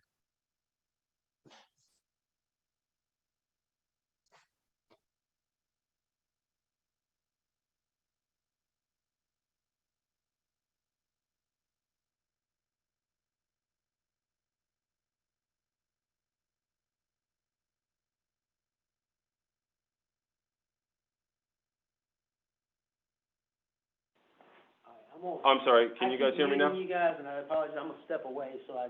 Okay. All right, so we have two candidates, guys, for the Office of VP of Administration and Communication. The first is Mike Flood, second is Tom Tianich. We'll go ahead and give each candidate 5 minutes to speak in alphabetical order. So, Mike, we're gonna recognize you and turn the floor over to you, sir. You ready? Yep. All right, sir. Thank you very much for the nomination, and it has been an honor to serve on this board over the last year. I came in halfway through a term, so normally these terms are for 2 years. I came in a year in, so I didn't even get a full term. You know, when you first get on the board, it takes a little time to kind of find your feet. By the spring of this year, I felt like I was up and rolling with a couple things. I have this plan that I have put forward. There was one of the meetings during before the AGM was about a plan that I would like to move forward with trying to rework some of the bylaws, which our bylaws do need some work. And my background, I've been in soccer. I've been a player or a coach pretty much my entire life. I live in Central Florida, not far from this office. I have a law degree, so I am very familiar with the administrative side of it and have been involved in the elements of risk management and insurance and other things that are on the administrative side. And I'd like to keep working, and I appreciate the opportunity to serve. And thank you. And hopefully I can, get a full term. So like I said, I came in halfway. Thank you for your time. All right, Mike, thank you. We'll go ahead and now recognize Tom Tianich. Tom, you're muted. First of all, sir, 5 minutes. Go ahead. I want to correct Lee. Lee and I hardly ever agree on anything, so just the fact that he nominated me, pleasures me a lot. I have been involved in soccer for, let's say, 10, 12 years, but I've always kept my my space because I was a little bit concerned about a conflict of interest that we just voted down. My other thing that I noticed is that it seems to be that instead of serving for the Florida Youth and for Florida Youth Soccer Association, a lot of times there's a lot of infighting between Region A and C and B and D or whatever. And I don't think that's what the board is about. For those of you in Region B, C, and D who do not like people from Region A, that's not me. Actually, I don't expect to win today, but if I do, it certainly won't be from votes from South Florida United, I can tell you that. I get a lot of phone calls. I have a website, which I'm not going to mention because I'm not allowed to, and people call me for advice all the time. And sometimes my advice is right, sometimes it's wrong, but it's always based in facts. If Mike was to win, I will gladly serve on his committee and help rewrite the bylaws. If I was to win, I will gladly take his plan for what he wants to do next year and do it, and invite him to serve on a bylaw committee. I offered to serve on this last year during the AGM, and I really expected it to be done by now. At least start it. Him and I disagree a little bit on Corona, COVID-19, preventing it from happening. Like I told him the other day, I thought that was a perfect time to do it. We could have used the downtime that we were stuck in our houses for months to actually rewrite some of this stuff. So when Becky ran the administration and communication, not forget the most important part is actually communication, her and I disagreed on stuff, and not having input on the board, sometimes you hear rumors, you hear gossip. I am not the soccer whisperer or whatever, whistleblower guy who sent you an email, but I don't blame him because he only knows what he knows.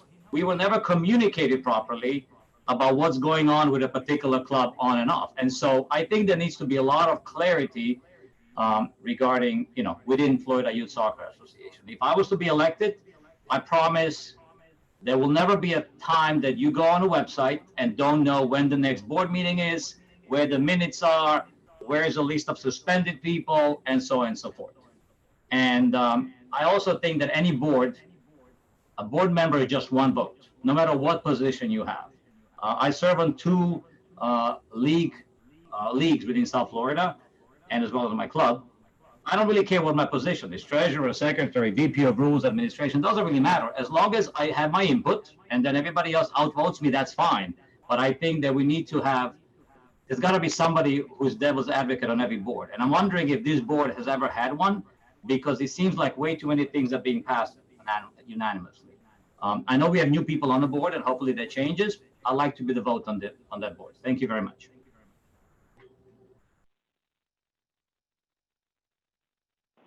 All right, guys.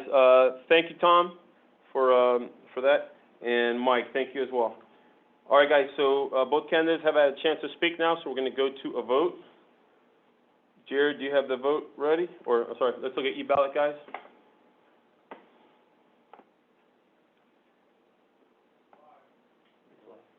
All right, guys. So the vote is live. We'll go ahead and we'll give 2 minutes for the vote, starting now.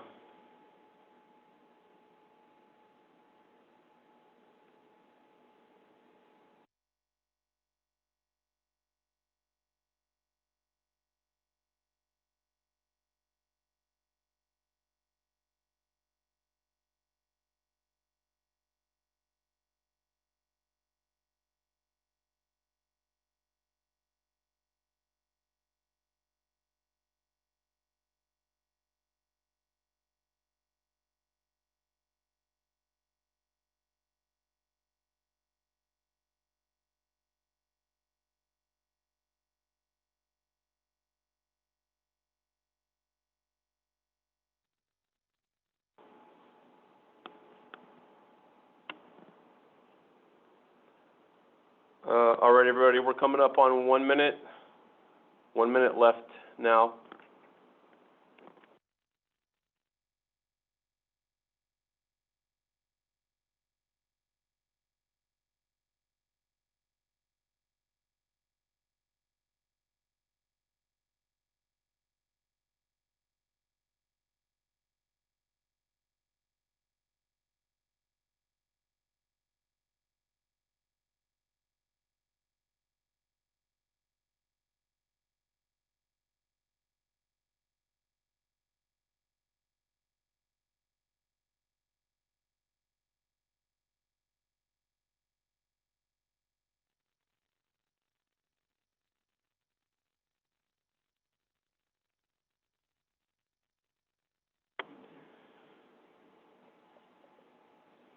All right, everybody, 10, 9, 8, 7, 6, 5, 4, 3, 2, 1, and the vote is closed. Jared, sir, at your convenience, sir. We'll await the vote tally.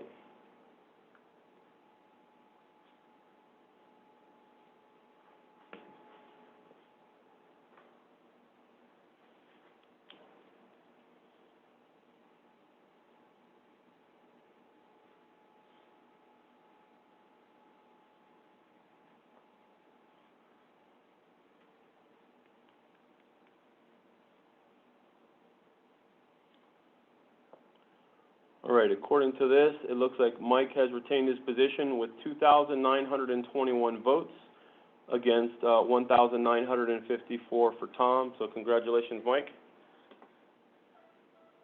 And so that concludes the vote for VP of Administration and Communication. The next position that is up for vote, you guys, is the position of Treasurer. We received 2 online nominations using the nomination form. We received a nomination for Justin Goldman and Paul Van Steenbergen. So we will now open the floor for nominations from the floor.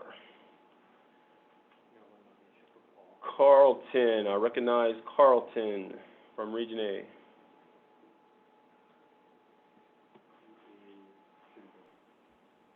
Hey, good evening, Carlton. everyone. Yeah, There this you is Carlton Talbot. I'm the Region A Commissioner South, as well as representative for Cooper City Optimist. I'd like to nominate Justin Goldman for the position of treasurer. All right, thank you, Carlton. Do we have a second? All right, we have a second for Justin. And let me go ahead and recognize from the floor, Kevin Gorski from SCP. Kevin, you're recognized. Give me a second to unmute you, hold on.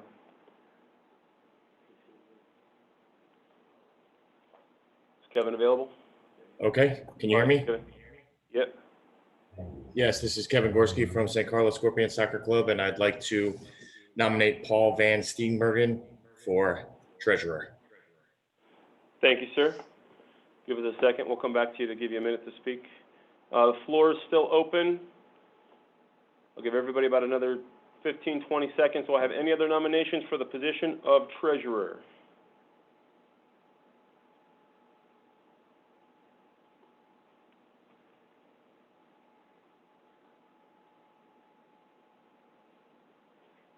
All right, seeing no more nominations, we will open it up. Can you please unmute Carlton? Carlton, you'll be recognized for 1 minute to speak towards your nomination of Justin, please. Yeah, hi again. As you can be. Yeah, I'm nominating Justin for this position. He has represented the region quite effectively for the last couple of years. Having worked with him, I see the tireless energy that he has and his commitment to making this sport fun and effective for the youth of our state. He has banking experience, executive banking experience, which I think prepares him to step into this role and to continue the work that has been done by our previous treasurer, our existing treasurer, which has been phenomenal in being more transparent and more detailed with regards to the budgeting and the expenses for the state organization. Justin is very passionate, has a boundless energy, and I think he would be quite anxious to step into this role and do a fine job for the state. Thank you.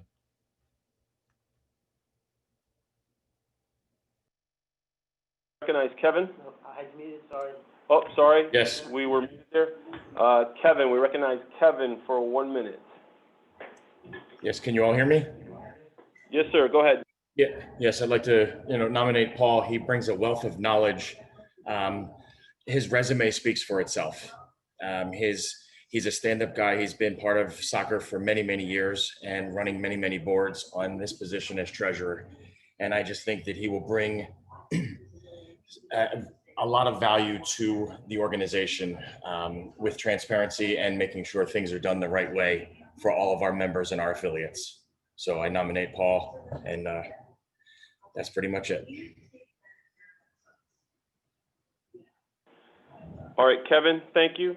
We'll now go ahead and open up the floor. We'll go in alphabetical order. So Justin, you'll have 5 minutes to speak to your nomination, sir. Are you ready? Is Justin muted? Is Justin unmuted? Justin, are you there?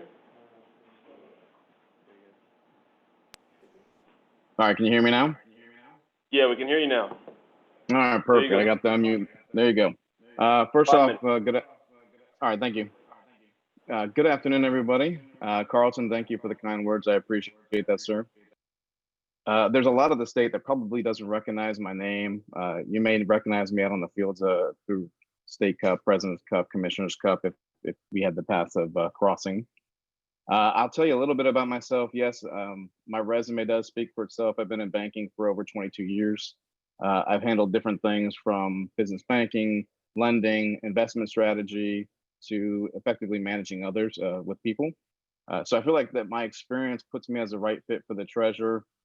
I think more importantly, after today's session, I think it's more about how you guys get to know who I am as a person and what I believe in.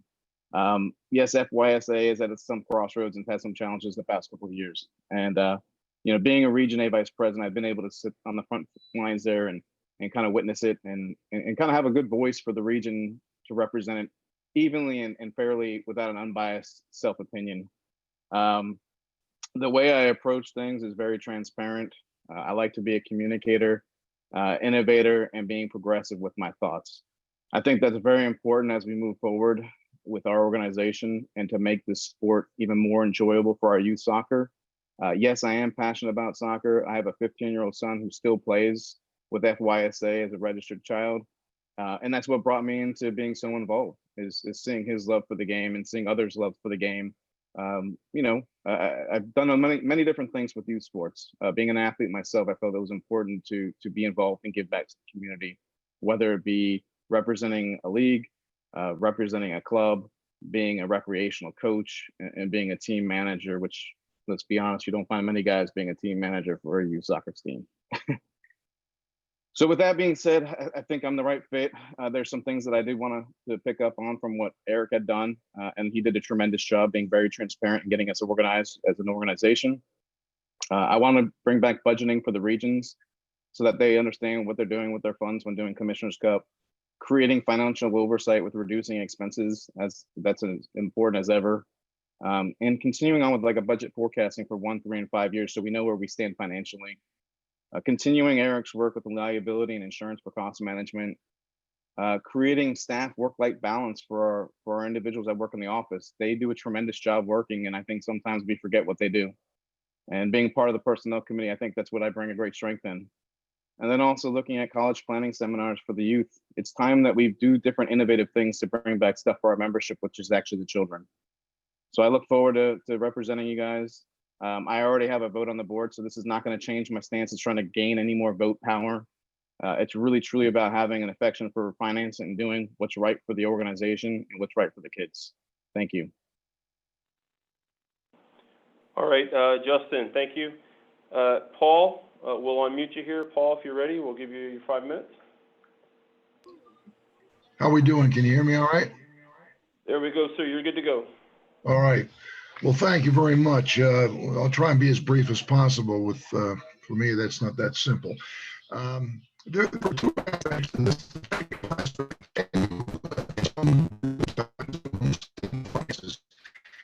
1 second, Paul. Hold on 1 second. Paul, can you hear us? Yes, I can hear you. You're literally, we're going to go ahead and restart your time there because literally from the first second you started talking, your audio completely cut out and nobody could hear anything you were saying. We had this problem. We had this problem the other night also. I don't understand.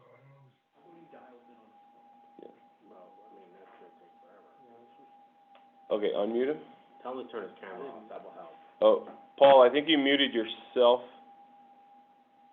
Hold on. Here, we're going to unmute you again. Here, can you unmute him again?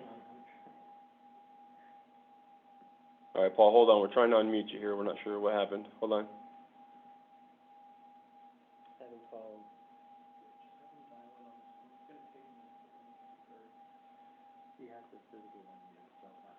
Yeah. Paul, if you can dial in directly on your cell phone to the call number that was in the email that was sent out for the meeting, if you can call in directly, we'll try to pick you up from there. We'll probably have a better connection, and we'll give you the opportunity to speak. Can you unmute him? Paul, we think you might have accidentally muted yourself there. Can you unmute yourself? Yeah, I am. I don't have a mute on. There you go. Can you hear me now? We can hear you now. All right. Well, let's go until I can't, rather than calling a number. The technical, just from a standpoint of being able to technically do the job, I have a graduate degree in economics. I have an undergraduate degree in economics. I was in a PhD program with the head of the program was a Nobel Prize winner. So my capabilities as far as the mental capabilities are quite good. I have had a business, my own business for 20 years. I understand all the financial statements. I have my own S Corp. So I understand every financial piece of financial information that can be thrown at us. I've been a treasurer for a couple of clubs for at least 9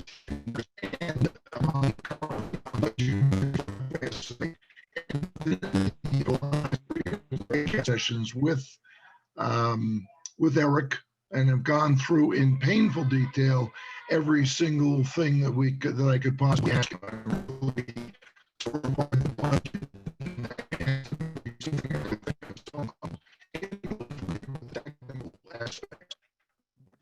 right now is the job that the director Hey, Paul.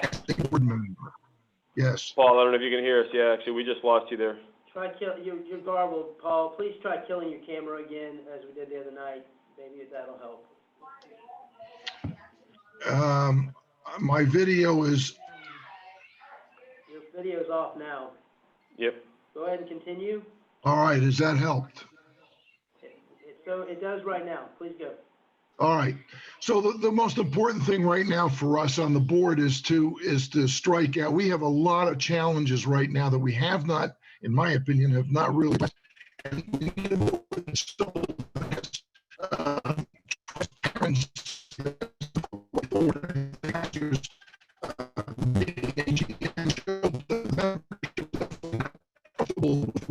Paul, go ahead and stop, please, Paul. Yes. Yeah, like see your second sentence. Let's leave us unmuted. Maybe that's. Okay, maybe that's what was causing it. Okay. Try it again, Paul. All right, Paul, we'll try it one last time. If this time doesn't work, we're gonna have to ask you to call in, okay? Yeah, so give me the phone number. What is the Okay, phone number I should call in on? Here, you know the email that you opened up with the link to get into the meeting? Yeah, you want me to go back to that? Yeah, it's right there, or if you give us a second, we'll give it to you. Hold on. Yeah, it's gonna be typed in the chat. Yeah, look in the chat. It's actually there now. Mike Goodman put it in there. Thank you, Mike. You may need a access code though. Yeah, I'm awful sorry, fellas. No, it's fine. It's a technical issue that really we don't have any control over, so. All right, so Okay, the phone so number I there. got a 301, is that correct? Yeah, 301-715-8592, and then two chats below that is the access code.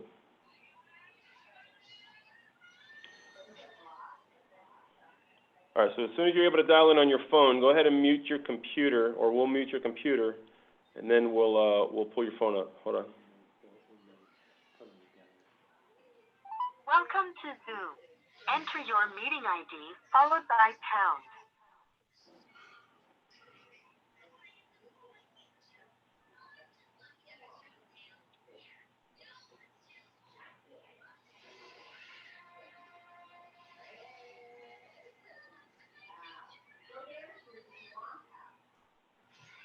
Thank you, Eric. Enter your participant ID followed by pound. Otherwise, just press pound to continue. Please enter the meeting password followed by pound. You have not entered any numbers. Please re-enter the meeting password followed by pound. We can hear your phone clear. You have not entered any numbers. Please re-enter the meeting password followed by pound. All right, we'll do it again. 8. No, You entered.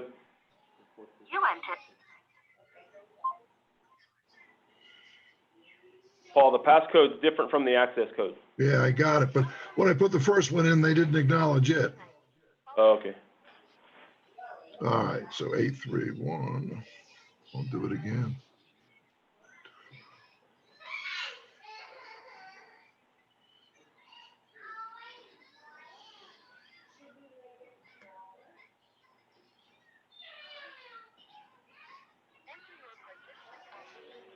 By pound. Otherwise, just press pound to continue. Please Okay. enter the meeting password followed by pound. You want the passcode? 437.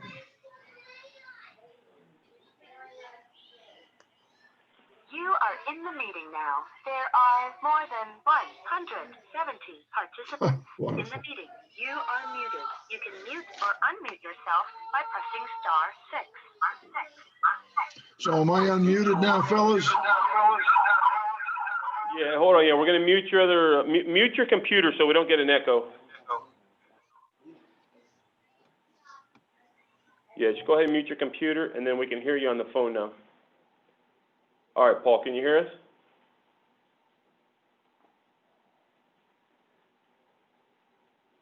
Do you see his phone?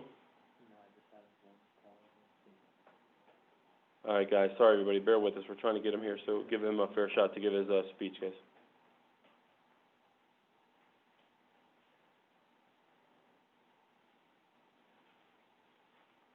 Can you hear him at all on the phone?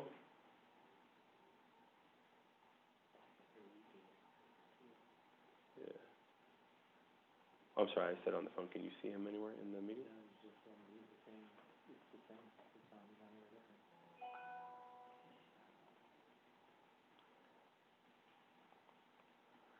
All right, let's unmute him again. We're not picking up him on the phone. So we're just gonna have to bear with it and just have him talk a little slowly, I guess. All right, so do me a favor, unmute Paul again. Paul, are you there? We're gonna unmute you again, Paul, hold on. It's not unmuting, huh? Paul, go ahead and unmute your computer audio. We can't hear you or see you on the phone. All right, let's go back to the. All right, so we're back to this.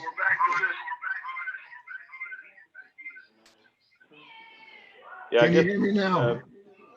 Yeah, mute your phone, I guess, or you Yeah, gotta mute one or the other, because otherwise we're phone's gonna off, have an phone's echo. off. Let's take a shot at this. Most people know what I stand for, but let's just take the last shot and not waste a lot more time.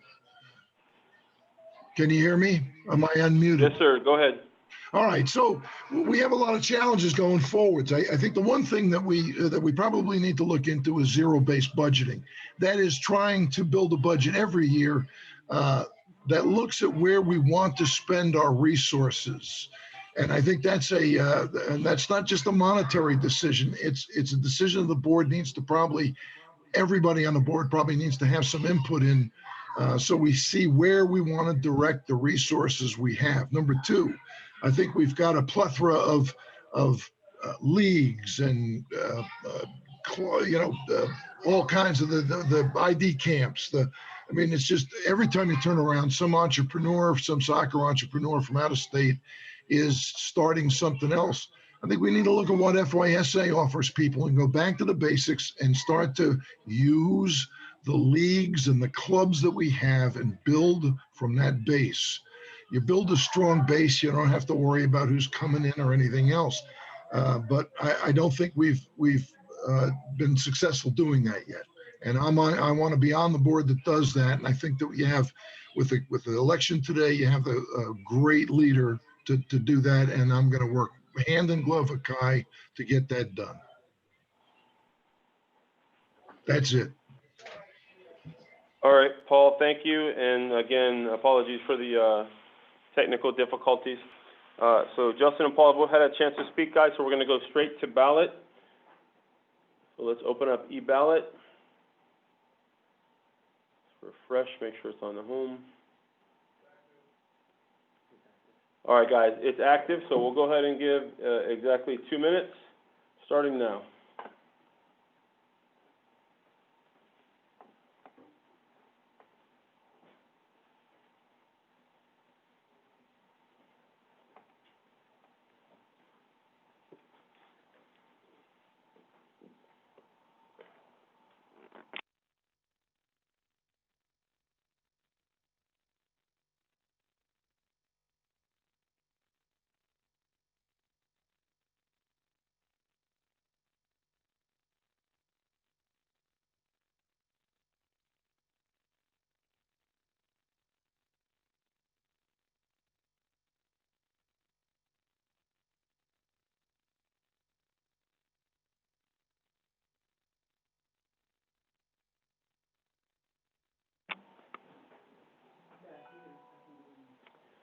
All right, everybody, 1 minute, 1 minute.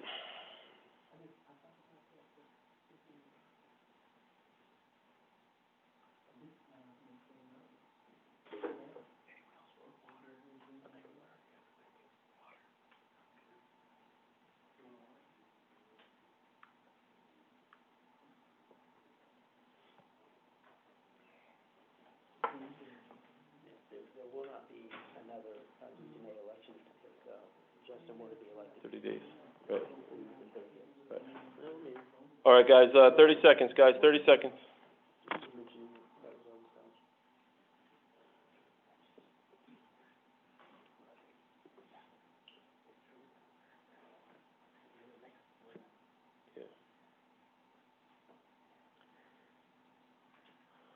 All right, everybody, 10, 9, 8, 7, 6, 5, 4, 3, 2, 1. The vote is closed. The vote is closed. Jared, at your convenience, if you can bring the vote up online.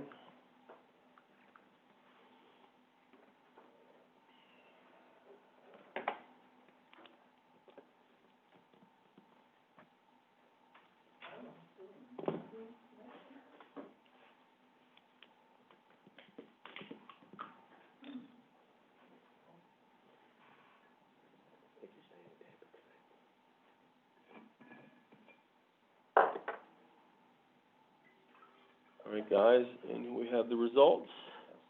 Looks like Justin wins 2,805 to Paul with 2,111. So congratulations, Justin, on taking over the position for treasurer. So just a point of clarification for everybody. The Region A Vice President position is open, but we will not hold an election today for that. They have 30 days to hold an election, and that'll be held within the region, okay? So we're going to move on to the election for Region B Vice President. We received 2 nominations online. We received a nomination for Mike Goodman and a nomination for Rob Morton. So I now open the floor for nominations from the floor for Region B Vice President. The floor is open.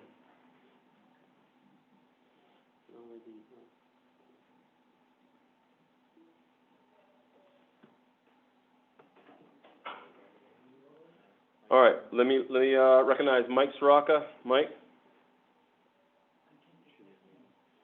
Yeah, unmute him just for a second. I nominate Mike Goodman for Region B Vice President. All right, thank you, Mike, and we have a second there from Terry Towers. And let's go ahead and recognize Mike Hyatt. Mike Hyatt's already, he's not nominating the same person. Oh, yeah, see, I'm sorry. Mike nominated the same person, I'm sorry. So you have a previous nomination for Rob Morton. Ask if there's anyone that's nominating Rob Morton from the floor. Right, yeah. So, like I said, guys, there's a previous nomination for Rob Morton. Do I have a nomination from the floor? We have to have a nomination from the floor. Let me give it 20 seconds. 20 seconds, guys.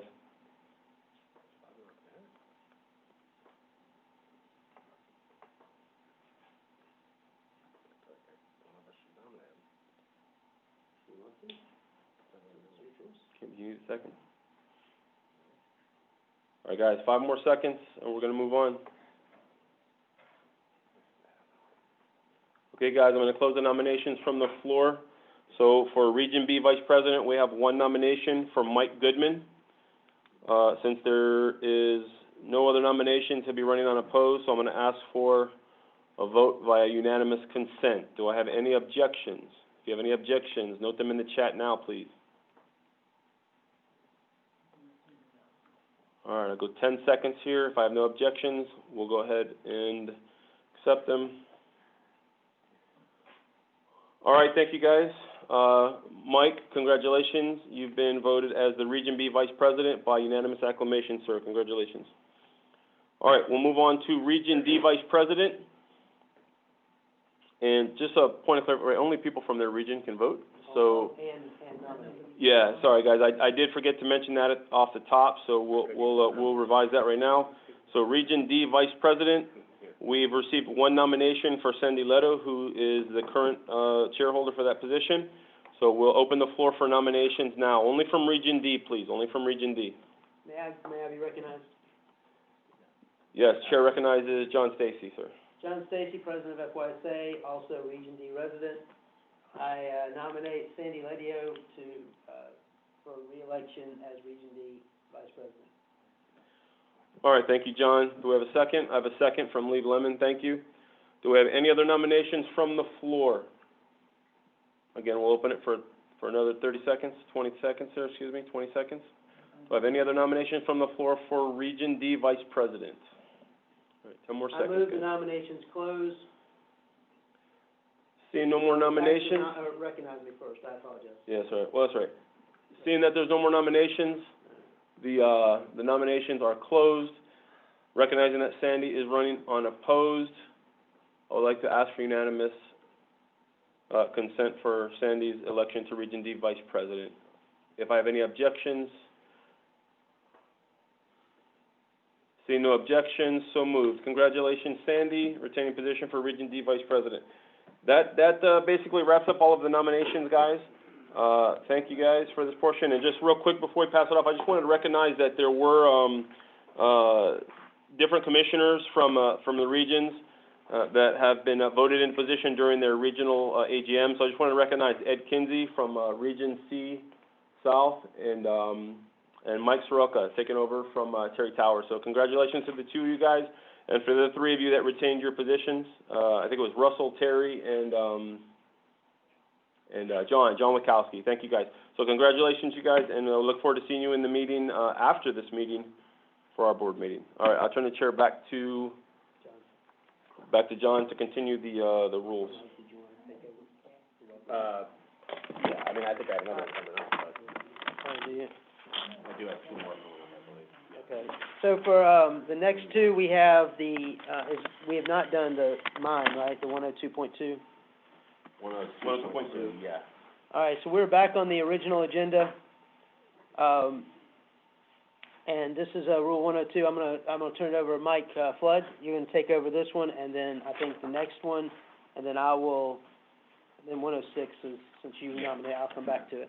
All right, let me move this microphone closer to you, sir. All right, so this is, we are on page 51 of your book, if you're scrolling through that. And this is a proposed change to Rule 102.2, which was submitted by John Stacy. And so I'll give John the floor to ask for a nomination, for a motion. Yeah, John Stacy, President of FYSA. I motion that we adopt this rule change. It was, seeing as it was previously the Board of Directors' decision to make this change was approved, I would ask that it be, approved by unanimous consent, honestly. All right, so if anyone objects to this being, again, this was previously approved as part of the Board of validating the Board of Directors moves earlier. So if anyone has an objection to this being passed with anonymous consent, please type objection, and if you do, then we'll go to a vote on it. Mr. President or Mr. Presider, unless I'm mistaken, it's been a very long time. This is Maurice Henderson, parliamentarian, and I wish our court reporter or somebody else can confirm. I thought he's already stated that, or maybe I'm misspeaking here. Well, we got an objection to it anyway, so we're gonna. Hold on. Oh, I'm sorry. Hold on one second.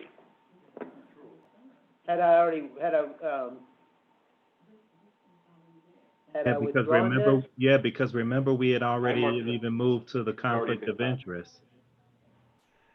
Right. Okay, am I permitted then to withdraw it? I think it's a moot point. It's done. We don't. So let me just say it this way very quickly. We don't do stuff twice in a meeting. So you said it. We should move on and just okay. Pretend we didn't hear what you just said, but because you just don't do things twice. Understood. Right. Okay. So in that case, then, as a parliamentary point of order, that 102.2 was dealt with earlier. So now we are on 102.3. This is a rule change that was proposed by Daniel Purnett. Daniel, are you out there to ask for a motion for your rule change? Hold on, Daniel. We're going to unmute you right now. Yes. Go ahead, Daniel. Okay, but that's what you're showing in the screen is not the rule change that yes, we need to move ahead a slide. Hold on one second, and we'll move the slide ahead.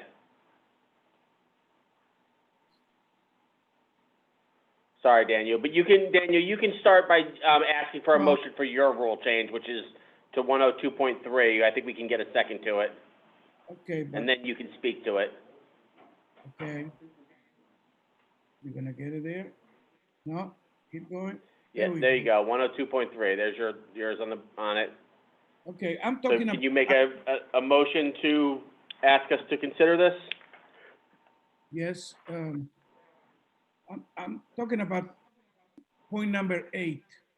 Okay, we're talking about improve soccer to get more kids, but then Daniel, what give I me one see, second. I'm sorry, Daniel.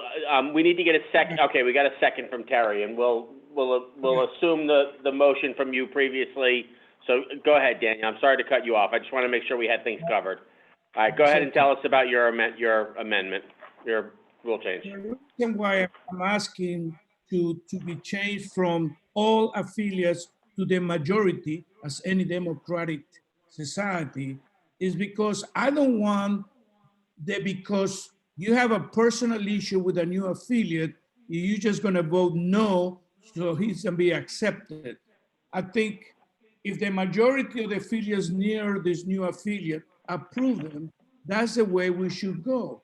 We should not allow personalities to make a decision in 100 kids, 200 kids that cannot become members just because you have an issue with somebody, like somebody mentioned before. So I think the democratic way of doing this thing is by majority. If you look on the Region A, for example, I don't remember if the numbers are 15 clubs within 18 miles or 18 clubs within 15 miles. Okay, one of the two is the correct one. Imagine that, you have a new club coming to South Miami, and just because one guy doesn't want them and the other 15 do, why we should deny the membership to that club? It is not right. Should not be personalities. It should be for the better of the game. And that's what we're talking all the time, for the better of soccer. So let's have a majority vote, not a complete all affiliates vote. That's it. Simple. All right, thank you. Daniel, appreciate it. Is there anyone that would like to speak against this rule? Tom, you looking to speak against? All right, go ahead. We're gonna unmute now, Tom, and you can speak. Actually, I want to speak in favor of, but I also. All right, hold on then, Tom. We need to, we got to see if there's anyone to speak against first. Let me do the point of information, because I do have a friendly amendment, which I know we don't do friendly amendments, except the amendment is. We don't do friendly amendments, so we're not going to entertain that. And we're looking right now for someone to speak against this rule. Is there anyone that wants to speak against the rule? If not, we're going to go right to the vote. I'll give it another 15 seconds to see if anyone wants to speak against this. All right, Jared, go ahead and put us up for a vote. It's going to a vote now.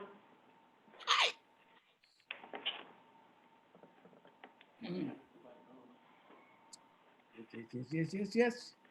It's live now, so you have 2 minutes from now to cast your vote.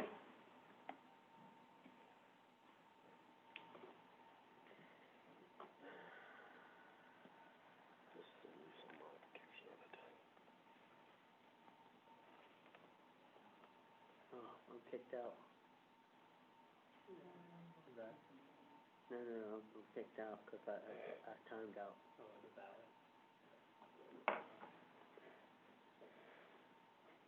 That's okay, I'm not gonna vote anymore. No need to. But if we don't, hey, Mike, I know, are we muted?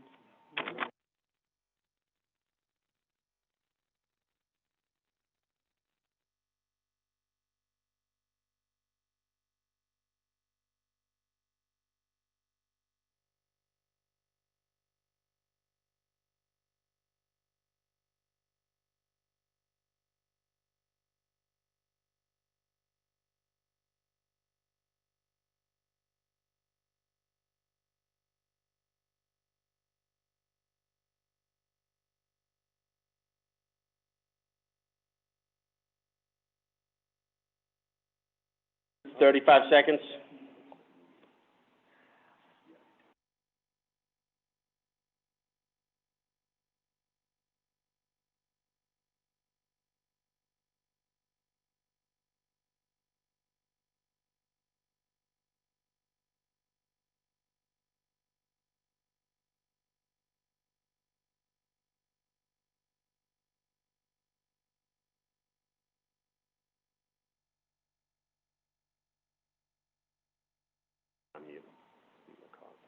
All right, that is the end of the time. So Jared, if you could tabulate the votes. Tom, I see you have a point of order. If you just give us 1 second to see this, I will recognize you in 1 second before we go to the next one.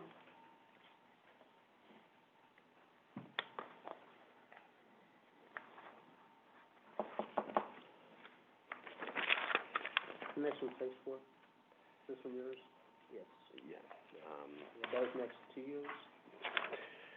Tom, is your point of order the objection to the consideration of the question, Tom? If that is the case, you know, that's exactly why we hired a parliamentarian and put out the rules to begin with. And you know, can I interrupt you, because you might be taking a little bit. This is Maurice Henderson, parliamentarian. You can't object to the consideration of a question once debate has begun. And we're already way beyond that point. We've already voted. Thank you, Maurice.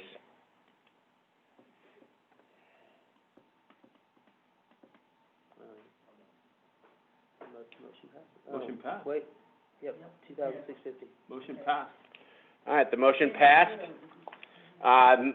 The next two rules are from me. So I'm going to pass this chair back to John Stacy so that I can present the rules that I proposed. Okay, I do want to clarify, guys, that we're still basing our decisions on passage against the original vote. So hopefully, you know, if there are enough people that remain engaged, the end is in sight. Next rule up is Safe Sport. Mike Flood is the sponsor of this rule. Mike, you want to make a brief motion for me? Can I get some, I'd like to make a motion that we consider this amendment to add in Rule 106. Can I ask for a second, please? Thank you, John. We have a second from Tom and John Wachowski, yes. Okay, go ahead, and you want to briefly touch on why? So this is, to me, this is the single most important thing of the day. For one thing, what this rule represents is Florida law. If we vote this down, everything in this still applies to us whether we like it or not, because the state of Florida says it applies. The reason for including this is to demonstrate to insurance companies and other risk management groups that we take the safety of children seriously. If you vote against this, you do not change the fact that this entire thing applies to us. If you vote for this, you help to reduce our insurance costs by making it clear that we are serious about risk management. So I ask for anonymous consent to just pass this rule, to pass this. We'll make it unanimous, not anonymous. Yeah, not anonymous. Yeah. If there is no objection, Daniel Prenat, you asked to be recognized. I will recognize you. Daniel Prenat, please. Go ahead, Daniel. Okay, I agree 100% with this rule, but what bothers me is the fact that we are following Florida law to the T, but we have also a U.S. Soccer warning to us about the 50-mile rule. Why don't we follow the same politics as we do for this one, as we do for the 50-mile rule? I mean, U.S. Soccer has warned us about that this is what we're doing with the 50-mile rules is incorrect. Why can't we follow the same thing? We follow this from Florida U.S. Soccer, we should follow the same for U.S. Soccer. That's all, just a comment. Thank you. May I speak? Yes. Briefly. In this case, this is not a conflict with U.S. Soccer rules. This is us coming into with the state of Florida. The bylaws and the bylaws and the rules of U.S. Soccer are very, very different than the actual laws of the state of Florida.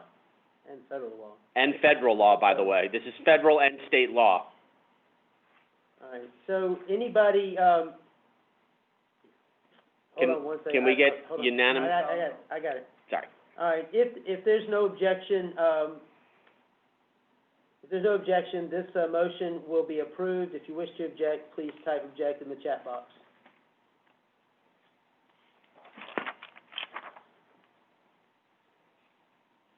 Seeing no objection, the motion to amend Rule 106 is adopted. This next one is me. Next one,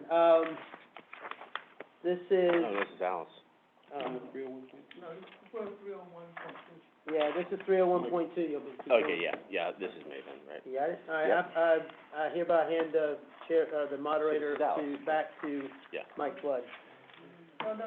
No, this is submitted by Mike Flood.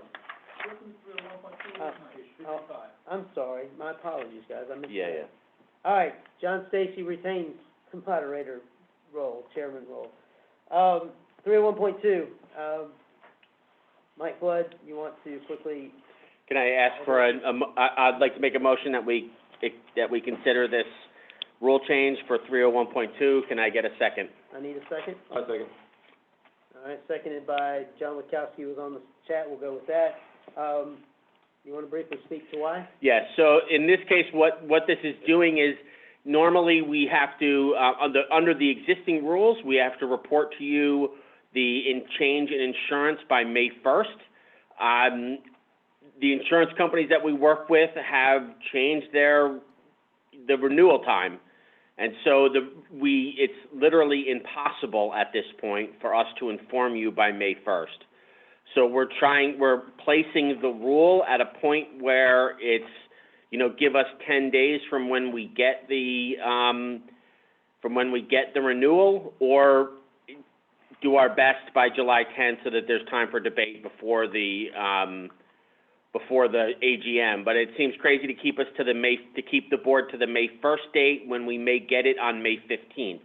You want the correct information, and so this is again, in my mind, a housekeeping effort to try to get people accurate information rather than imposing a false deadline that does not fit to the insurance companies. I will go first, we'll go straight to no objection. If there's no objection, this will be approved. Tom Pianich, point of information. Go ahead, please unmute, Tom. If you can please just not shut me up until I ask the question like in the last one. If we are allowed to amend yellow portions or red portions only, remembering in prior years we could amend almost anything from the floor, even if that was illegal, then there might be some changes to the yellow portion or red portions that we want to talk about. In this particular case, I do have something I want to say, and I wasn't allowed to do it in the last one, but that's okay now. Are we allowed to change yellow and red portions? Parliamentarian? Yes. Okay. So in our prior discussion, we talked about maybe setting a maximum percentage so that after the affiliates set their prices in May before tryouts, they don't end up in July finding out that their cost of per player went from $25 to $125. Are you amendable to adjusting yellow wording to include certain maximal percentage from the previous fee? Hold on. I need you to state your proposed amendment.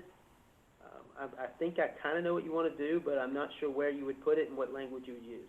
I would like to amend the yellow portion to somewhere within it says we should not to exceed whatever the percentage we agree to of the current per player fee.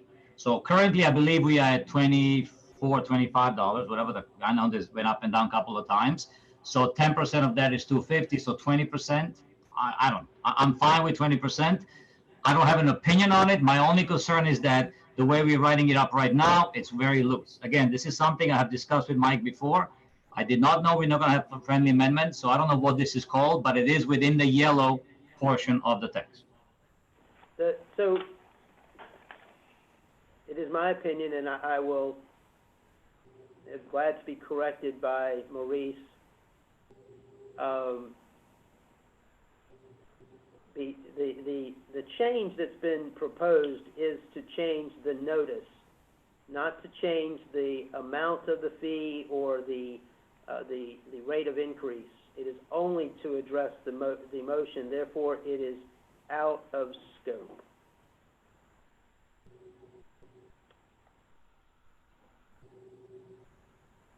It So does the say ruling it of the shall be chair is set. that you It doesn't say communicate. offer It says out of order. shall be set and communicated.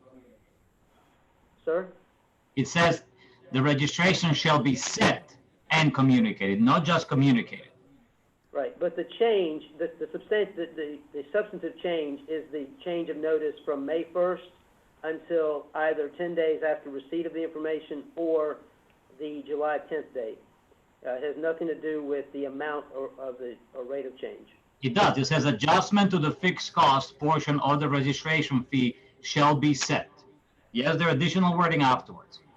Hold on. So if we were to say adjustment to the fixed cost portion not to exceed 25% or whatever percentage it is of a registration fee shall be set and communicated, then that's fine. As long as we don't suddenly jump from $25 to $125 per player in July.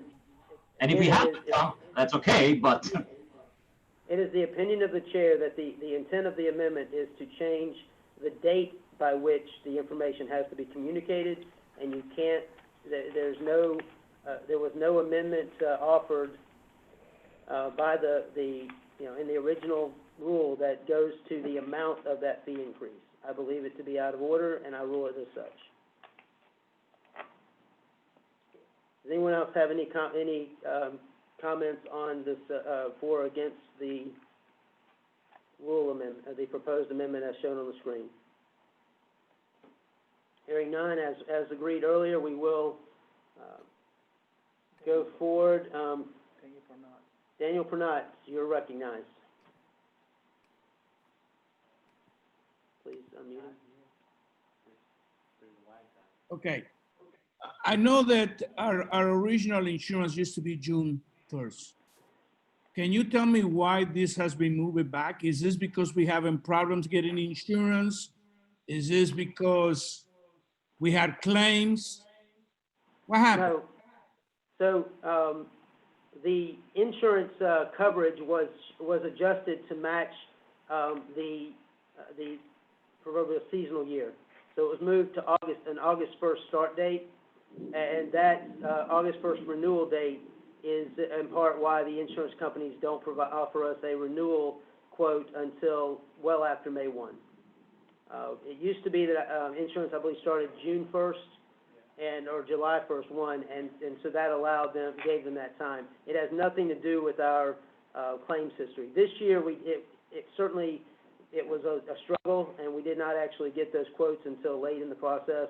But this rule change was not intended to necessarily address that. It was really to address the fact that the term changed, the start date of the term, and so that pushed everything forward.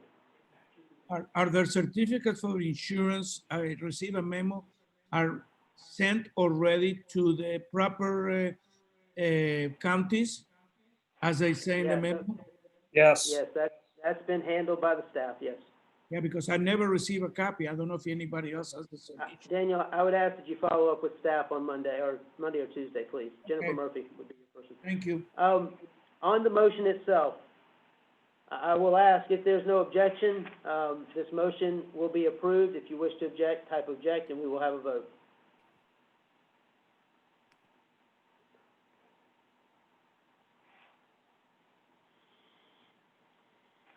Five, 4, 3, 2, 1. Motion passes. On to Rule 302.3. I hereby relinquish the chair to Mike Flood to handle this proposed rule change. Okay, this next rule change is to Rule 302.3. It was proposed by our registrar, Alice Smith. So I'm going to ask her to ask for a motion. Go ahead, Alice. I like to offer a motion to have this rule change as amended in the proposed amendment. Can we get a second to Alice? There we go. We got a second from Barb Newton first, it looks like. To speak to this proposed rule is that basically what we're doing is allowing the affiliates to place. Hold on 1 second. Joel, would you advance the slide, please? Apologize. There you go. It is multiple slides, probably multiple. There you go. Thank you. Wrong slide. 302.3. Back up one. There you go. The purpose of this is not changing that we will not put players that are not in good standing. We're leaving this completely in the controls of the affiliates. For 11 months, the affiliates have drawn up a contract with a player at the time of registration. They have stood by that contract throughout the whole year, and for the last 12 months of the year, the paperwork is sent to the office, and all the officers put the paperwork together, send it out, and if anything comes back, it is still left up to, it goes back to the club, and it's still between the club and the parent.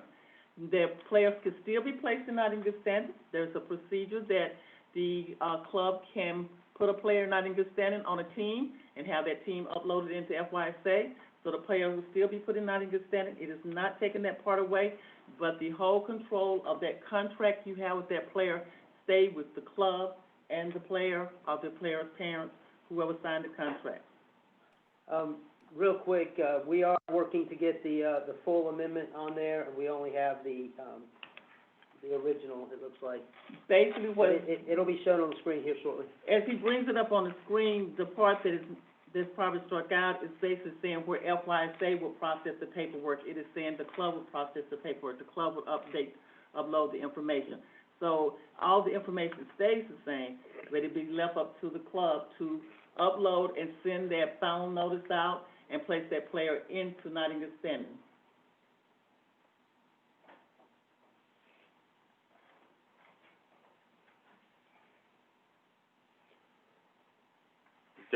Is there anyone that would like to speak against this amendment, this rule change, rather?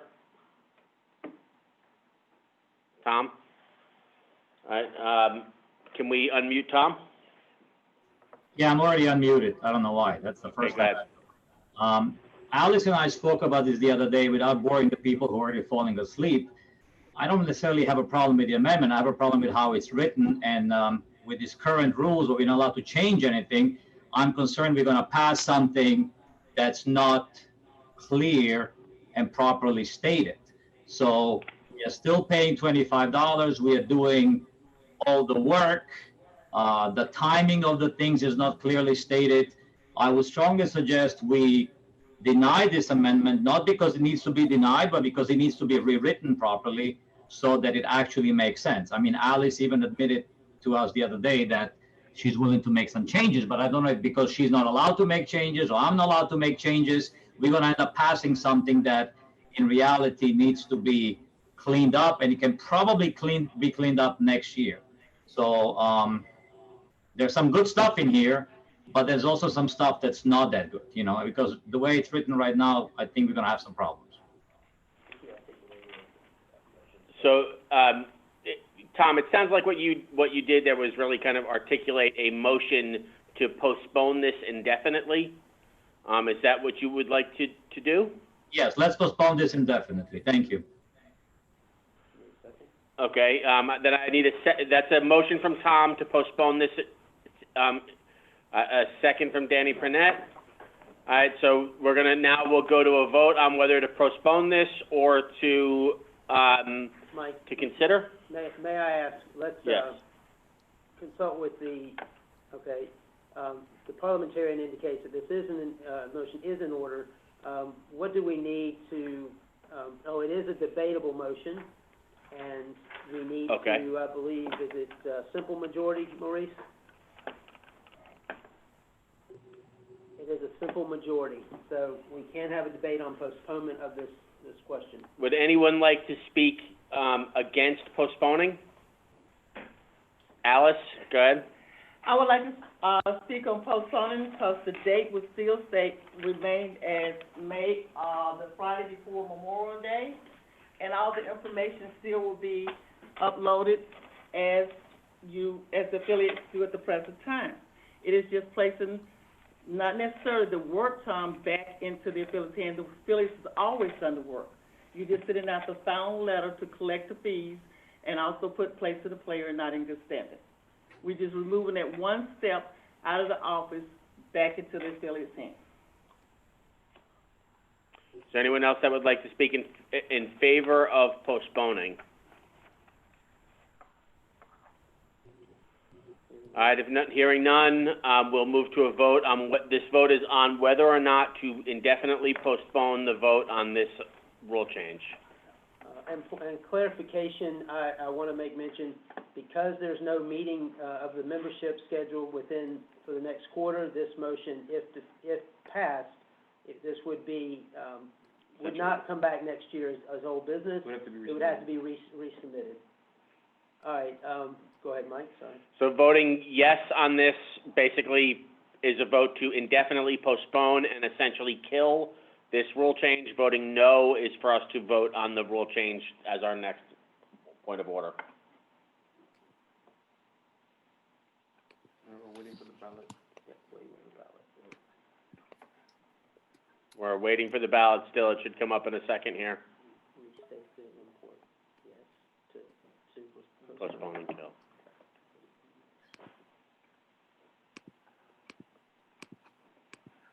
All right, so it's up now.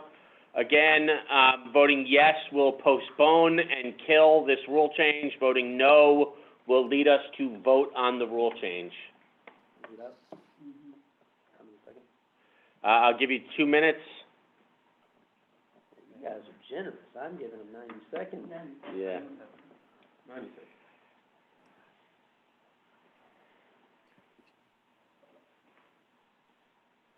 So literally, once we recognize that the vote's been placed up, it's fine.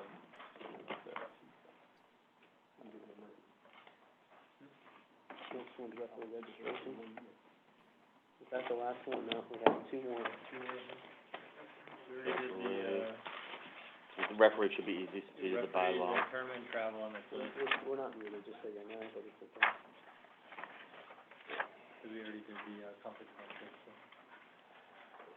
Yeah, of course, if this motion does not pass, we will pick back up on the main motion. Yeah, Go back right. to the main motion. 30 seconds.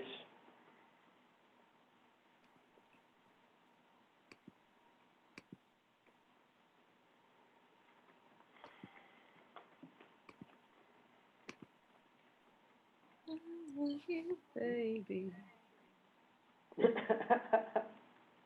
Somebody's singing, sounds like. Who's unmuted that they We're, could be singing? well, we're unmuted right now, I know, that's fine. We're okay. All right, what do we, how many seconds? Time. It's time. So, Jared, if you could, tell us the results.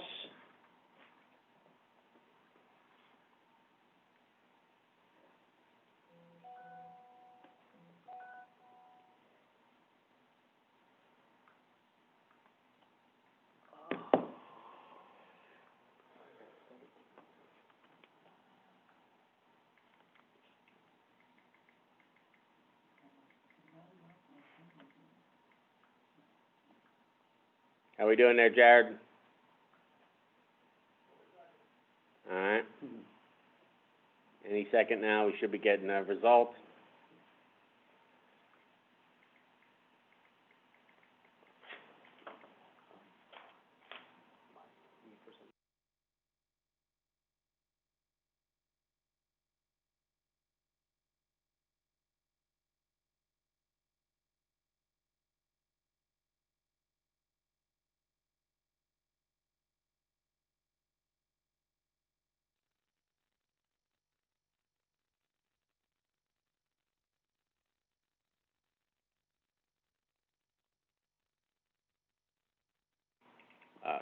Well.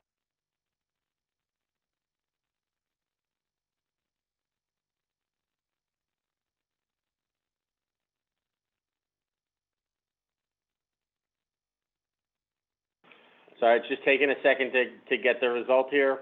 We should be getting the result on this amendment any second now.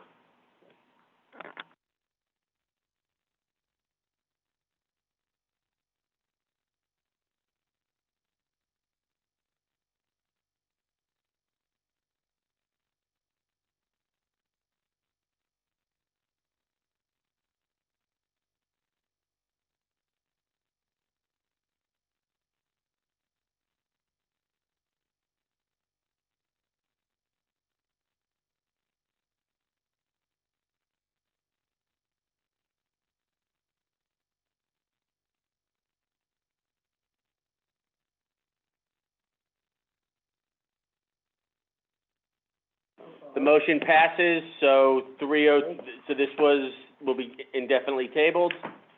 And so now we are moving to the amendment to, rule change for 404. I proposed this, so I'm gonna give the chair back to John Stacy.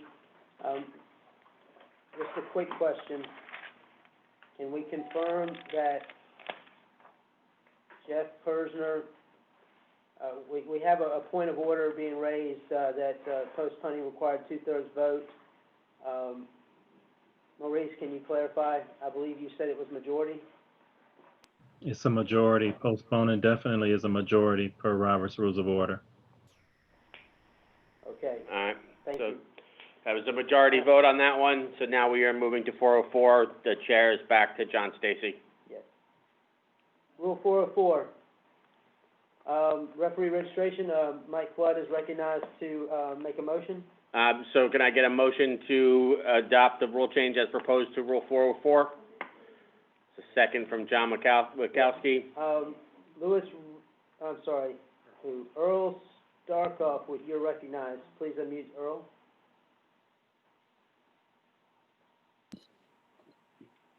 Good afternoon. Thank you. I'd like to make a motion to amend the first sentence of the third paragraph of the amendment in the section that's highlighted. In that third paragraph, you'll see where there's the word coach/volunteer. I'd like to see that my motion is to delete coach/volunteer, and if permitted by the parliamentarian, to add at the end of the sentence with FYSA. I'm not sure. I apologize. I'm not seeing where you're talking about. Then if you look at the first sentence, 404.1, and complete a background check with FISA is part of the amendment. And I want that language to be consistent in the third paragraph so that the assigners have the same language for consistency as do the referees, even though the process is the same. So by deleting coach/volunteer and adding with FISA, that sentence will read, shall complete a background check with FISA. That's to a white section. No, it's not. It's, I see what he's talking about. It's under 404.1, third paragraph. I see exactly what he's talking about. I'm sorry, I can't hear you. Oh, are we muted, Mike? No. I had Hang on a correspondence. second. All right, my video's on. All right. I can't read that. So He wants to change these words right here. the section he wishes to strike, coach volunteer, and add after background check with FISA. Yes, thank you. That's my motion to amend. Maurice, the parliamentarian indicates that motion to amend would be out of order, and as chair, I will make that ruling. Which part of the motion? The adding the words or the deleting the other? That section is highlighted.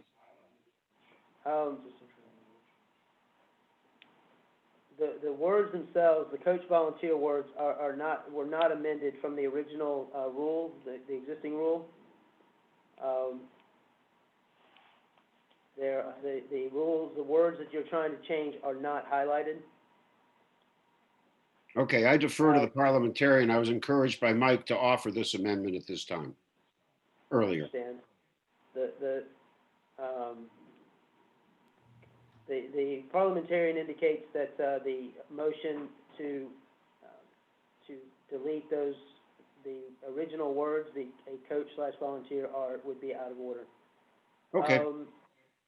In which case, Barry Whitland has asked to be I recognized. still haven't spoken. I'm sorry, Mike Flood will be recognized, and then Barry Whitland. Barry Whitland, please, Barry Whitland has messaged me privately, but I'm saying, I can see it here if anybody wants to see it. Go ahead, Mike, you're up. From my perspective, this is connected directly to the bylaw change, which was the first thing that we voted on, the 1.7. We've already agreed upon this in the bylaws. The rules are below the bylaws. This is just reflecting the same verbiage change from the bylaw change to the rule change. The only reason that we separated them is because bylaws and rules have different vote measures, so they had to be separate. This, to me, is housekeeping, and I don't really see why there should be debate here. Barry Whitland's recognized. Is he unmuted? Go ahead, Barry. My question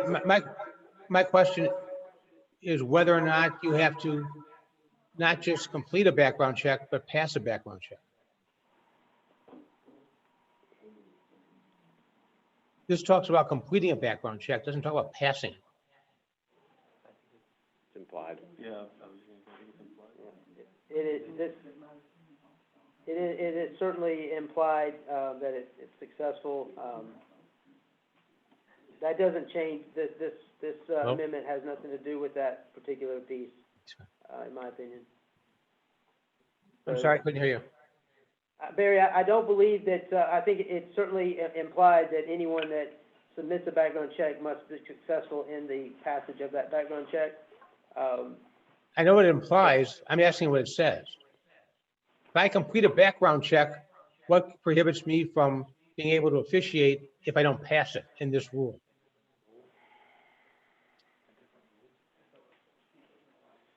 I know what you're intending to do, and it makes sense, but it better say that, because you don't want people saying, well, I completed a background check, and even if I failed, I'm able to officiate.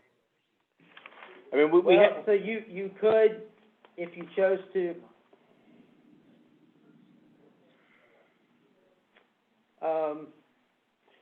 the Safe Sport amendment that we passed earlier, in bylaw 106, would prohibit anyone from having failed a background check from participating in any way. Subject to their ability to appeal it. No, you cannot participate until you have passed it. You are not allowed to participate while you are appealing. Okay, I understand that. But if I complete a background check, I fail it, it gets appealed, and I win the appeal, I'm able to officiate, right? No. if you win your No? appeal, yes.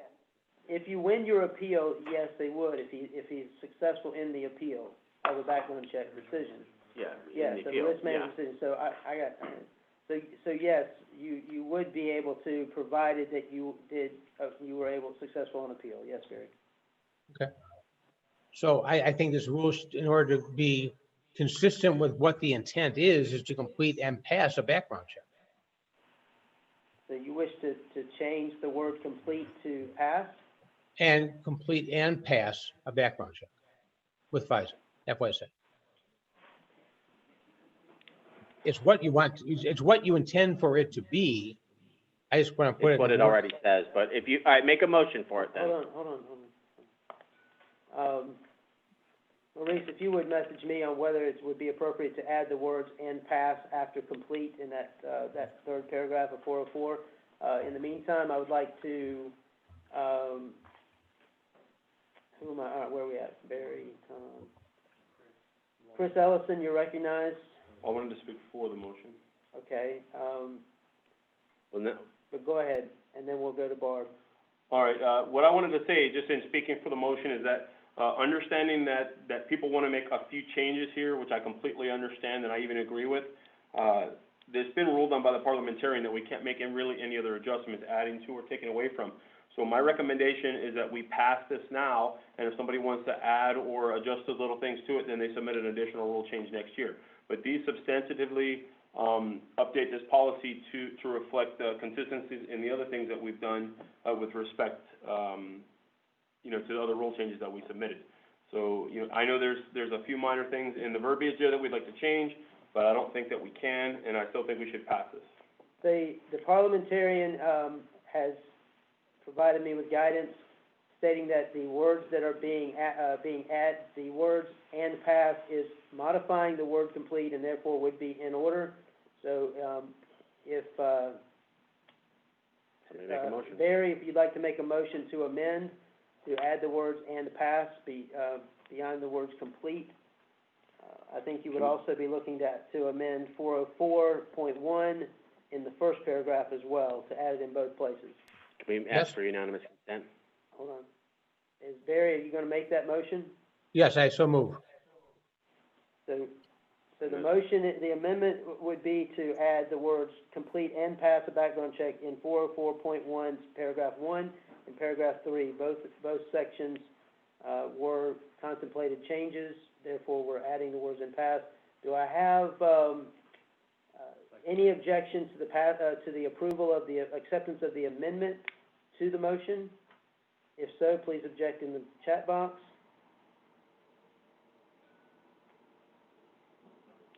Hearing no objection, the amendment is approved and accepted. We're back on the main motion. Barb Newton asked to be recognized. So please unmute Barb.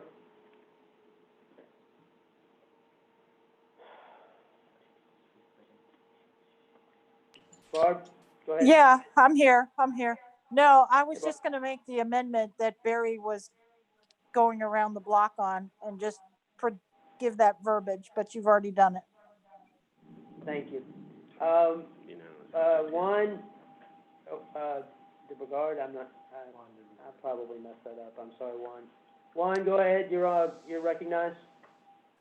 Thank you. No, I was just gonna make the motion that if we were to postpone a rule change because of verbiage, as we did with Totten Tian's proposal, we should have done this with that, but as it got corrected, I'm good. Thank you. Very good. Is there any other discussion on this motion?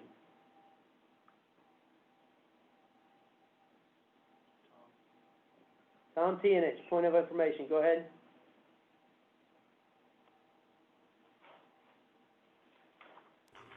I'm good with Barry's amendment, or I guess motion to amend.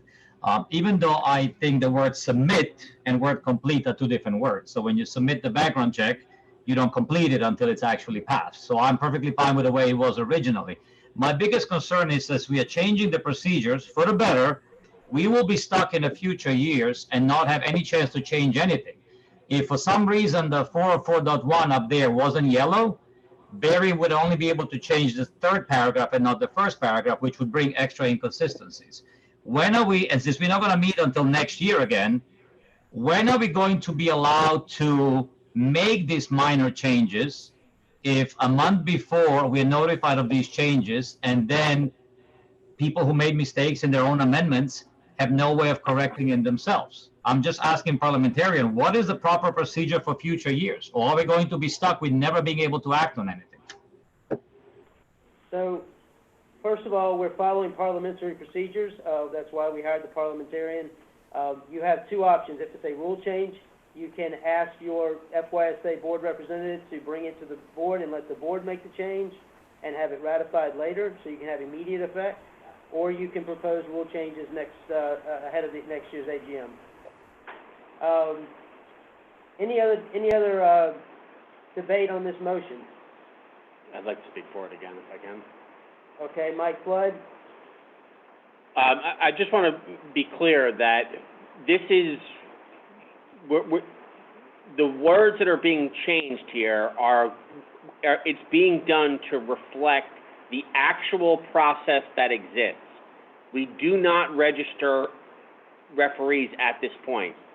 You know, what we are changing here is the change that we are making is intended to get the rule in conformity with what we actually do. And by the way, if we choose not to do that, we are putting potential liability on FYSA for people who we do not register, namely referees. All right.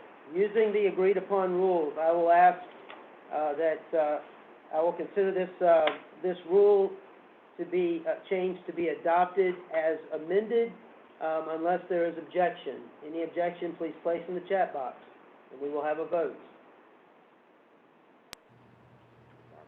So there will, the two amendments, in paragraph 1 is going to add after the word complete, complete and pass, and in paragraph 3 is complete and pass. That was already accepted. So any objection?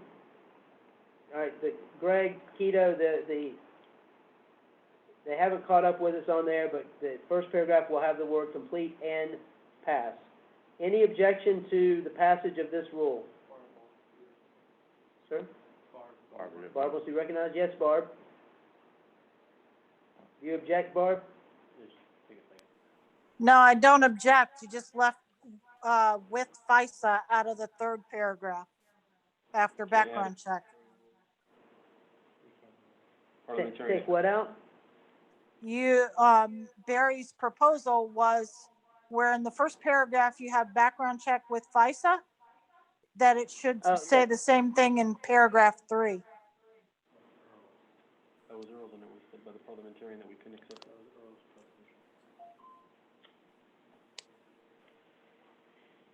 Earl's. So, Maurice, if the with FYSA is modifying background check, can we do that? No, I heard whoever is in the room with you there, they said that I had made that statement earlier that it wouldn't be allowed back when, I'm not sure, at the very, very beginning of the onset of the original amendments were desired. That was ruled out of order. Okay. So we cannot add the words with FYSA in paragraph 3. No. Okay. We will leave it as is. I restate that ask unanimous consent to approve this motion, this motion, or this rule change as amended. Any objections to the approval? Point of information, Mr. Tianich. No, Mike Hyatt. Oh, Mike Hyatt, sorry. Mike Hyatt, go ahead.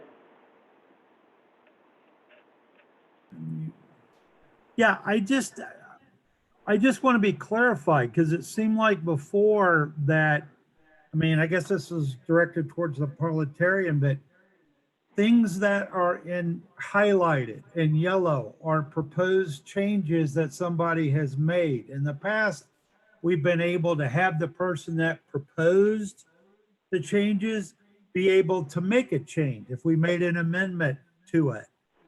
I was under the understanding that we could make a change to something that is highlighted, but if we wanted to see something that's in black, that we couldn't do that, which I understand. So just correct me and get me on the right path, because I think we should be able to add complete and pass in both places.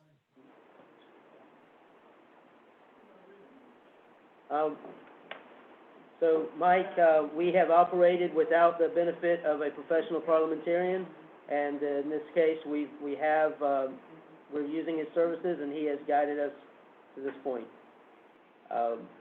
So he has been listening the entire time, and he has ruled as is required under Robert's rules. Tom Tianich, you have a point of information. Thank you, Mr. Chairman. Without saying we have hired a parliamentarian, which I understand we did, if we allow to change yellow, and back to what Mike just said, adding and pass in the yellow section, it's the same as adding with FISA, which is also in yellow section. We're not saying parliamentarian is right or wrong. I'm just asking for some consistency and guidance, because between the word check and period, it's still yellow. So you should be able to add yellow there when you're also adding yellow and pass in two different locations. Mike, I think that's what you're asking, and without being, without saying we did it wrong in previous years, which I understand, can we please at least find out what we're gonna do next year? As chair, I've ruled with the guidance of the parliamentarian on both cases. My decisions are as they are. Okay? I see your animation, Tom, but that's where we are. I've asked twice if there's any objection to the passage of this rule. Seeing no objection, the rule is passed. I will take a personal point, and I will advise that I unfortunately has to catch a flight at 7:15 in Tampa. It is raining severely outside. I must depart this call. So there's one rule change left, and it probably is not one that's going to go gently into the good night. Therefore, I am going to hand off the moderation of the rest of this meeting to Mike Flood, and he is going to walk you through the remainder rule change and adjournment. Before we go, Tom Tianich has appealed the chair's decision. Maurice, if you'd like to call me and we can deal with this before I leave, I'll be happy to take your call. Or if you want to advise in private chat.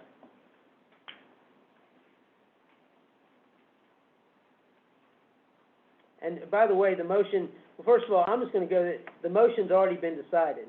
It's passed. Going back and appealing my decisions at this point have no importance. But one moment.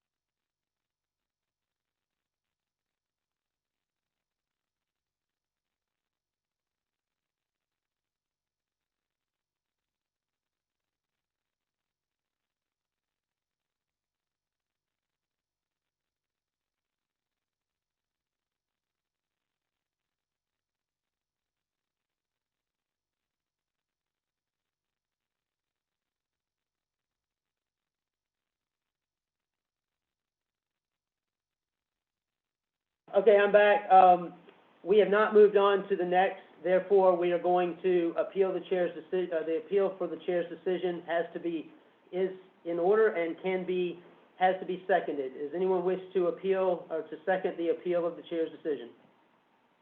We have a second from Terry Moriarty. The appeal, we will go ahead and do the appeal. Under the rules of Robert's rules, every member certainly can debate this, but they can only be recognized once. I will simply say that I made my decisions based upon the advice of our parliamentarian, and that I agree with it. He has been a tremendous asset to me through this process. Wish I'd had him last year, and I believe that the decisions were proper. Tom Tianich, since you appealed the decision, you're recognized to speak. And I really need to get on the road, so I'm going to join by phone, and I will continue this conversation as best I can. But I'm going to turn this over to you to finish. Mike Flood, you're going to moderate this section. Yep. And I would say to Maurice Henderson, if you would please communicate with Mike Flood via chat, as you've given me support, if need be. And again, I will go on the phone only. Thank you. Go ahead, Tom. Thank you, Mr. Chair. Well, we all wish we had a plane to catch so we can get out of here.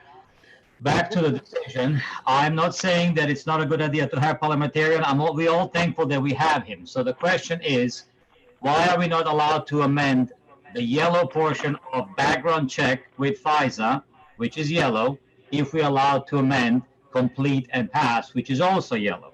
All we are asking is for consistency between 4041 first paragraph and the last paragraph, both of which are yellow. I'm not asking to cancel 50-mile rule. Just follow the same what we have followed until now. If there is an actual reason why we cannot, then can the parliamentarian please tell us what is the reason? They're both yellow. Maurice, can I ask you to respond to that, or I'm not really sure of the reasoning.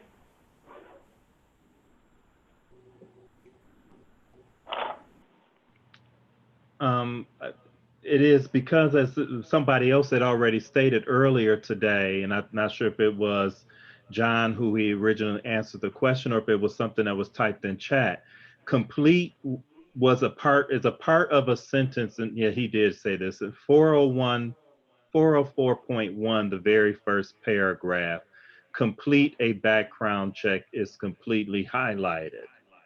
Therefore, that is why the words "in past" were allowed to be inserted there. And so therefore, and he made the statement as well that since it was up at the top, it would be changed in the, third paragraph as well.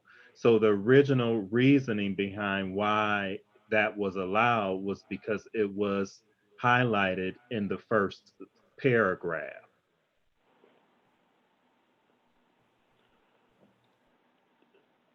Go ahead, Jeff. Can you recognize Jeff? Going along with that logic, though, the question that I have is background check with FYSA is also highlighted in yellow. So why wouldn't that also transfer down to the third paragraph?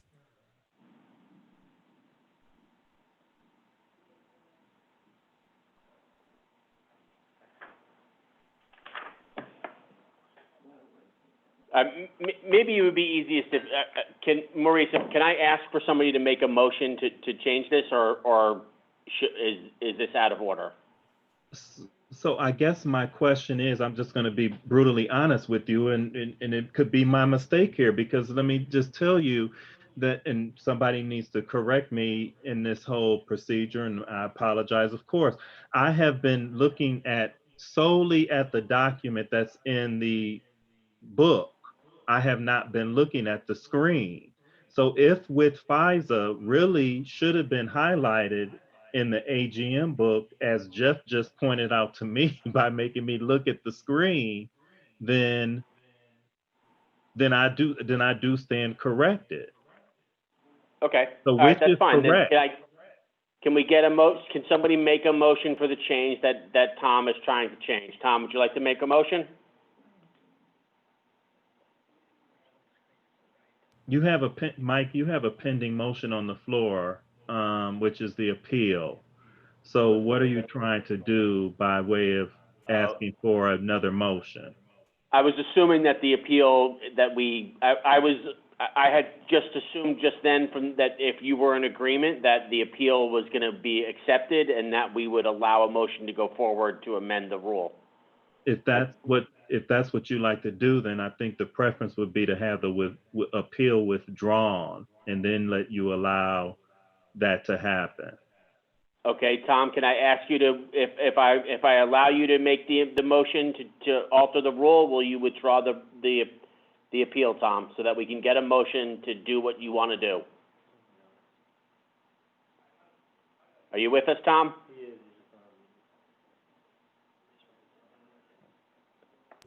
Thank you for recognizing me. So yeah, I will remove my appeal. This was not my motion. I'm sorry. I apologize to the person who added with FISA. This was already added by somebody else earlier, and then it disappeared. So this was never really my motion. Again, I apologize. I don't know who you are, but somebody added with FISA, and then somehow it didn't happen. Okay. So All right, so Tom removed the appeal. Would somebody like to make a motion? I make the motion to add with FISA at the end of the sentence. All right, Chris Ellison has made the motion to recognize with FISA, as we have multiple seconds. Can I get anonymous consent to adopt this change? Unanimous. Unanimous consent? Are you doing that? Sorry, I have a little word. I'll give you a couple seconds if there's anyone that objects to this unanimous consent, then please let us know. Otherwise, we're going to accept this as added. All right, seeing no objections, we will add that. Now, Maurice, do we need to re-vote on this, or we can move on?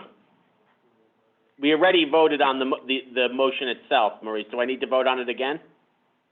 The rule, I mean. For safety's sake, I would.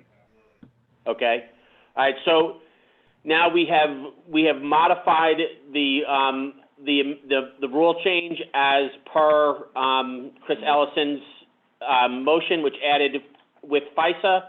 So can I ask for unanimous consent to pass the rule change as it has now been modified? Again, I will give 30 seconds to anyone that has a problem. All right. Can we edit the screen?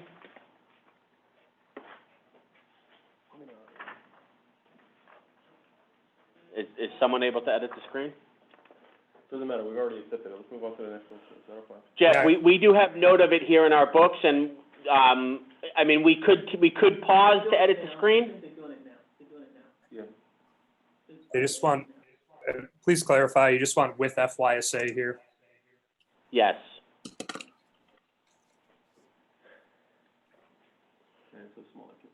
It's with FYSA as shown. Again, I will give 15 seconds for anyone to object to unanimous consent for this this rule change.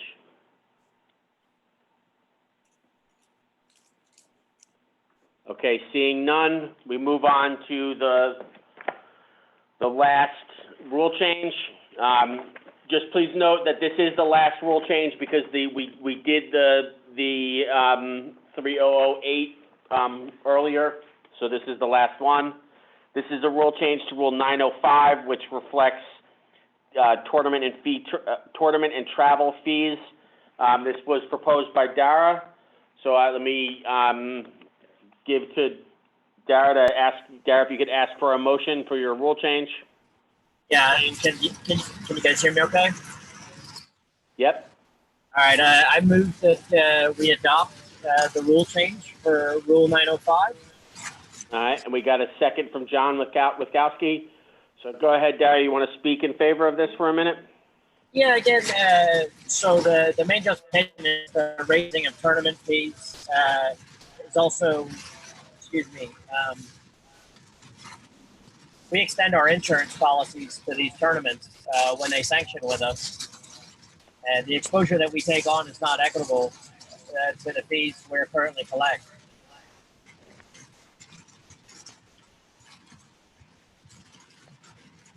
All right, is that all you want to say? Okay, so is there anyone that would like to speak against this?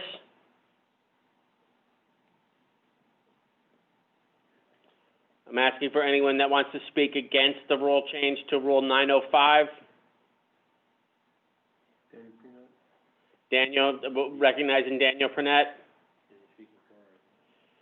I'm assuming you're speaking against Daniel, correct?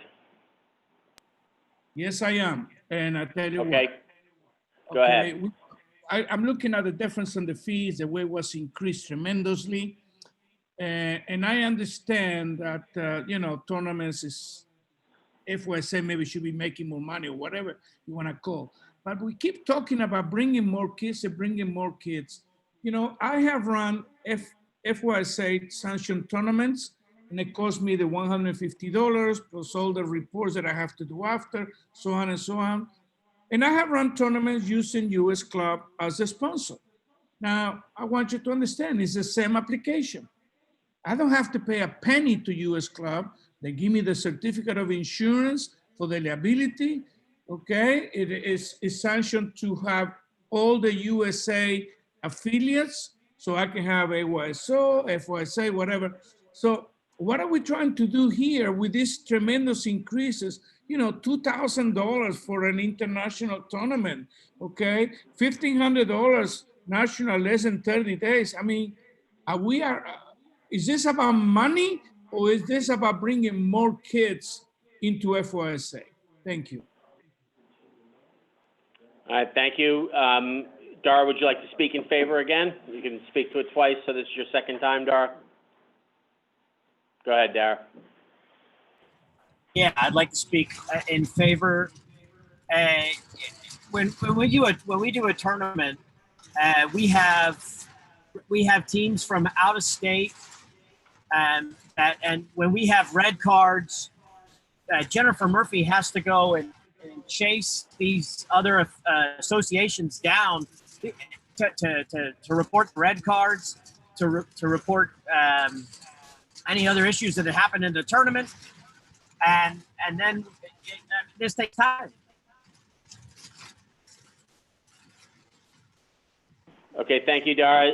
Tom, you can speak against if you want.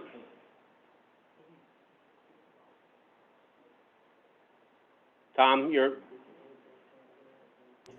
Thank you, Mr. Chair. There are two problems here, and one of them already Danny said. All this is going to be is offloading the cost of, increasing the cost of the tournament and passing it down to the kids and parents. And I'm sorry to say, but the board is hiding the loss of players within the state of Florida behind the 15-mile rule. That's not the reason why we're losing players. This is the reason why we're losing players, because we are doing the wrong things for the wrong reasons.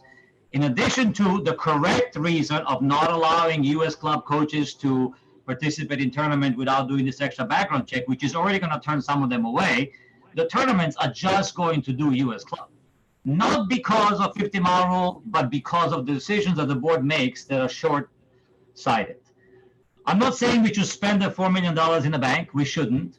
I'm not saying that the tournament costs cannot be maybe changed, but is this kind of decisions which are not properly thought out and who is really going to pay for them, that's going to end up costing us players and clubs and now tournaments. And listen, maybe we should have less tournaments, but we're not going to have less tournaments. People are still going to go and play tournaments instead of leagues. So I'm against this, not because I don't think we should cover our expenses. We should. But do we even have a financial calculation as far as what the cost versus income for these tournaments is? And I don't think we do. So I hope that we defeat this, not because it shouldn't be addressed in the future at some point, but it has to be addressed carefully because we keep doing things that hurts our own teams and players and affiliates. Thank you very much.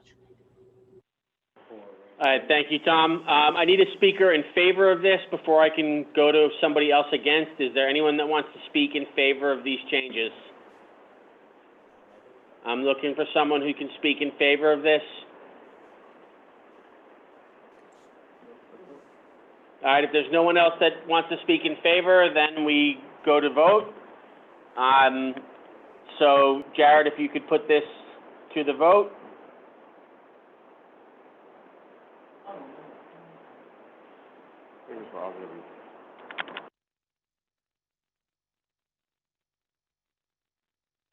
Oh, yeah, what am I talking about? Yeah.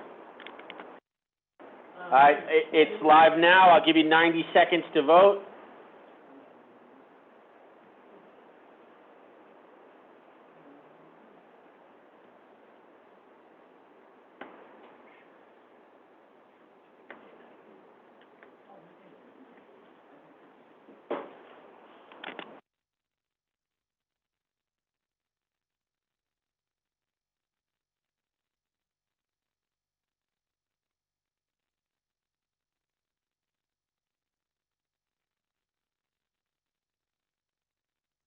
So if you vote yes, you are voting to adopt the new fee schedule. If you vote no, you are voting to maintain the old fee schedule.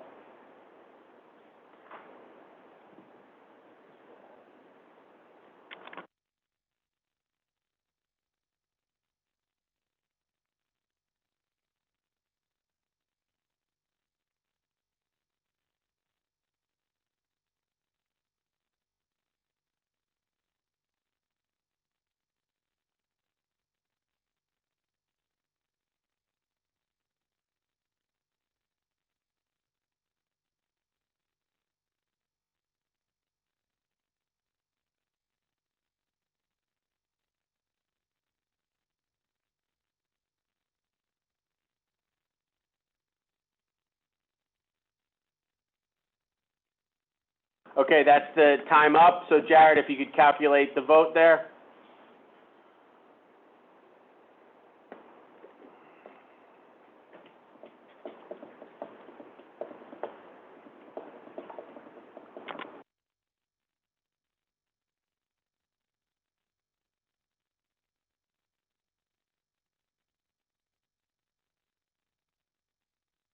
Yep.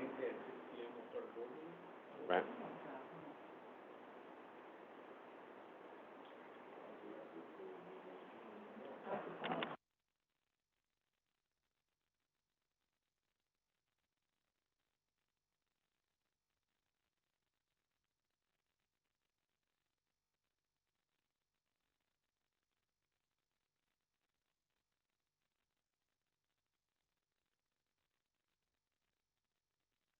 Seven against, 450. Okay, so this fee change has been voted down. All right, so, and I see John Stacy wants to be recognized from his car. Can we unmute John? I don't think he's muted. Yeah, I think he is.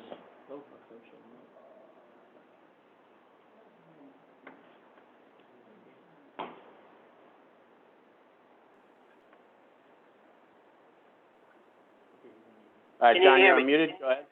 Yep, we can hear you now. Can you hear? Yep. All right, thank you. I just wanted to clarify in the event that the vote was close that we need to make sure we attained at least the votes necessary to pass. Unless there is objection, I would like to move us to go to the game and finish out this meeting at least somewhat properly. As long as my audio is clear, I would ask that I open the floor up for go to the game. And I would ask, Jonathan to please help with unmuting folks. If you'd like to say something for good.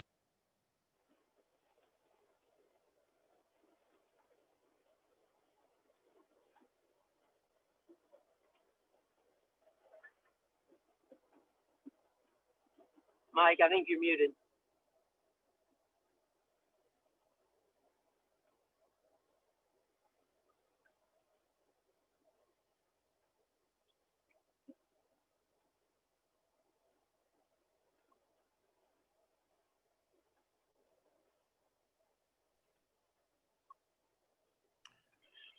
Am I allowed to talk? Yes, you're live. All right, this is Juan de Brigard, DOC of the Florida Hawks. For the good of the game, I suggest that when we get this information about the rule changes, I think there is plenty of time in general to bring up the written suggestions or the proposed amendments to the amendments that would save us a lot of time in this occasion. I recognize to FYSA that organizing this AGM in a virtual manner must have not been a very easy task, and I am thankful that it could happen. And for the good of the game, I think that we have made a very wise decision today electing Kai Velmer, and I suggested we get around him, the soccer people, so that his board does the correct thing, so that we never have to hear again that I am just one person of the board and I cannot make those decisions. You guys have a great night. Thank you, Juan. Anyone else to be recognized?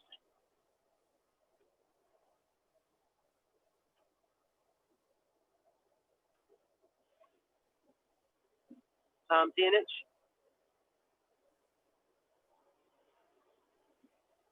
For the good of the game, I want to apologize for everybody for being 5:44.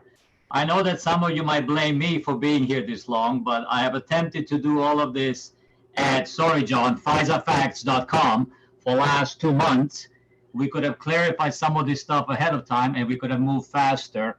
And I do agree with Juan that if next year we have a live document where the makers of the amendments, as well as those who have typos, or especially now that we know that due to parliamentarian reasons, we can't even correct typos, I think we need to find a better way of amending our bylaws rather than asking the board to do it at the end of the, out of the session or waiting a whole nother year. So I hope with Kai's help, Kai's guidance and the rest of the board will help us in make these meetings move more smooth. Thank you.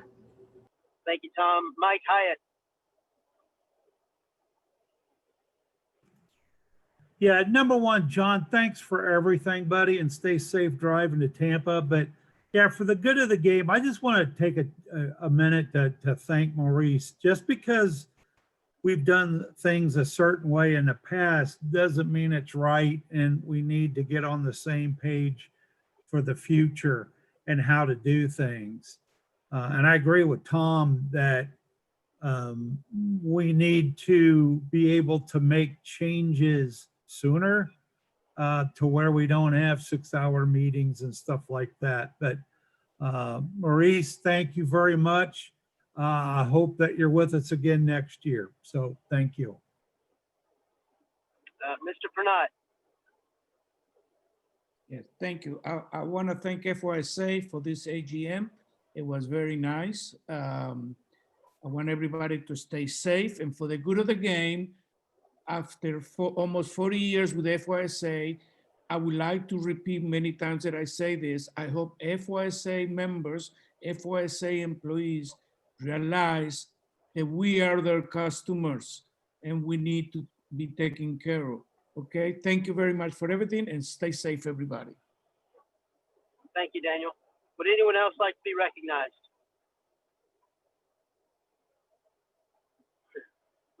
We have a motion to adjourn. Before we do, I would like just to say one last time, thank you to everybody. It has absolutely been a pleasure to serve this board for this many years in this organization, and I will miss being president. As my last, I will accept the motion to adjourn. I will remind that the custom is that the new board of directors will meet, and unless Kai Velmer, unless you say otherwise, generally it's about a 10-minute turnaround, but the folks can stay on and continue the meeting in public. Unless Kai, can you chime in? Can someone unmute Kai?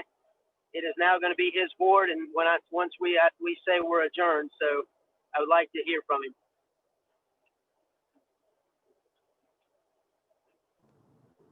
Kai?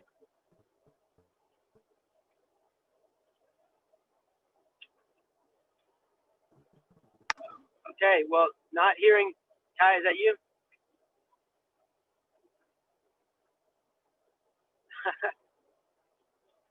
All right, well, then not hearing from Kai, to the board, the new board members, I don't know, I will leave it to Joel, I guess, to coordinate with Kai on whether you guys will will hold your meeting.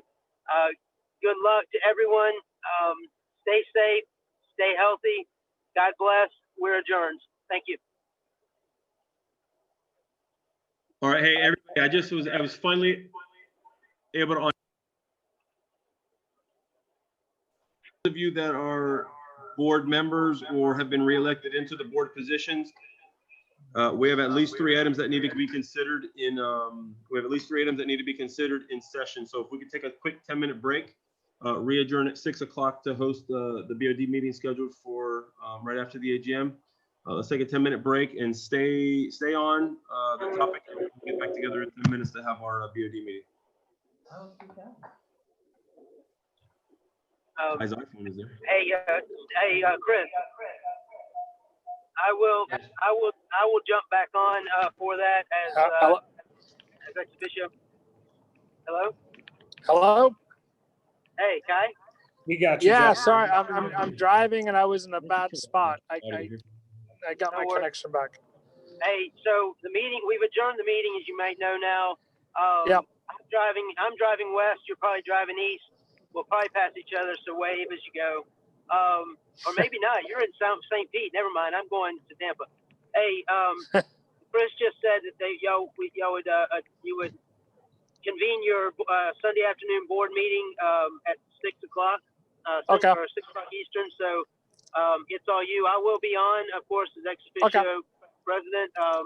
I'm gonna call my wife. She's love to hear from me, I'm sure.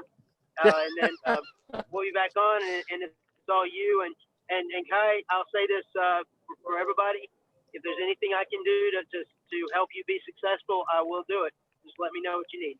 I appreciate it, and I will be calling you for sure. So. All right. That's and be safe and out there. But I'm not. It's still raining. Yeah, it's still raining. I'll be on at 6. Talk to you soon. All right, and great job by the way today. I know it was difficult, so good job. It was interesting, no doubt. Thanks. Yeah. All right. Bye. Hey Kai, what do you want to do with all the other people on the call? Do you want to just leave everybody on? We can kick everybody off and push them. No, they can. They can. Stay, I mean, for the sake of transparency, like to keep them on. Do you want me to allow them to unmute themselves to be active participants in the board meeting? No, because it's going to be a quick.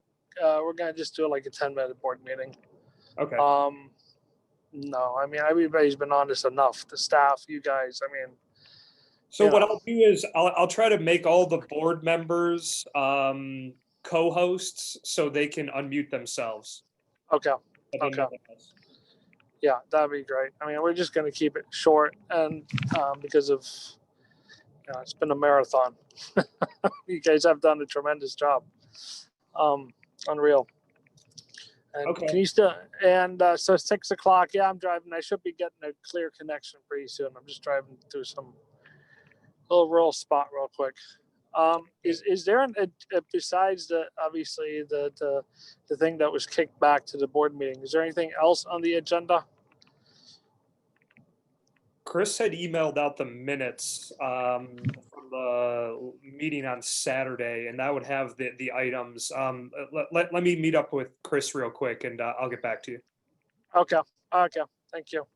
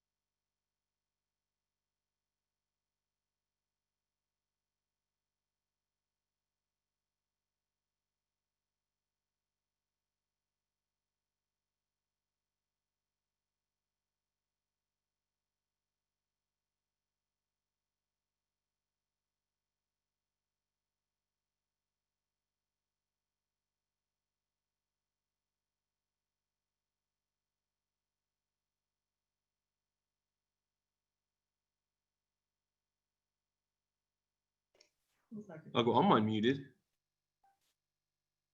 So I have,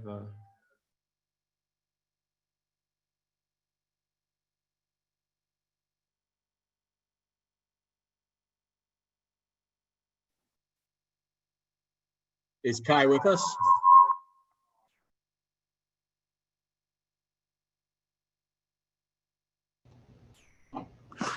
Hello? Hello?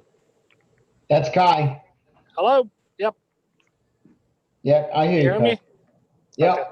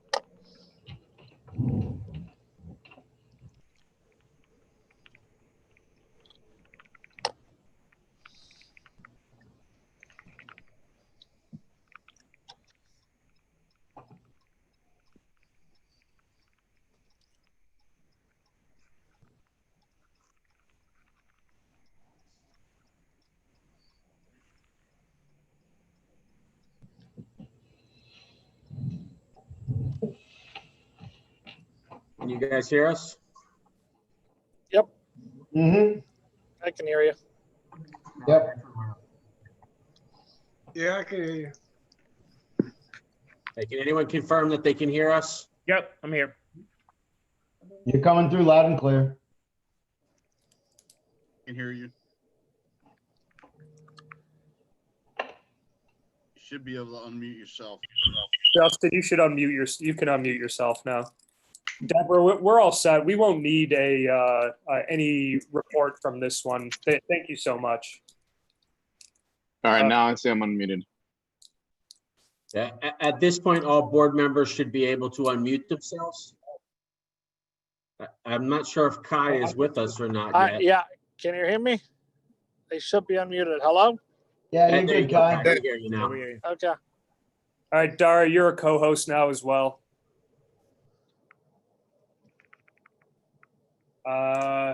Thank you, Joel. You're in the car driving on your phone, right?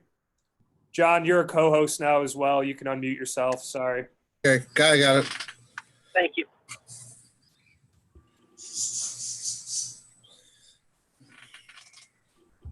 You can take off the jacket now, Joel.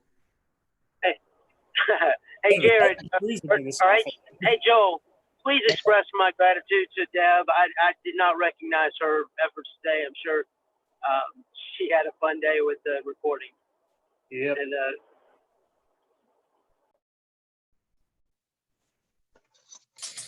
All right, I think I got everybody on, or as a co-host who should be. Okay. We good to go? I think so. Yep. Okay, what did, before you get going, Joel, was there an agenda or is it still the same? It's, the one item. Chris emailed it just now to everybody. It's the FYSA Bucks renewal is the first item of business, if you want to do that. Then we've got the 15-mile rule discussion, and then the two affiliations that were postponed until today. Okay. Okay. Well, before we get started, I just want to say to John and Joel and the board members and staff, unbelievable job today. What a marathon. But everybody got it done. It was, for me, I've never attended a virtual AGM, and I thought with all the challenges that were faced and presented, that FYSA was well represented and did an outstanding job today. And I would imagine, and most of the membership, I was impressed as well, stayed on for the long haul, which was fantastic. Obviously, as president, go ahead. Can you hear me?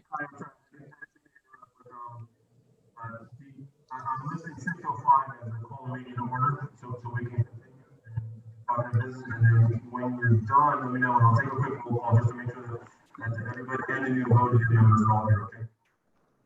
Mike Flood, we can't hear you at all. I can't. Sorry about that. Go ahead. No, I was just saying, I'm going to list 605 as the call the meeting in order time. That's about when you start talking, but when you're done, let me know, and I'll just take a quick attendance of all the board members and the new current board members that got. I can't. I think that's Chris talking on Mike's phone. So I can't hear anything. So Kai, you just said that, finish your opening statement, Kai, and just remember that Chris needs to take attendance. That's all he's saying. Yeah. Okay. All right. Yeah. Let me just get going. Yeah. So let's move forward with attendance. We've been on this now for 7 hours. You have to yell, Chris, loud. All right, guys, so we're going to make this real quick. Kai, you're on. I'm on. Justin Woodland. Yep, I'm still on. Derek. Chris, you're very muffled, man. I can't hear a word he's saying. Yeah. Wow. Okay. Yeah, turn your mic off. Let me turn my mic off. Turn your mic off. Hey, Chris, if you want to come down to my office, maybe we can just sit next to the same laptop. There we go. Actually, I am muted. Can you guys hear me now? Yeah. Now you're better. All right, there we go. So that's a lot better. All right, so Kai's here, I'm here, Justin's here. Dara, are you there? Yeah, I'm here. Yeah, she's there. Okay, yeah, I see Greg. Greg Zach? Yep. Greg's there. Mike Flood? Yep. Yeah, you were right there in front of me. Alice, you're here. RVPA is vacant. RVP, Mike Goodman. Yep, I'm here. Mike, I see your name there. Can you Yep. hear us? Yeah, I can. I don't know if he can unmute himself. I see him though. Mike Connell, I see you there in the picture. Sandy, are you still on? I think she had to step away. I can see Mike, but I can't hear him. Yeah, I can hear Mike, but Sandy stepped Sandy, off. anybody see Sandy on? No, I think All right, Russell? she had to step away in the chat room. Carlton? Yeah, I'm still here. Russell's on. Carlton. Mike Soroka. Yeah, I'm here. Yep. Mike's on. Perfect. Eddie Merlet. Is Eddie on? All right. John Mukowski. Yep. John's here. Ed Kinsey. I'm here. Thank you. Ed's on. Ed's on.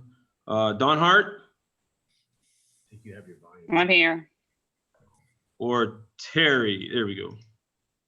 And I think Terry's that's exactly on, what's going on here. I got my volume turned off. Terry can't unmute. There we go. All right. So I got you. So I'm only. I didn't hear from Eddie or Sandy. Did either one of them chime in? Sandy sent a text. Okay. All right. So she's on. We just can't hear her. No, she's not in. She had to leave, I think. Oh, okay. All right. All right. So I've got attendance and we have a quorum. Okay. I call the meeting to order. It is Sunday, August 9th. Hey, Kai, Yeah. please record presence as past president, please, on the agenda or on the official record. I got you, John.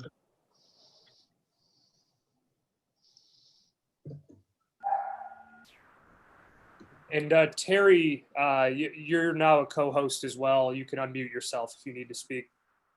Well, thank you. I thought maybe I was removed from the board. Sorry. Hey, Chris, all I got, hey, And Chris, thank all I you. got was pictures. I didn't get any kind of agenda. And my No, we thanks, need- and my thanks to John on his way to Tampa for getting me unmuted. I had no other access. Yeah. Just to answer Greg's question real quick, there's only two specific topics that we postponed from the previous meeting that needed to be pushed to this one. One was the affiliation request for Idea Sports and Golden Corral Sports, and then, or Golden Goal Sports, excuse me, and then FYSA Bucks. And I know some people had asked me to put on the agenda about talking about the 15 miles. So those are the three things that are on there, aside from, you know, whatever else that we want to discuss. But we kind of cut Kai off twice here now, I think. So let's turn the floor over to Kai so he can say what he wants to say. And I apologize. Sorry about that. All right, now trying to call the meeting to order on Sunday, August 9th at 6:11. Is my time. Do we? I would imagine the minutes from there was a board meeting right on Thursday, so we need to approve the agenda and the minutes. We just had the board meeting yesterday. I have not sent the corrected minutes out to everybody yet, so we can do those minute approval on 8/18. Okay. And then first on the list is then the hold on, my connection's not that good, but I'm hearing it was the FYSA Bucks, correct? Yes. Yeah, correct. Yeah, we forgot to renew the program in our last meeting. So it's kind of simple, straightforward. We're not really doing much with it, but we want to just go ahead and make a motion to continue the program for this season. I'll make a motion to continue the program. Second it.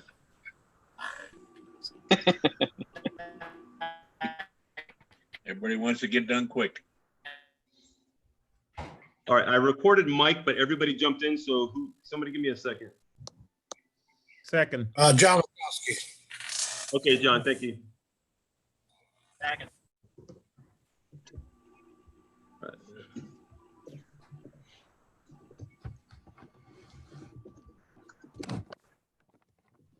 All right, so I've got the Mike Connell makes a motion for a new FYA program for 2020/2021 season.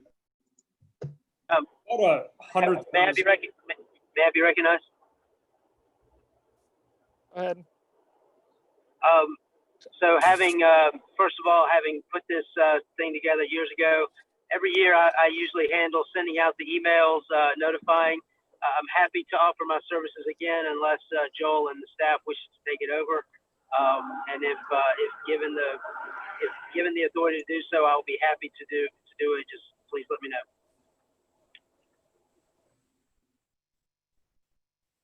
Thank you, John. That'd be fine with us from a staff perspective. That's for sure. Yeah, I agree. And I was going to make the point that just so everybody knows, it's about $100,000 or so, I believe, is in the budget for it. It's a fairly significant amount.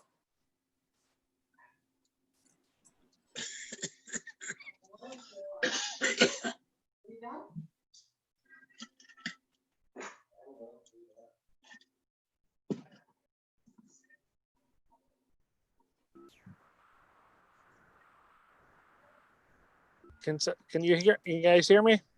Now we can. Yep. Okay. Yeah, it's not coming in good. But on the 15-mile rule discussion with today's vote. Kai, hold on 1 second. Right, I was trying to talk and the mic wasn't on. I was just saying that we have a motion on the floor to renew the FYSA Buck program for 2021. Motion by Mike, seconded by John. We just need a vote. Oh, sorry. Yeah. All in favor? Aye. Aye. Aye. Perfect. All right. Any nays? Nope. Approved. All right, so what we have, so there's two other items on the agenda, Kai. One is about the reaffiliation, or excuse me, the new affiliation for Idea Sports and Golden Goal Sports. We had delayed those from yesterday's meeting to today because we wanted to get a ruling from the membership on what they wanted to do with the 15-mile rule. Because I think with, and Joel, correct me if I'm wrong, but the Idea Sports, right, they had somebody against it. Correct. Both of these applicants did. Right. So I don't know if you, I think it might be appropriate to have our 15-mile discussion first here before we vote on them again, and we'll save that to the end. That's usually what we do in most of the meetings. Usually the affiliation is one of the last things at the end that we do before we adjourn, so. Yes, I agree with Chris that we should have that discussion first. Okay. Now, on the discussion on the 15-mile rule of the vote that was done today, obviously, from the way I understand it, is the region where that for the affiliation comes from. The majority of the clubs have to favor and have to vote in favor of the affiliation to be accepted if it's within the 15-mile parameters. Is that correct? Right. The way Danny Prenot wrote that rule change is it looks like, and we passed that one. That's the only one that did pass, as a matter of fact. But it looks like, and Mike's going to the exact wording, but I think it just believes that they need to receive the majority of the clubs that are within the 15-mile rule in order to pass. Like right now, or the way that it was, is you could have 10 clubs there, and as long as one objected, we wouldn't even take it up. It would be automatically denied. But I think the way that he wrote it, Mike, what did he say on there? It has to be the majority. There's a majority. Right. How many clubs are we looking at? 2. How many clubs in the area, though? Right. Yeah, that's a question that we might have to give Joel a minute to defer to. I'm not sure. Well, the problem is that under the previous rule, we sent it out, but we didn't ensure that we got responses from every one of them in the region. I think that this changes things, and we may want to reach back out. Some clubs, knowing that one said no, may have not responded. I agree, Joe. Is that something that the VP for the area can do? Sure. Mike?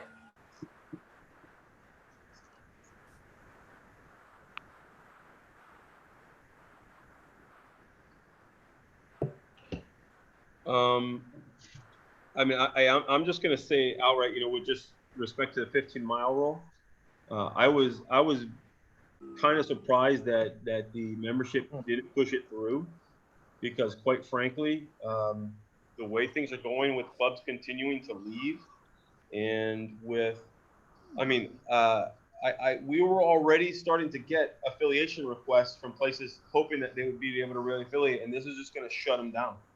This is going to completely shut them down. So yes, it definitely will. I mean, I know that the membership just made that decision, but the board can make other decisions. That's got to be ratified at the next board of directors meeting. And I know we just had a vote, but I don't know. Guys, we also need to go back to the conversation we had back in July that it was stated it was a conflict of our own bylaws, and then now we have 2 letters from the federation stating the exact same thing. So, are we going to continue to fly against that recommendation and then end up having to go to court and spend a god-awful amount of money defending this that we're going to lose? That we're being told right now that we have no support from our hierarchy of U.S. soccer. So, I mean, that's really the conversation that we really need to be having right now. Yeah, because like I said, if we go to bat with this, we will lose. And we will spend a ton of money doing it. Well, I think there are better places to spend money than to go fight a battle that we're not going to win. Right, but I think we also should give the affiliates in the area the option. Like Joel said, we didn't really proceed with it. If we, hey, we need to know by such and such, and they don't give a response, I think that's a good point just to get their opinion on it. Here's the problem. The affiliates are not footing the bill for the lawyers. We are. Well, I mean, but isn't it from affiliation money, right? I mean, it's so not in a sense they are. I mean, and plus we're stopping other clubs from coming in, which is what we were fighting against in the first place. We want these clubs to come in, and now we're going to say, no, you can't, because we need a majority. Let's take the case of the Westlake affiliation. New municipality, new club. Every club around them said no. Yeah. Why? And Like the that's not invoking a welcoming presence for youth soccer, because they're not those kids out there. They're not driving. I mean, let's not say all of them, but majority of it is a 45-minute to an hour drive just for them to get back into town of east of where this complex will be. So it might push off people, and I can tell you right now, they will seek another affiliation that we're going to lose out to. Yeah. Yeah, Very and easily. so this is Mike Flada. You know, I am as strongly against the 15-mile rule as anybody else. But we have I believe that we have a fiduciary responsibility to the members. And if the members want to spend money to defend the indefensible, that's on them. I mean, I don't see how we just had a vote on it and then we ignore that. I agree with Mike. I mean, we can't just have a vote and then, I'm not in favor of the 15-mile rule myself, but I don't think it'd be wise right after the AGM to take the reverse action. I have a difficult time with. So I agree with what Mike's saying. I'm gonna go back to what I said on Saturday's meeting. When an affiliate comes into the office, instead of let the office get with the regional vice president, regional vice president get with the regional directors. Let them go out on foot and talk to the club, and then find the clubs that are denying. Did anybody go and talk to them? Let's go get the opinion on all this stuff, and then we could take that and make it at a meeting. Instead of having it go to the office, okay, yeah, we get it. 3 days, 4 days before the board meeting, and then we got to do all the footwork on it. Hey, guys, if I'm not mistaken, those clubs that deny, like the Westlake, they're not going to change their position because they're in direct competition with them. That's really the issue. The question is that the membership just voted on something, and how do we circle that to try to get the membership to buy into what we think is the right thing to do? That's really what we have to address. Well, let's be honest, the 15-mile rule, the people that are for it, it's because it's some sort of protection for them, right? Right. We are not offering any alternative protection or reassurances to our current members when we accept new members. We haven't proposed anything. That's if we proposed. We did. Actually, we did. Yep. Yeah. And it's not really was- something we can protect, really, when you think about it. We can tell them. Well, for instance, we benefits of it. cannot allow a new affiliate to set up shop on one of our member club's primary fields. Well, I'm gonna give you an example myself, because I'm in Port St. Lucie and I have a club that's less than a mile away from me. We actually share the field because they got so many numbers and we got so many numbers, and the park said you guys are going to share the field. That was the end of the discussion. So we share the field, and we share it amicably. There's no he said, she said, or you taking up too much space. We work it out. So it can't be always, well, you can't play on my field. Those fields belong to the city, the county, the government. If I'm not mistaken, did we not have a proposal to take some of the considerations to either a committee or address them and try to fine tune them so we can better present them to the membership so that we can get them to buy into the quote unquote protections that we have in mind? You're correct, Carlton. Yeah, Carlton, Right. let me address that for just a second. Okay, because thanks, Chris. In the meeting that we had yesterday, a motion was made to go ahead and look at the affiliation packet. Like, in other words, what's required for an affiliate. And one of the things that we basically stated in that motion is that the board of directors, I think, right, would make the decision, but basically taking in the feedback from all of the other clubs around, right? So within the 15 mile. So, so it still kind of leaves it that, clubs within 15 miles can still object to it, but we want to put the decision for affiliation into the hands of the board of directors. Because like I said, the way it is right now, if you have I'll just give you Dade County, right? you can't open a club anywhere without having 10 to 20 clubs within 15 miles of you. So you think you're ever going to get like even the majority to do it? You know, like if you have 10 clubs and you need at least 6 of them right now to say yes. And for competitive reasons and protecting their own space, they're not going to do that. Unless we put the reaffiliation into the board's hand, and you're right, we should put it to committee, we should develop criteria on it. But if we don't, then we're just going to have to keep getting affiliation after affiliation and just rejecting them. I think we need criteria in place, and we need to put it in soon, because these clubs deserve an answer from us, and we need to talk to the affiliates and make them see the benefits of it, because without it, we may risk the people that are against it leaving as well. Hey, Carlton. Yes. First of all, how many that club that you share the field with? How many players do they have in the club? No, it's not me. It's Russell. Russell's the one that shares the field. Okay, Russell. All right. Yeah. So how many players in that club that share? Well, they got 1,000 and we got about 1,000.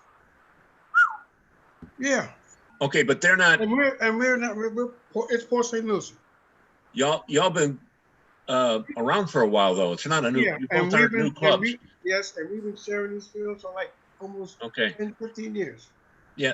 What in our region here, what we see a lot of one-offs where, you get a high school coach that wants to keep his team together. So he puts he tries to affiliate or put his own club together for 2 years, and then he's gone.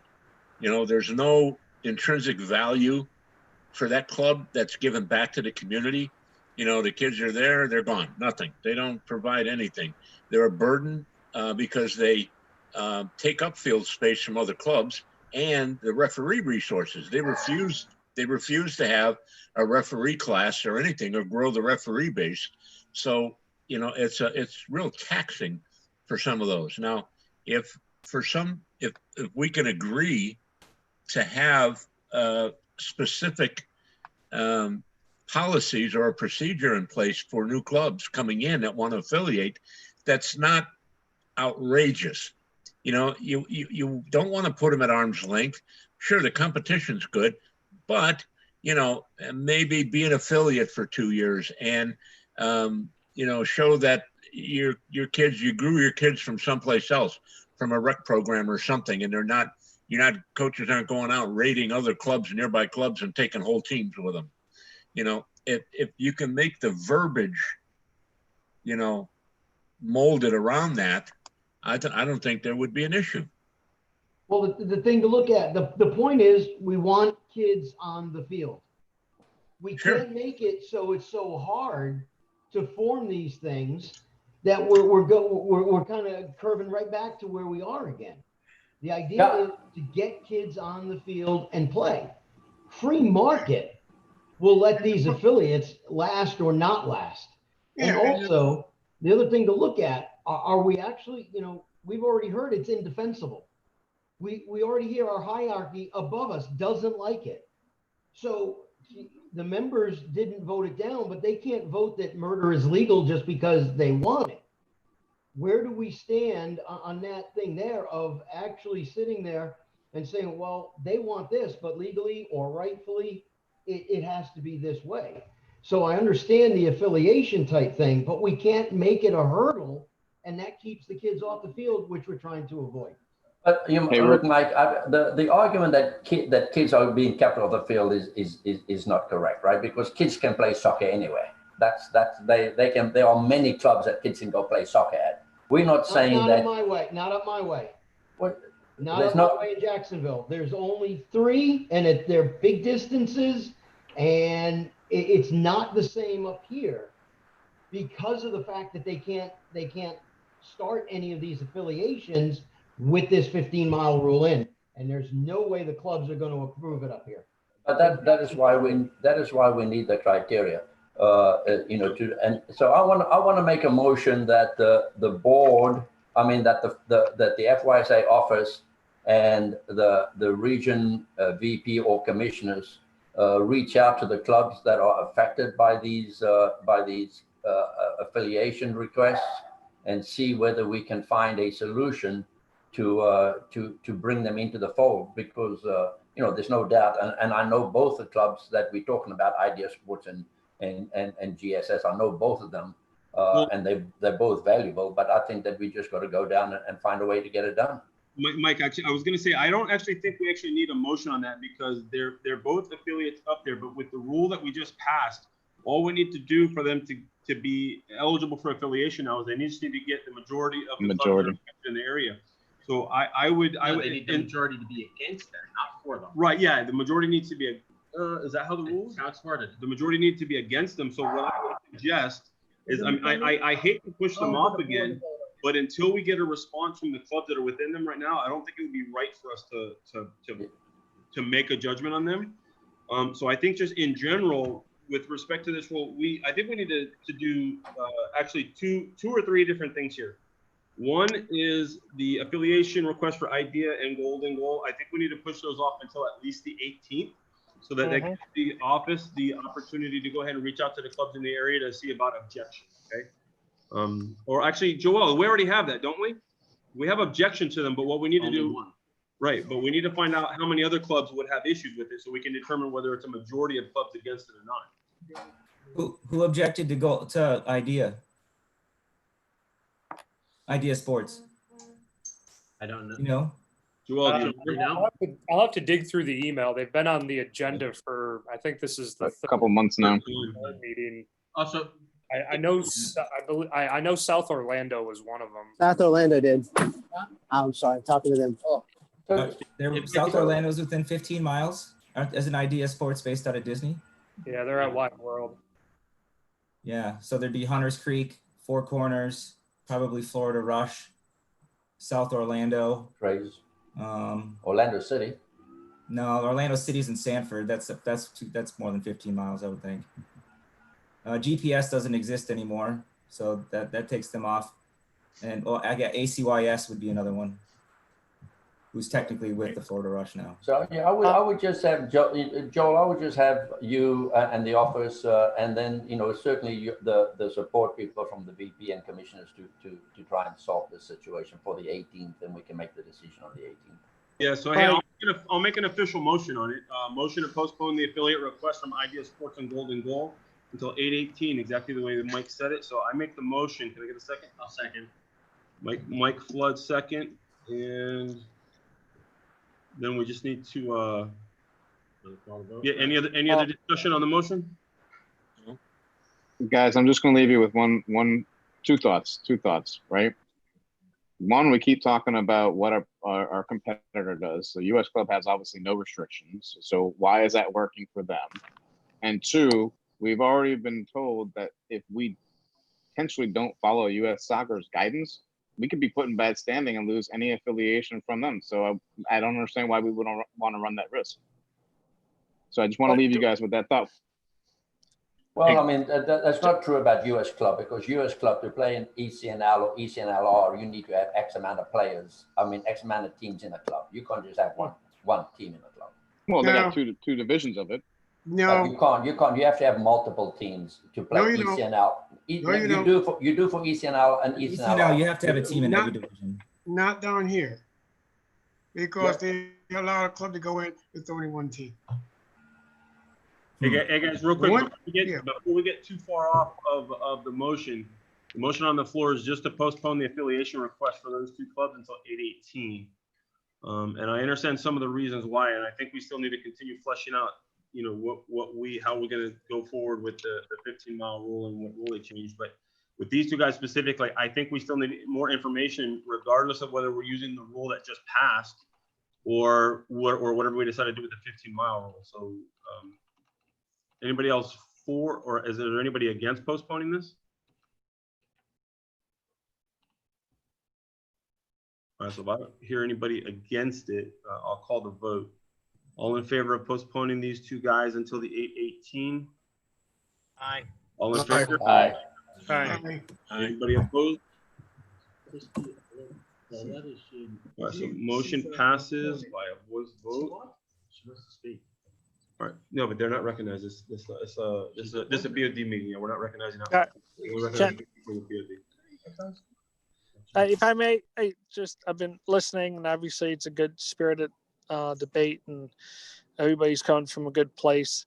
I did want to bring something up, and that's something that, just with last year as well, where we sometimes fall short. We don't mean to, I don't think, is that it didn't go over too well that the board took an executive step 2 weeks to the board prior to the board meeting. The same way when we did the bylaw rewrite, okay, where the membership didn't feel like that they were taking on this journey with us. They weren't included in the journey and in the feedback.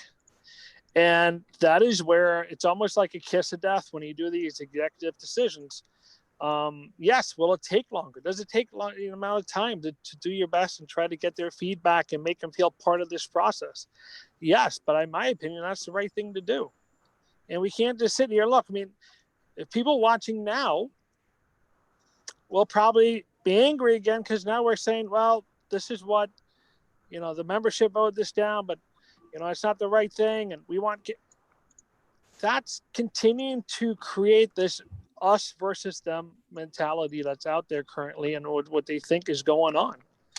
And I think we need to take a different approach and yes, it's going to take more work, but if you want to get them on board and look at us in a different way and that we become one as a team, yes, we're going to have to take a little bit more of time and more transparency and have more discussions, have the region VPs reach out.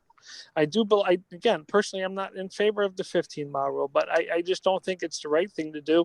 That 2 weeks prior to the AGM, that the board does an executive decision, and then is kind of bewildered maybe, or a little sometimes because they have this opinion that they don't trust the board or they're not happy with the leadership, they'll vote against it just because they took an executive decision.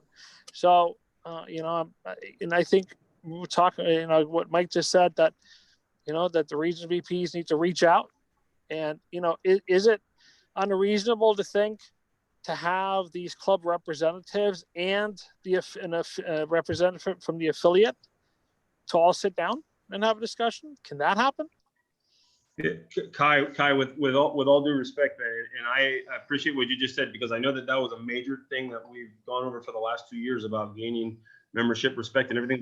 But there's so many people in the organization that have been trying to get rid of the 15-mile rule for the last 10 years, and it's not going to just go away. It doesn't matter how many more people you're going to talk to; they're going to continue to vote it down in their own self-interest, and their own self-interest is negatively impacting our ability to grow the game in Florida. If we wait until next year to try to put the rule change in, it's just going to get voted down again. It's just going to keep getting voted down over and over because it's not in their self-interest to allow competition near them. Hey, Joel. So what is there anything from U.S. youth soccer that will strike that rule down from them, coming from them?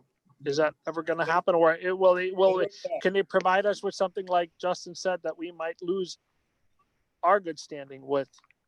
They wrote that letter that we displayed earlier, yeah, saying that it's not for the good of the game. I mean, we got it from both of our governing bodies. I didn't want to interject, but I want to just let everybody know that while only those 2 affiliates are pending right now because they've waited 30 days, there are 11 other new affiliate applications that'll be on the next board meeting. Not the 18th, but the next the next meeting after that's waited the proper 30 days. Yeah, so, but I believe the last board meeting we were going to get together and create the criteria for new affiliates, right? I mean, we were going to put that together. No, that's what Mike had suggested, the pushback to the clubs to be able to come up with their opinions as to why they shouldn't be accepted. And then put the decision in the board of directors' hands. Correct. We accept them. Correct. What I was suggesting. I tell you what, Joel has a great thing from Kansas that they used up in Kansas about when it's criteria, and it's not so it's a policy. If you want to become a new club, here's like 4 or 5 things on the policy side that you gotta meet. It was player numbers, I think, was it, Joel, and some other things. And I think I sent you an email. I sent him an email back of some things, and I think we shot some through our emails. Maybe we can shoot some things back and forth and throw them around. But it seemed like it worked up in Kansas, you know, and I think it was some good stuff. I don't know if everybody got that or not. Yeah, it was distributed with the information for the last board meeting, the policy that was out there. There was some discussion about requirement versus demonstrate that you've done some of these.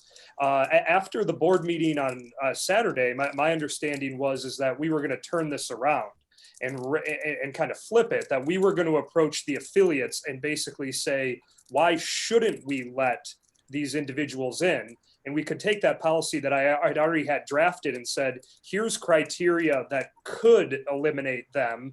Tell us, using that criteria that I distributed to other people, that tell us which one of these they don't meet and basically tell us why we shouldn't let them in. And then the board makes the ultimate decision. However, seeing what happened today, I'm not sure that that's in order. Also remember, for those of you who were on the initial call with the parliamentarian, Chris, I know you were on it. We still do have the conflict, right? I mean, there's still the conflict from the bylaws to the rules, which the parliamentarian advised that the bylaw always takes precedent. So frankly, I'm a little stuck on the issue. We're hearing from both of our affiliate or both of our governing bodies that they don't support it. We're hearing from a parliamentarian that the bylaw always takes precedent. That this body voted unanimously. The Rules Committee voted unanimously. But given the direction today of the membership, we are really in a difficult spot here. I think the membership does not get behind it because they don't understand what the real status of soccer is across the entire state. They're protecting their own little thing, and they don't have the big vision of what's going on around the rest of the state. We're losing or the nation clubs like crazy. I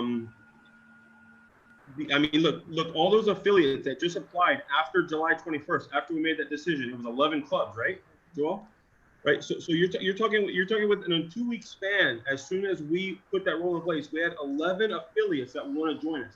There's people. But Chris, you can't say that because we don't know what they are. Are they one-team affiliates? Are they part of another club that jumped away and started a club? We don't know that, and that's why we need criteria. There's a few of them that are substantial. Yeah, but I mean, we need to know that, right? I mean, we don't know any of that stuff, so we need to look at it, and we as a board will evaluate them. If you don't mind, Kai, one more point that I'd make. I mean, and I guess it is specific to IDEA, and it does go back to what we were talking about with U.S. club soccer. Yes, there is criteria to get into certain leagues within U.S. club soccer, but IDEA Sports, for example, they've registered all of their players for the past 3 years with U.S. club soccer. They will take registration from anybody, but in order to get into a league, there are criteria. Hey, Joel. IDEA Sports is a perfect example of someone that we need in FYSA. We just have to go make sure that the people around them understand their value to not only to FYSA, but to their own environment that's around them. The people around them know that IDEA Sports is going to take the best players. That's what the people around them know. Are they part of that Sunshine Conference? But that's the other thing making this incredibly difficult is that they came to us as a prepackaged deal, right? From the partnership of MLS and U.S. Youth Soccer. It's again a really difficult decision. They're playing in the new Sunshine Academy Conference. They're going to have to register. I mean, I don't know how we get around it. Same way we did with Inter Miami, perhaps. I mean, I don't know. We were told by U.S. Youth Soccer that these are the clubs who are participating in it. Right, because they obviously have a higher priority than we do with the say so for that because of the national level. You're talking to DA, right? No, The no, new DA Sunshine anymore. DA. no, You're Sunshine. talking to Sunshine DA, not the Sunshine Conference. No, Correct. Sunshine. Yeah. Sunshine Academy Conference. Yeah. Sorry. Right, Yeah. that's what I meant, right, because I've seen in the package for one of those new affiliates where Jill writes an email to them inviting their 12s to play up into, to play their 12, now 13, to play in the Sunshine Conference. She's inviting them. Now, my question is, and there's no oversight there. I never saw that. It was Is it for the national portion of it though? SCO last year where they invited willy-nilly a bunch of subpar teams into, or into the FSCO. So and now that club is using that email from her as credence for them to be accepted as an affiliate. Greg, I'd rather talk with you offline about that. I haven't seen that. I'm not sure where that. The documentation was in the package, Joel, anyhow, but beside the point, the question I had for you though was, is the Westlake court case this week? Well, now that the 15-mile rule hasn't been defeated, we have until August 21st to file a response to the two. There's two. There's an AYSO as well as the Westlake grievance. Yes. We're now going to be spending an awful lot of money. I mean, this is going to take hours for us to formulate responses to them, and that doesn't even. That's only our response. We then have to go to the actual arbitration where we'll have to pay for our attorneys. We'll have to pay for the arbiter as well. $10,000 each minimum, probably more. Money down the toilet. Yeah. Money down the toilet. Let's put some procedures in place. That's what we're saying. That we can live with. That we can live with, and you can go ahead, like was done last year. You can go ahead and make this 15-mile rule go away for now until the vote comes around next year. But at least Can I speak, please? This is Mike Flood. Yeah, Mike's trying to say Go ahead, something. Mike. You know, we've gotten into just discussion here. We have an emotion on the floor, whether to push this to the 18th. And for one thing, these two people might be allowed in. These two clubs might be allowed in if the majority around them do not object. Look, I don't mean to be short, but I've been here since 9 a.m. and we're just having random discussion. Let's stay on the motion, please. We already postponed it. Here's the problem. Do we have enough time from the 18th to the 21st to draft in the response back? No, That's what we really need to be talking about here, guys. I understand time is of essence, but that seeks more of a priority. That's not a question for me. That'd be a question for our council. I can text Rob, but it's 7 o'clock on a Sunday. Yeah, I know you're not gonna get an answer. Can you let us know Monday what he says back about what kind of timeline so we can decide from there? Yeah, because we already went through this before. Most of the affiliates in that area are going to say no. But Westlake got 100% decline. Yeah. Yeah, Westlake got 100% decline. I think the AYSO one only had 2, so that one may pass. But I mean, I don't know with today's environment if that would change or not. But I could tell you that Westlake 100% failed. All right, Joe, we'll wait for you for Monday to get some of it. And then, you know, perhaps once we hear from you, then we can all exchange emails and conversations to speed up the criteria. Okay. Okay, and on top of that, talking about the criteria, I'd like to make a motion that we put that committee together by 8/18's board meeting, so we know exactly who's going to be on the committee, and that we only give them 30 days to come back to the board with a recommendation on that criteria. Because if we can't get some stuff together for that, quite honestly, I'm going to probably make a motion within 30 days that we rescind or that we go back to what we voted on in the 21st. And that'll give us the freedom to go ahead and make the decisions on this and other ones. But so the motion I'm making right now is that we put the committee together for the affiliation, re-affiliation rewrite, and that we have those board members in place by 8/18. Second. Okay. All in favor? Aye. Aye. Aye. Aye. I would like to be on that committee. I think you're heading the committee. Yeah.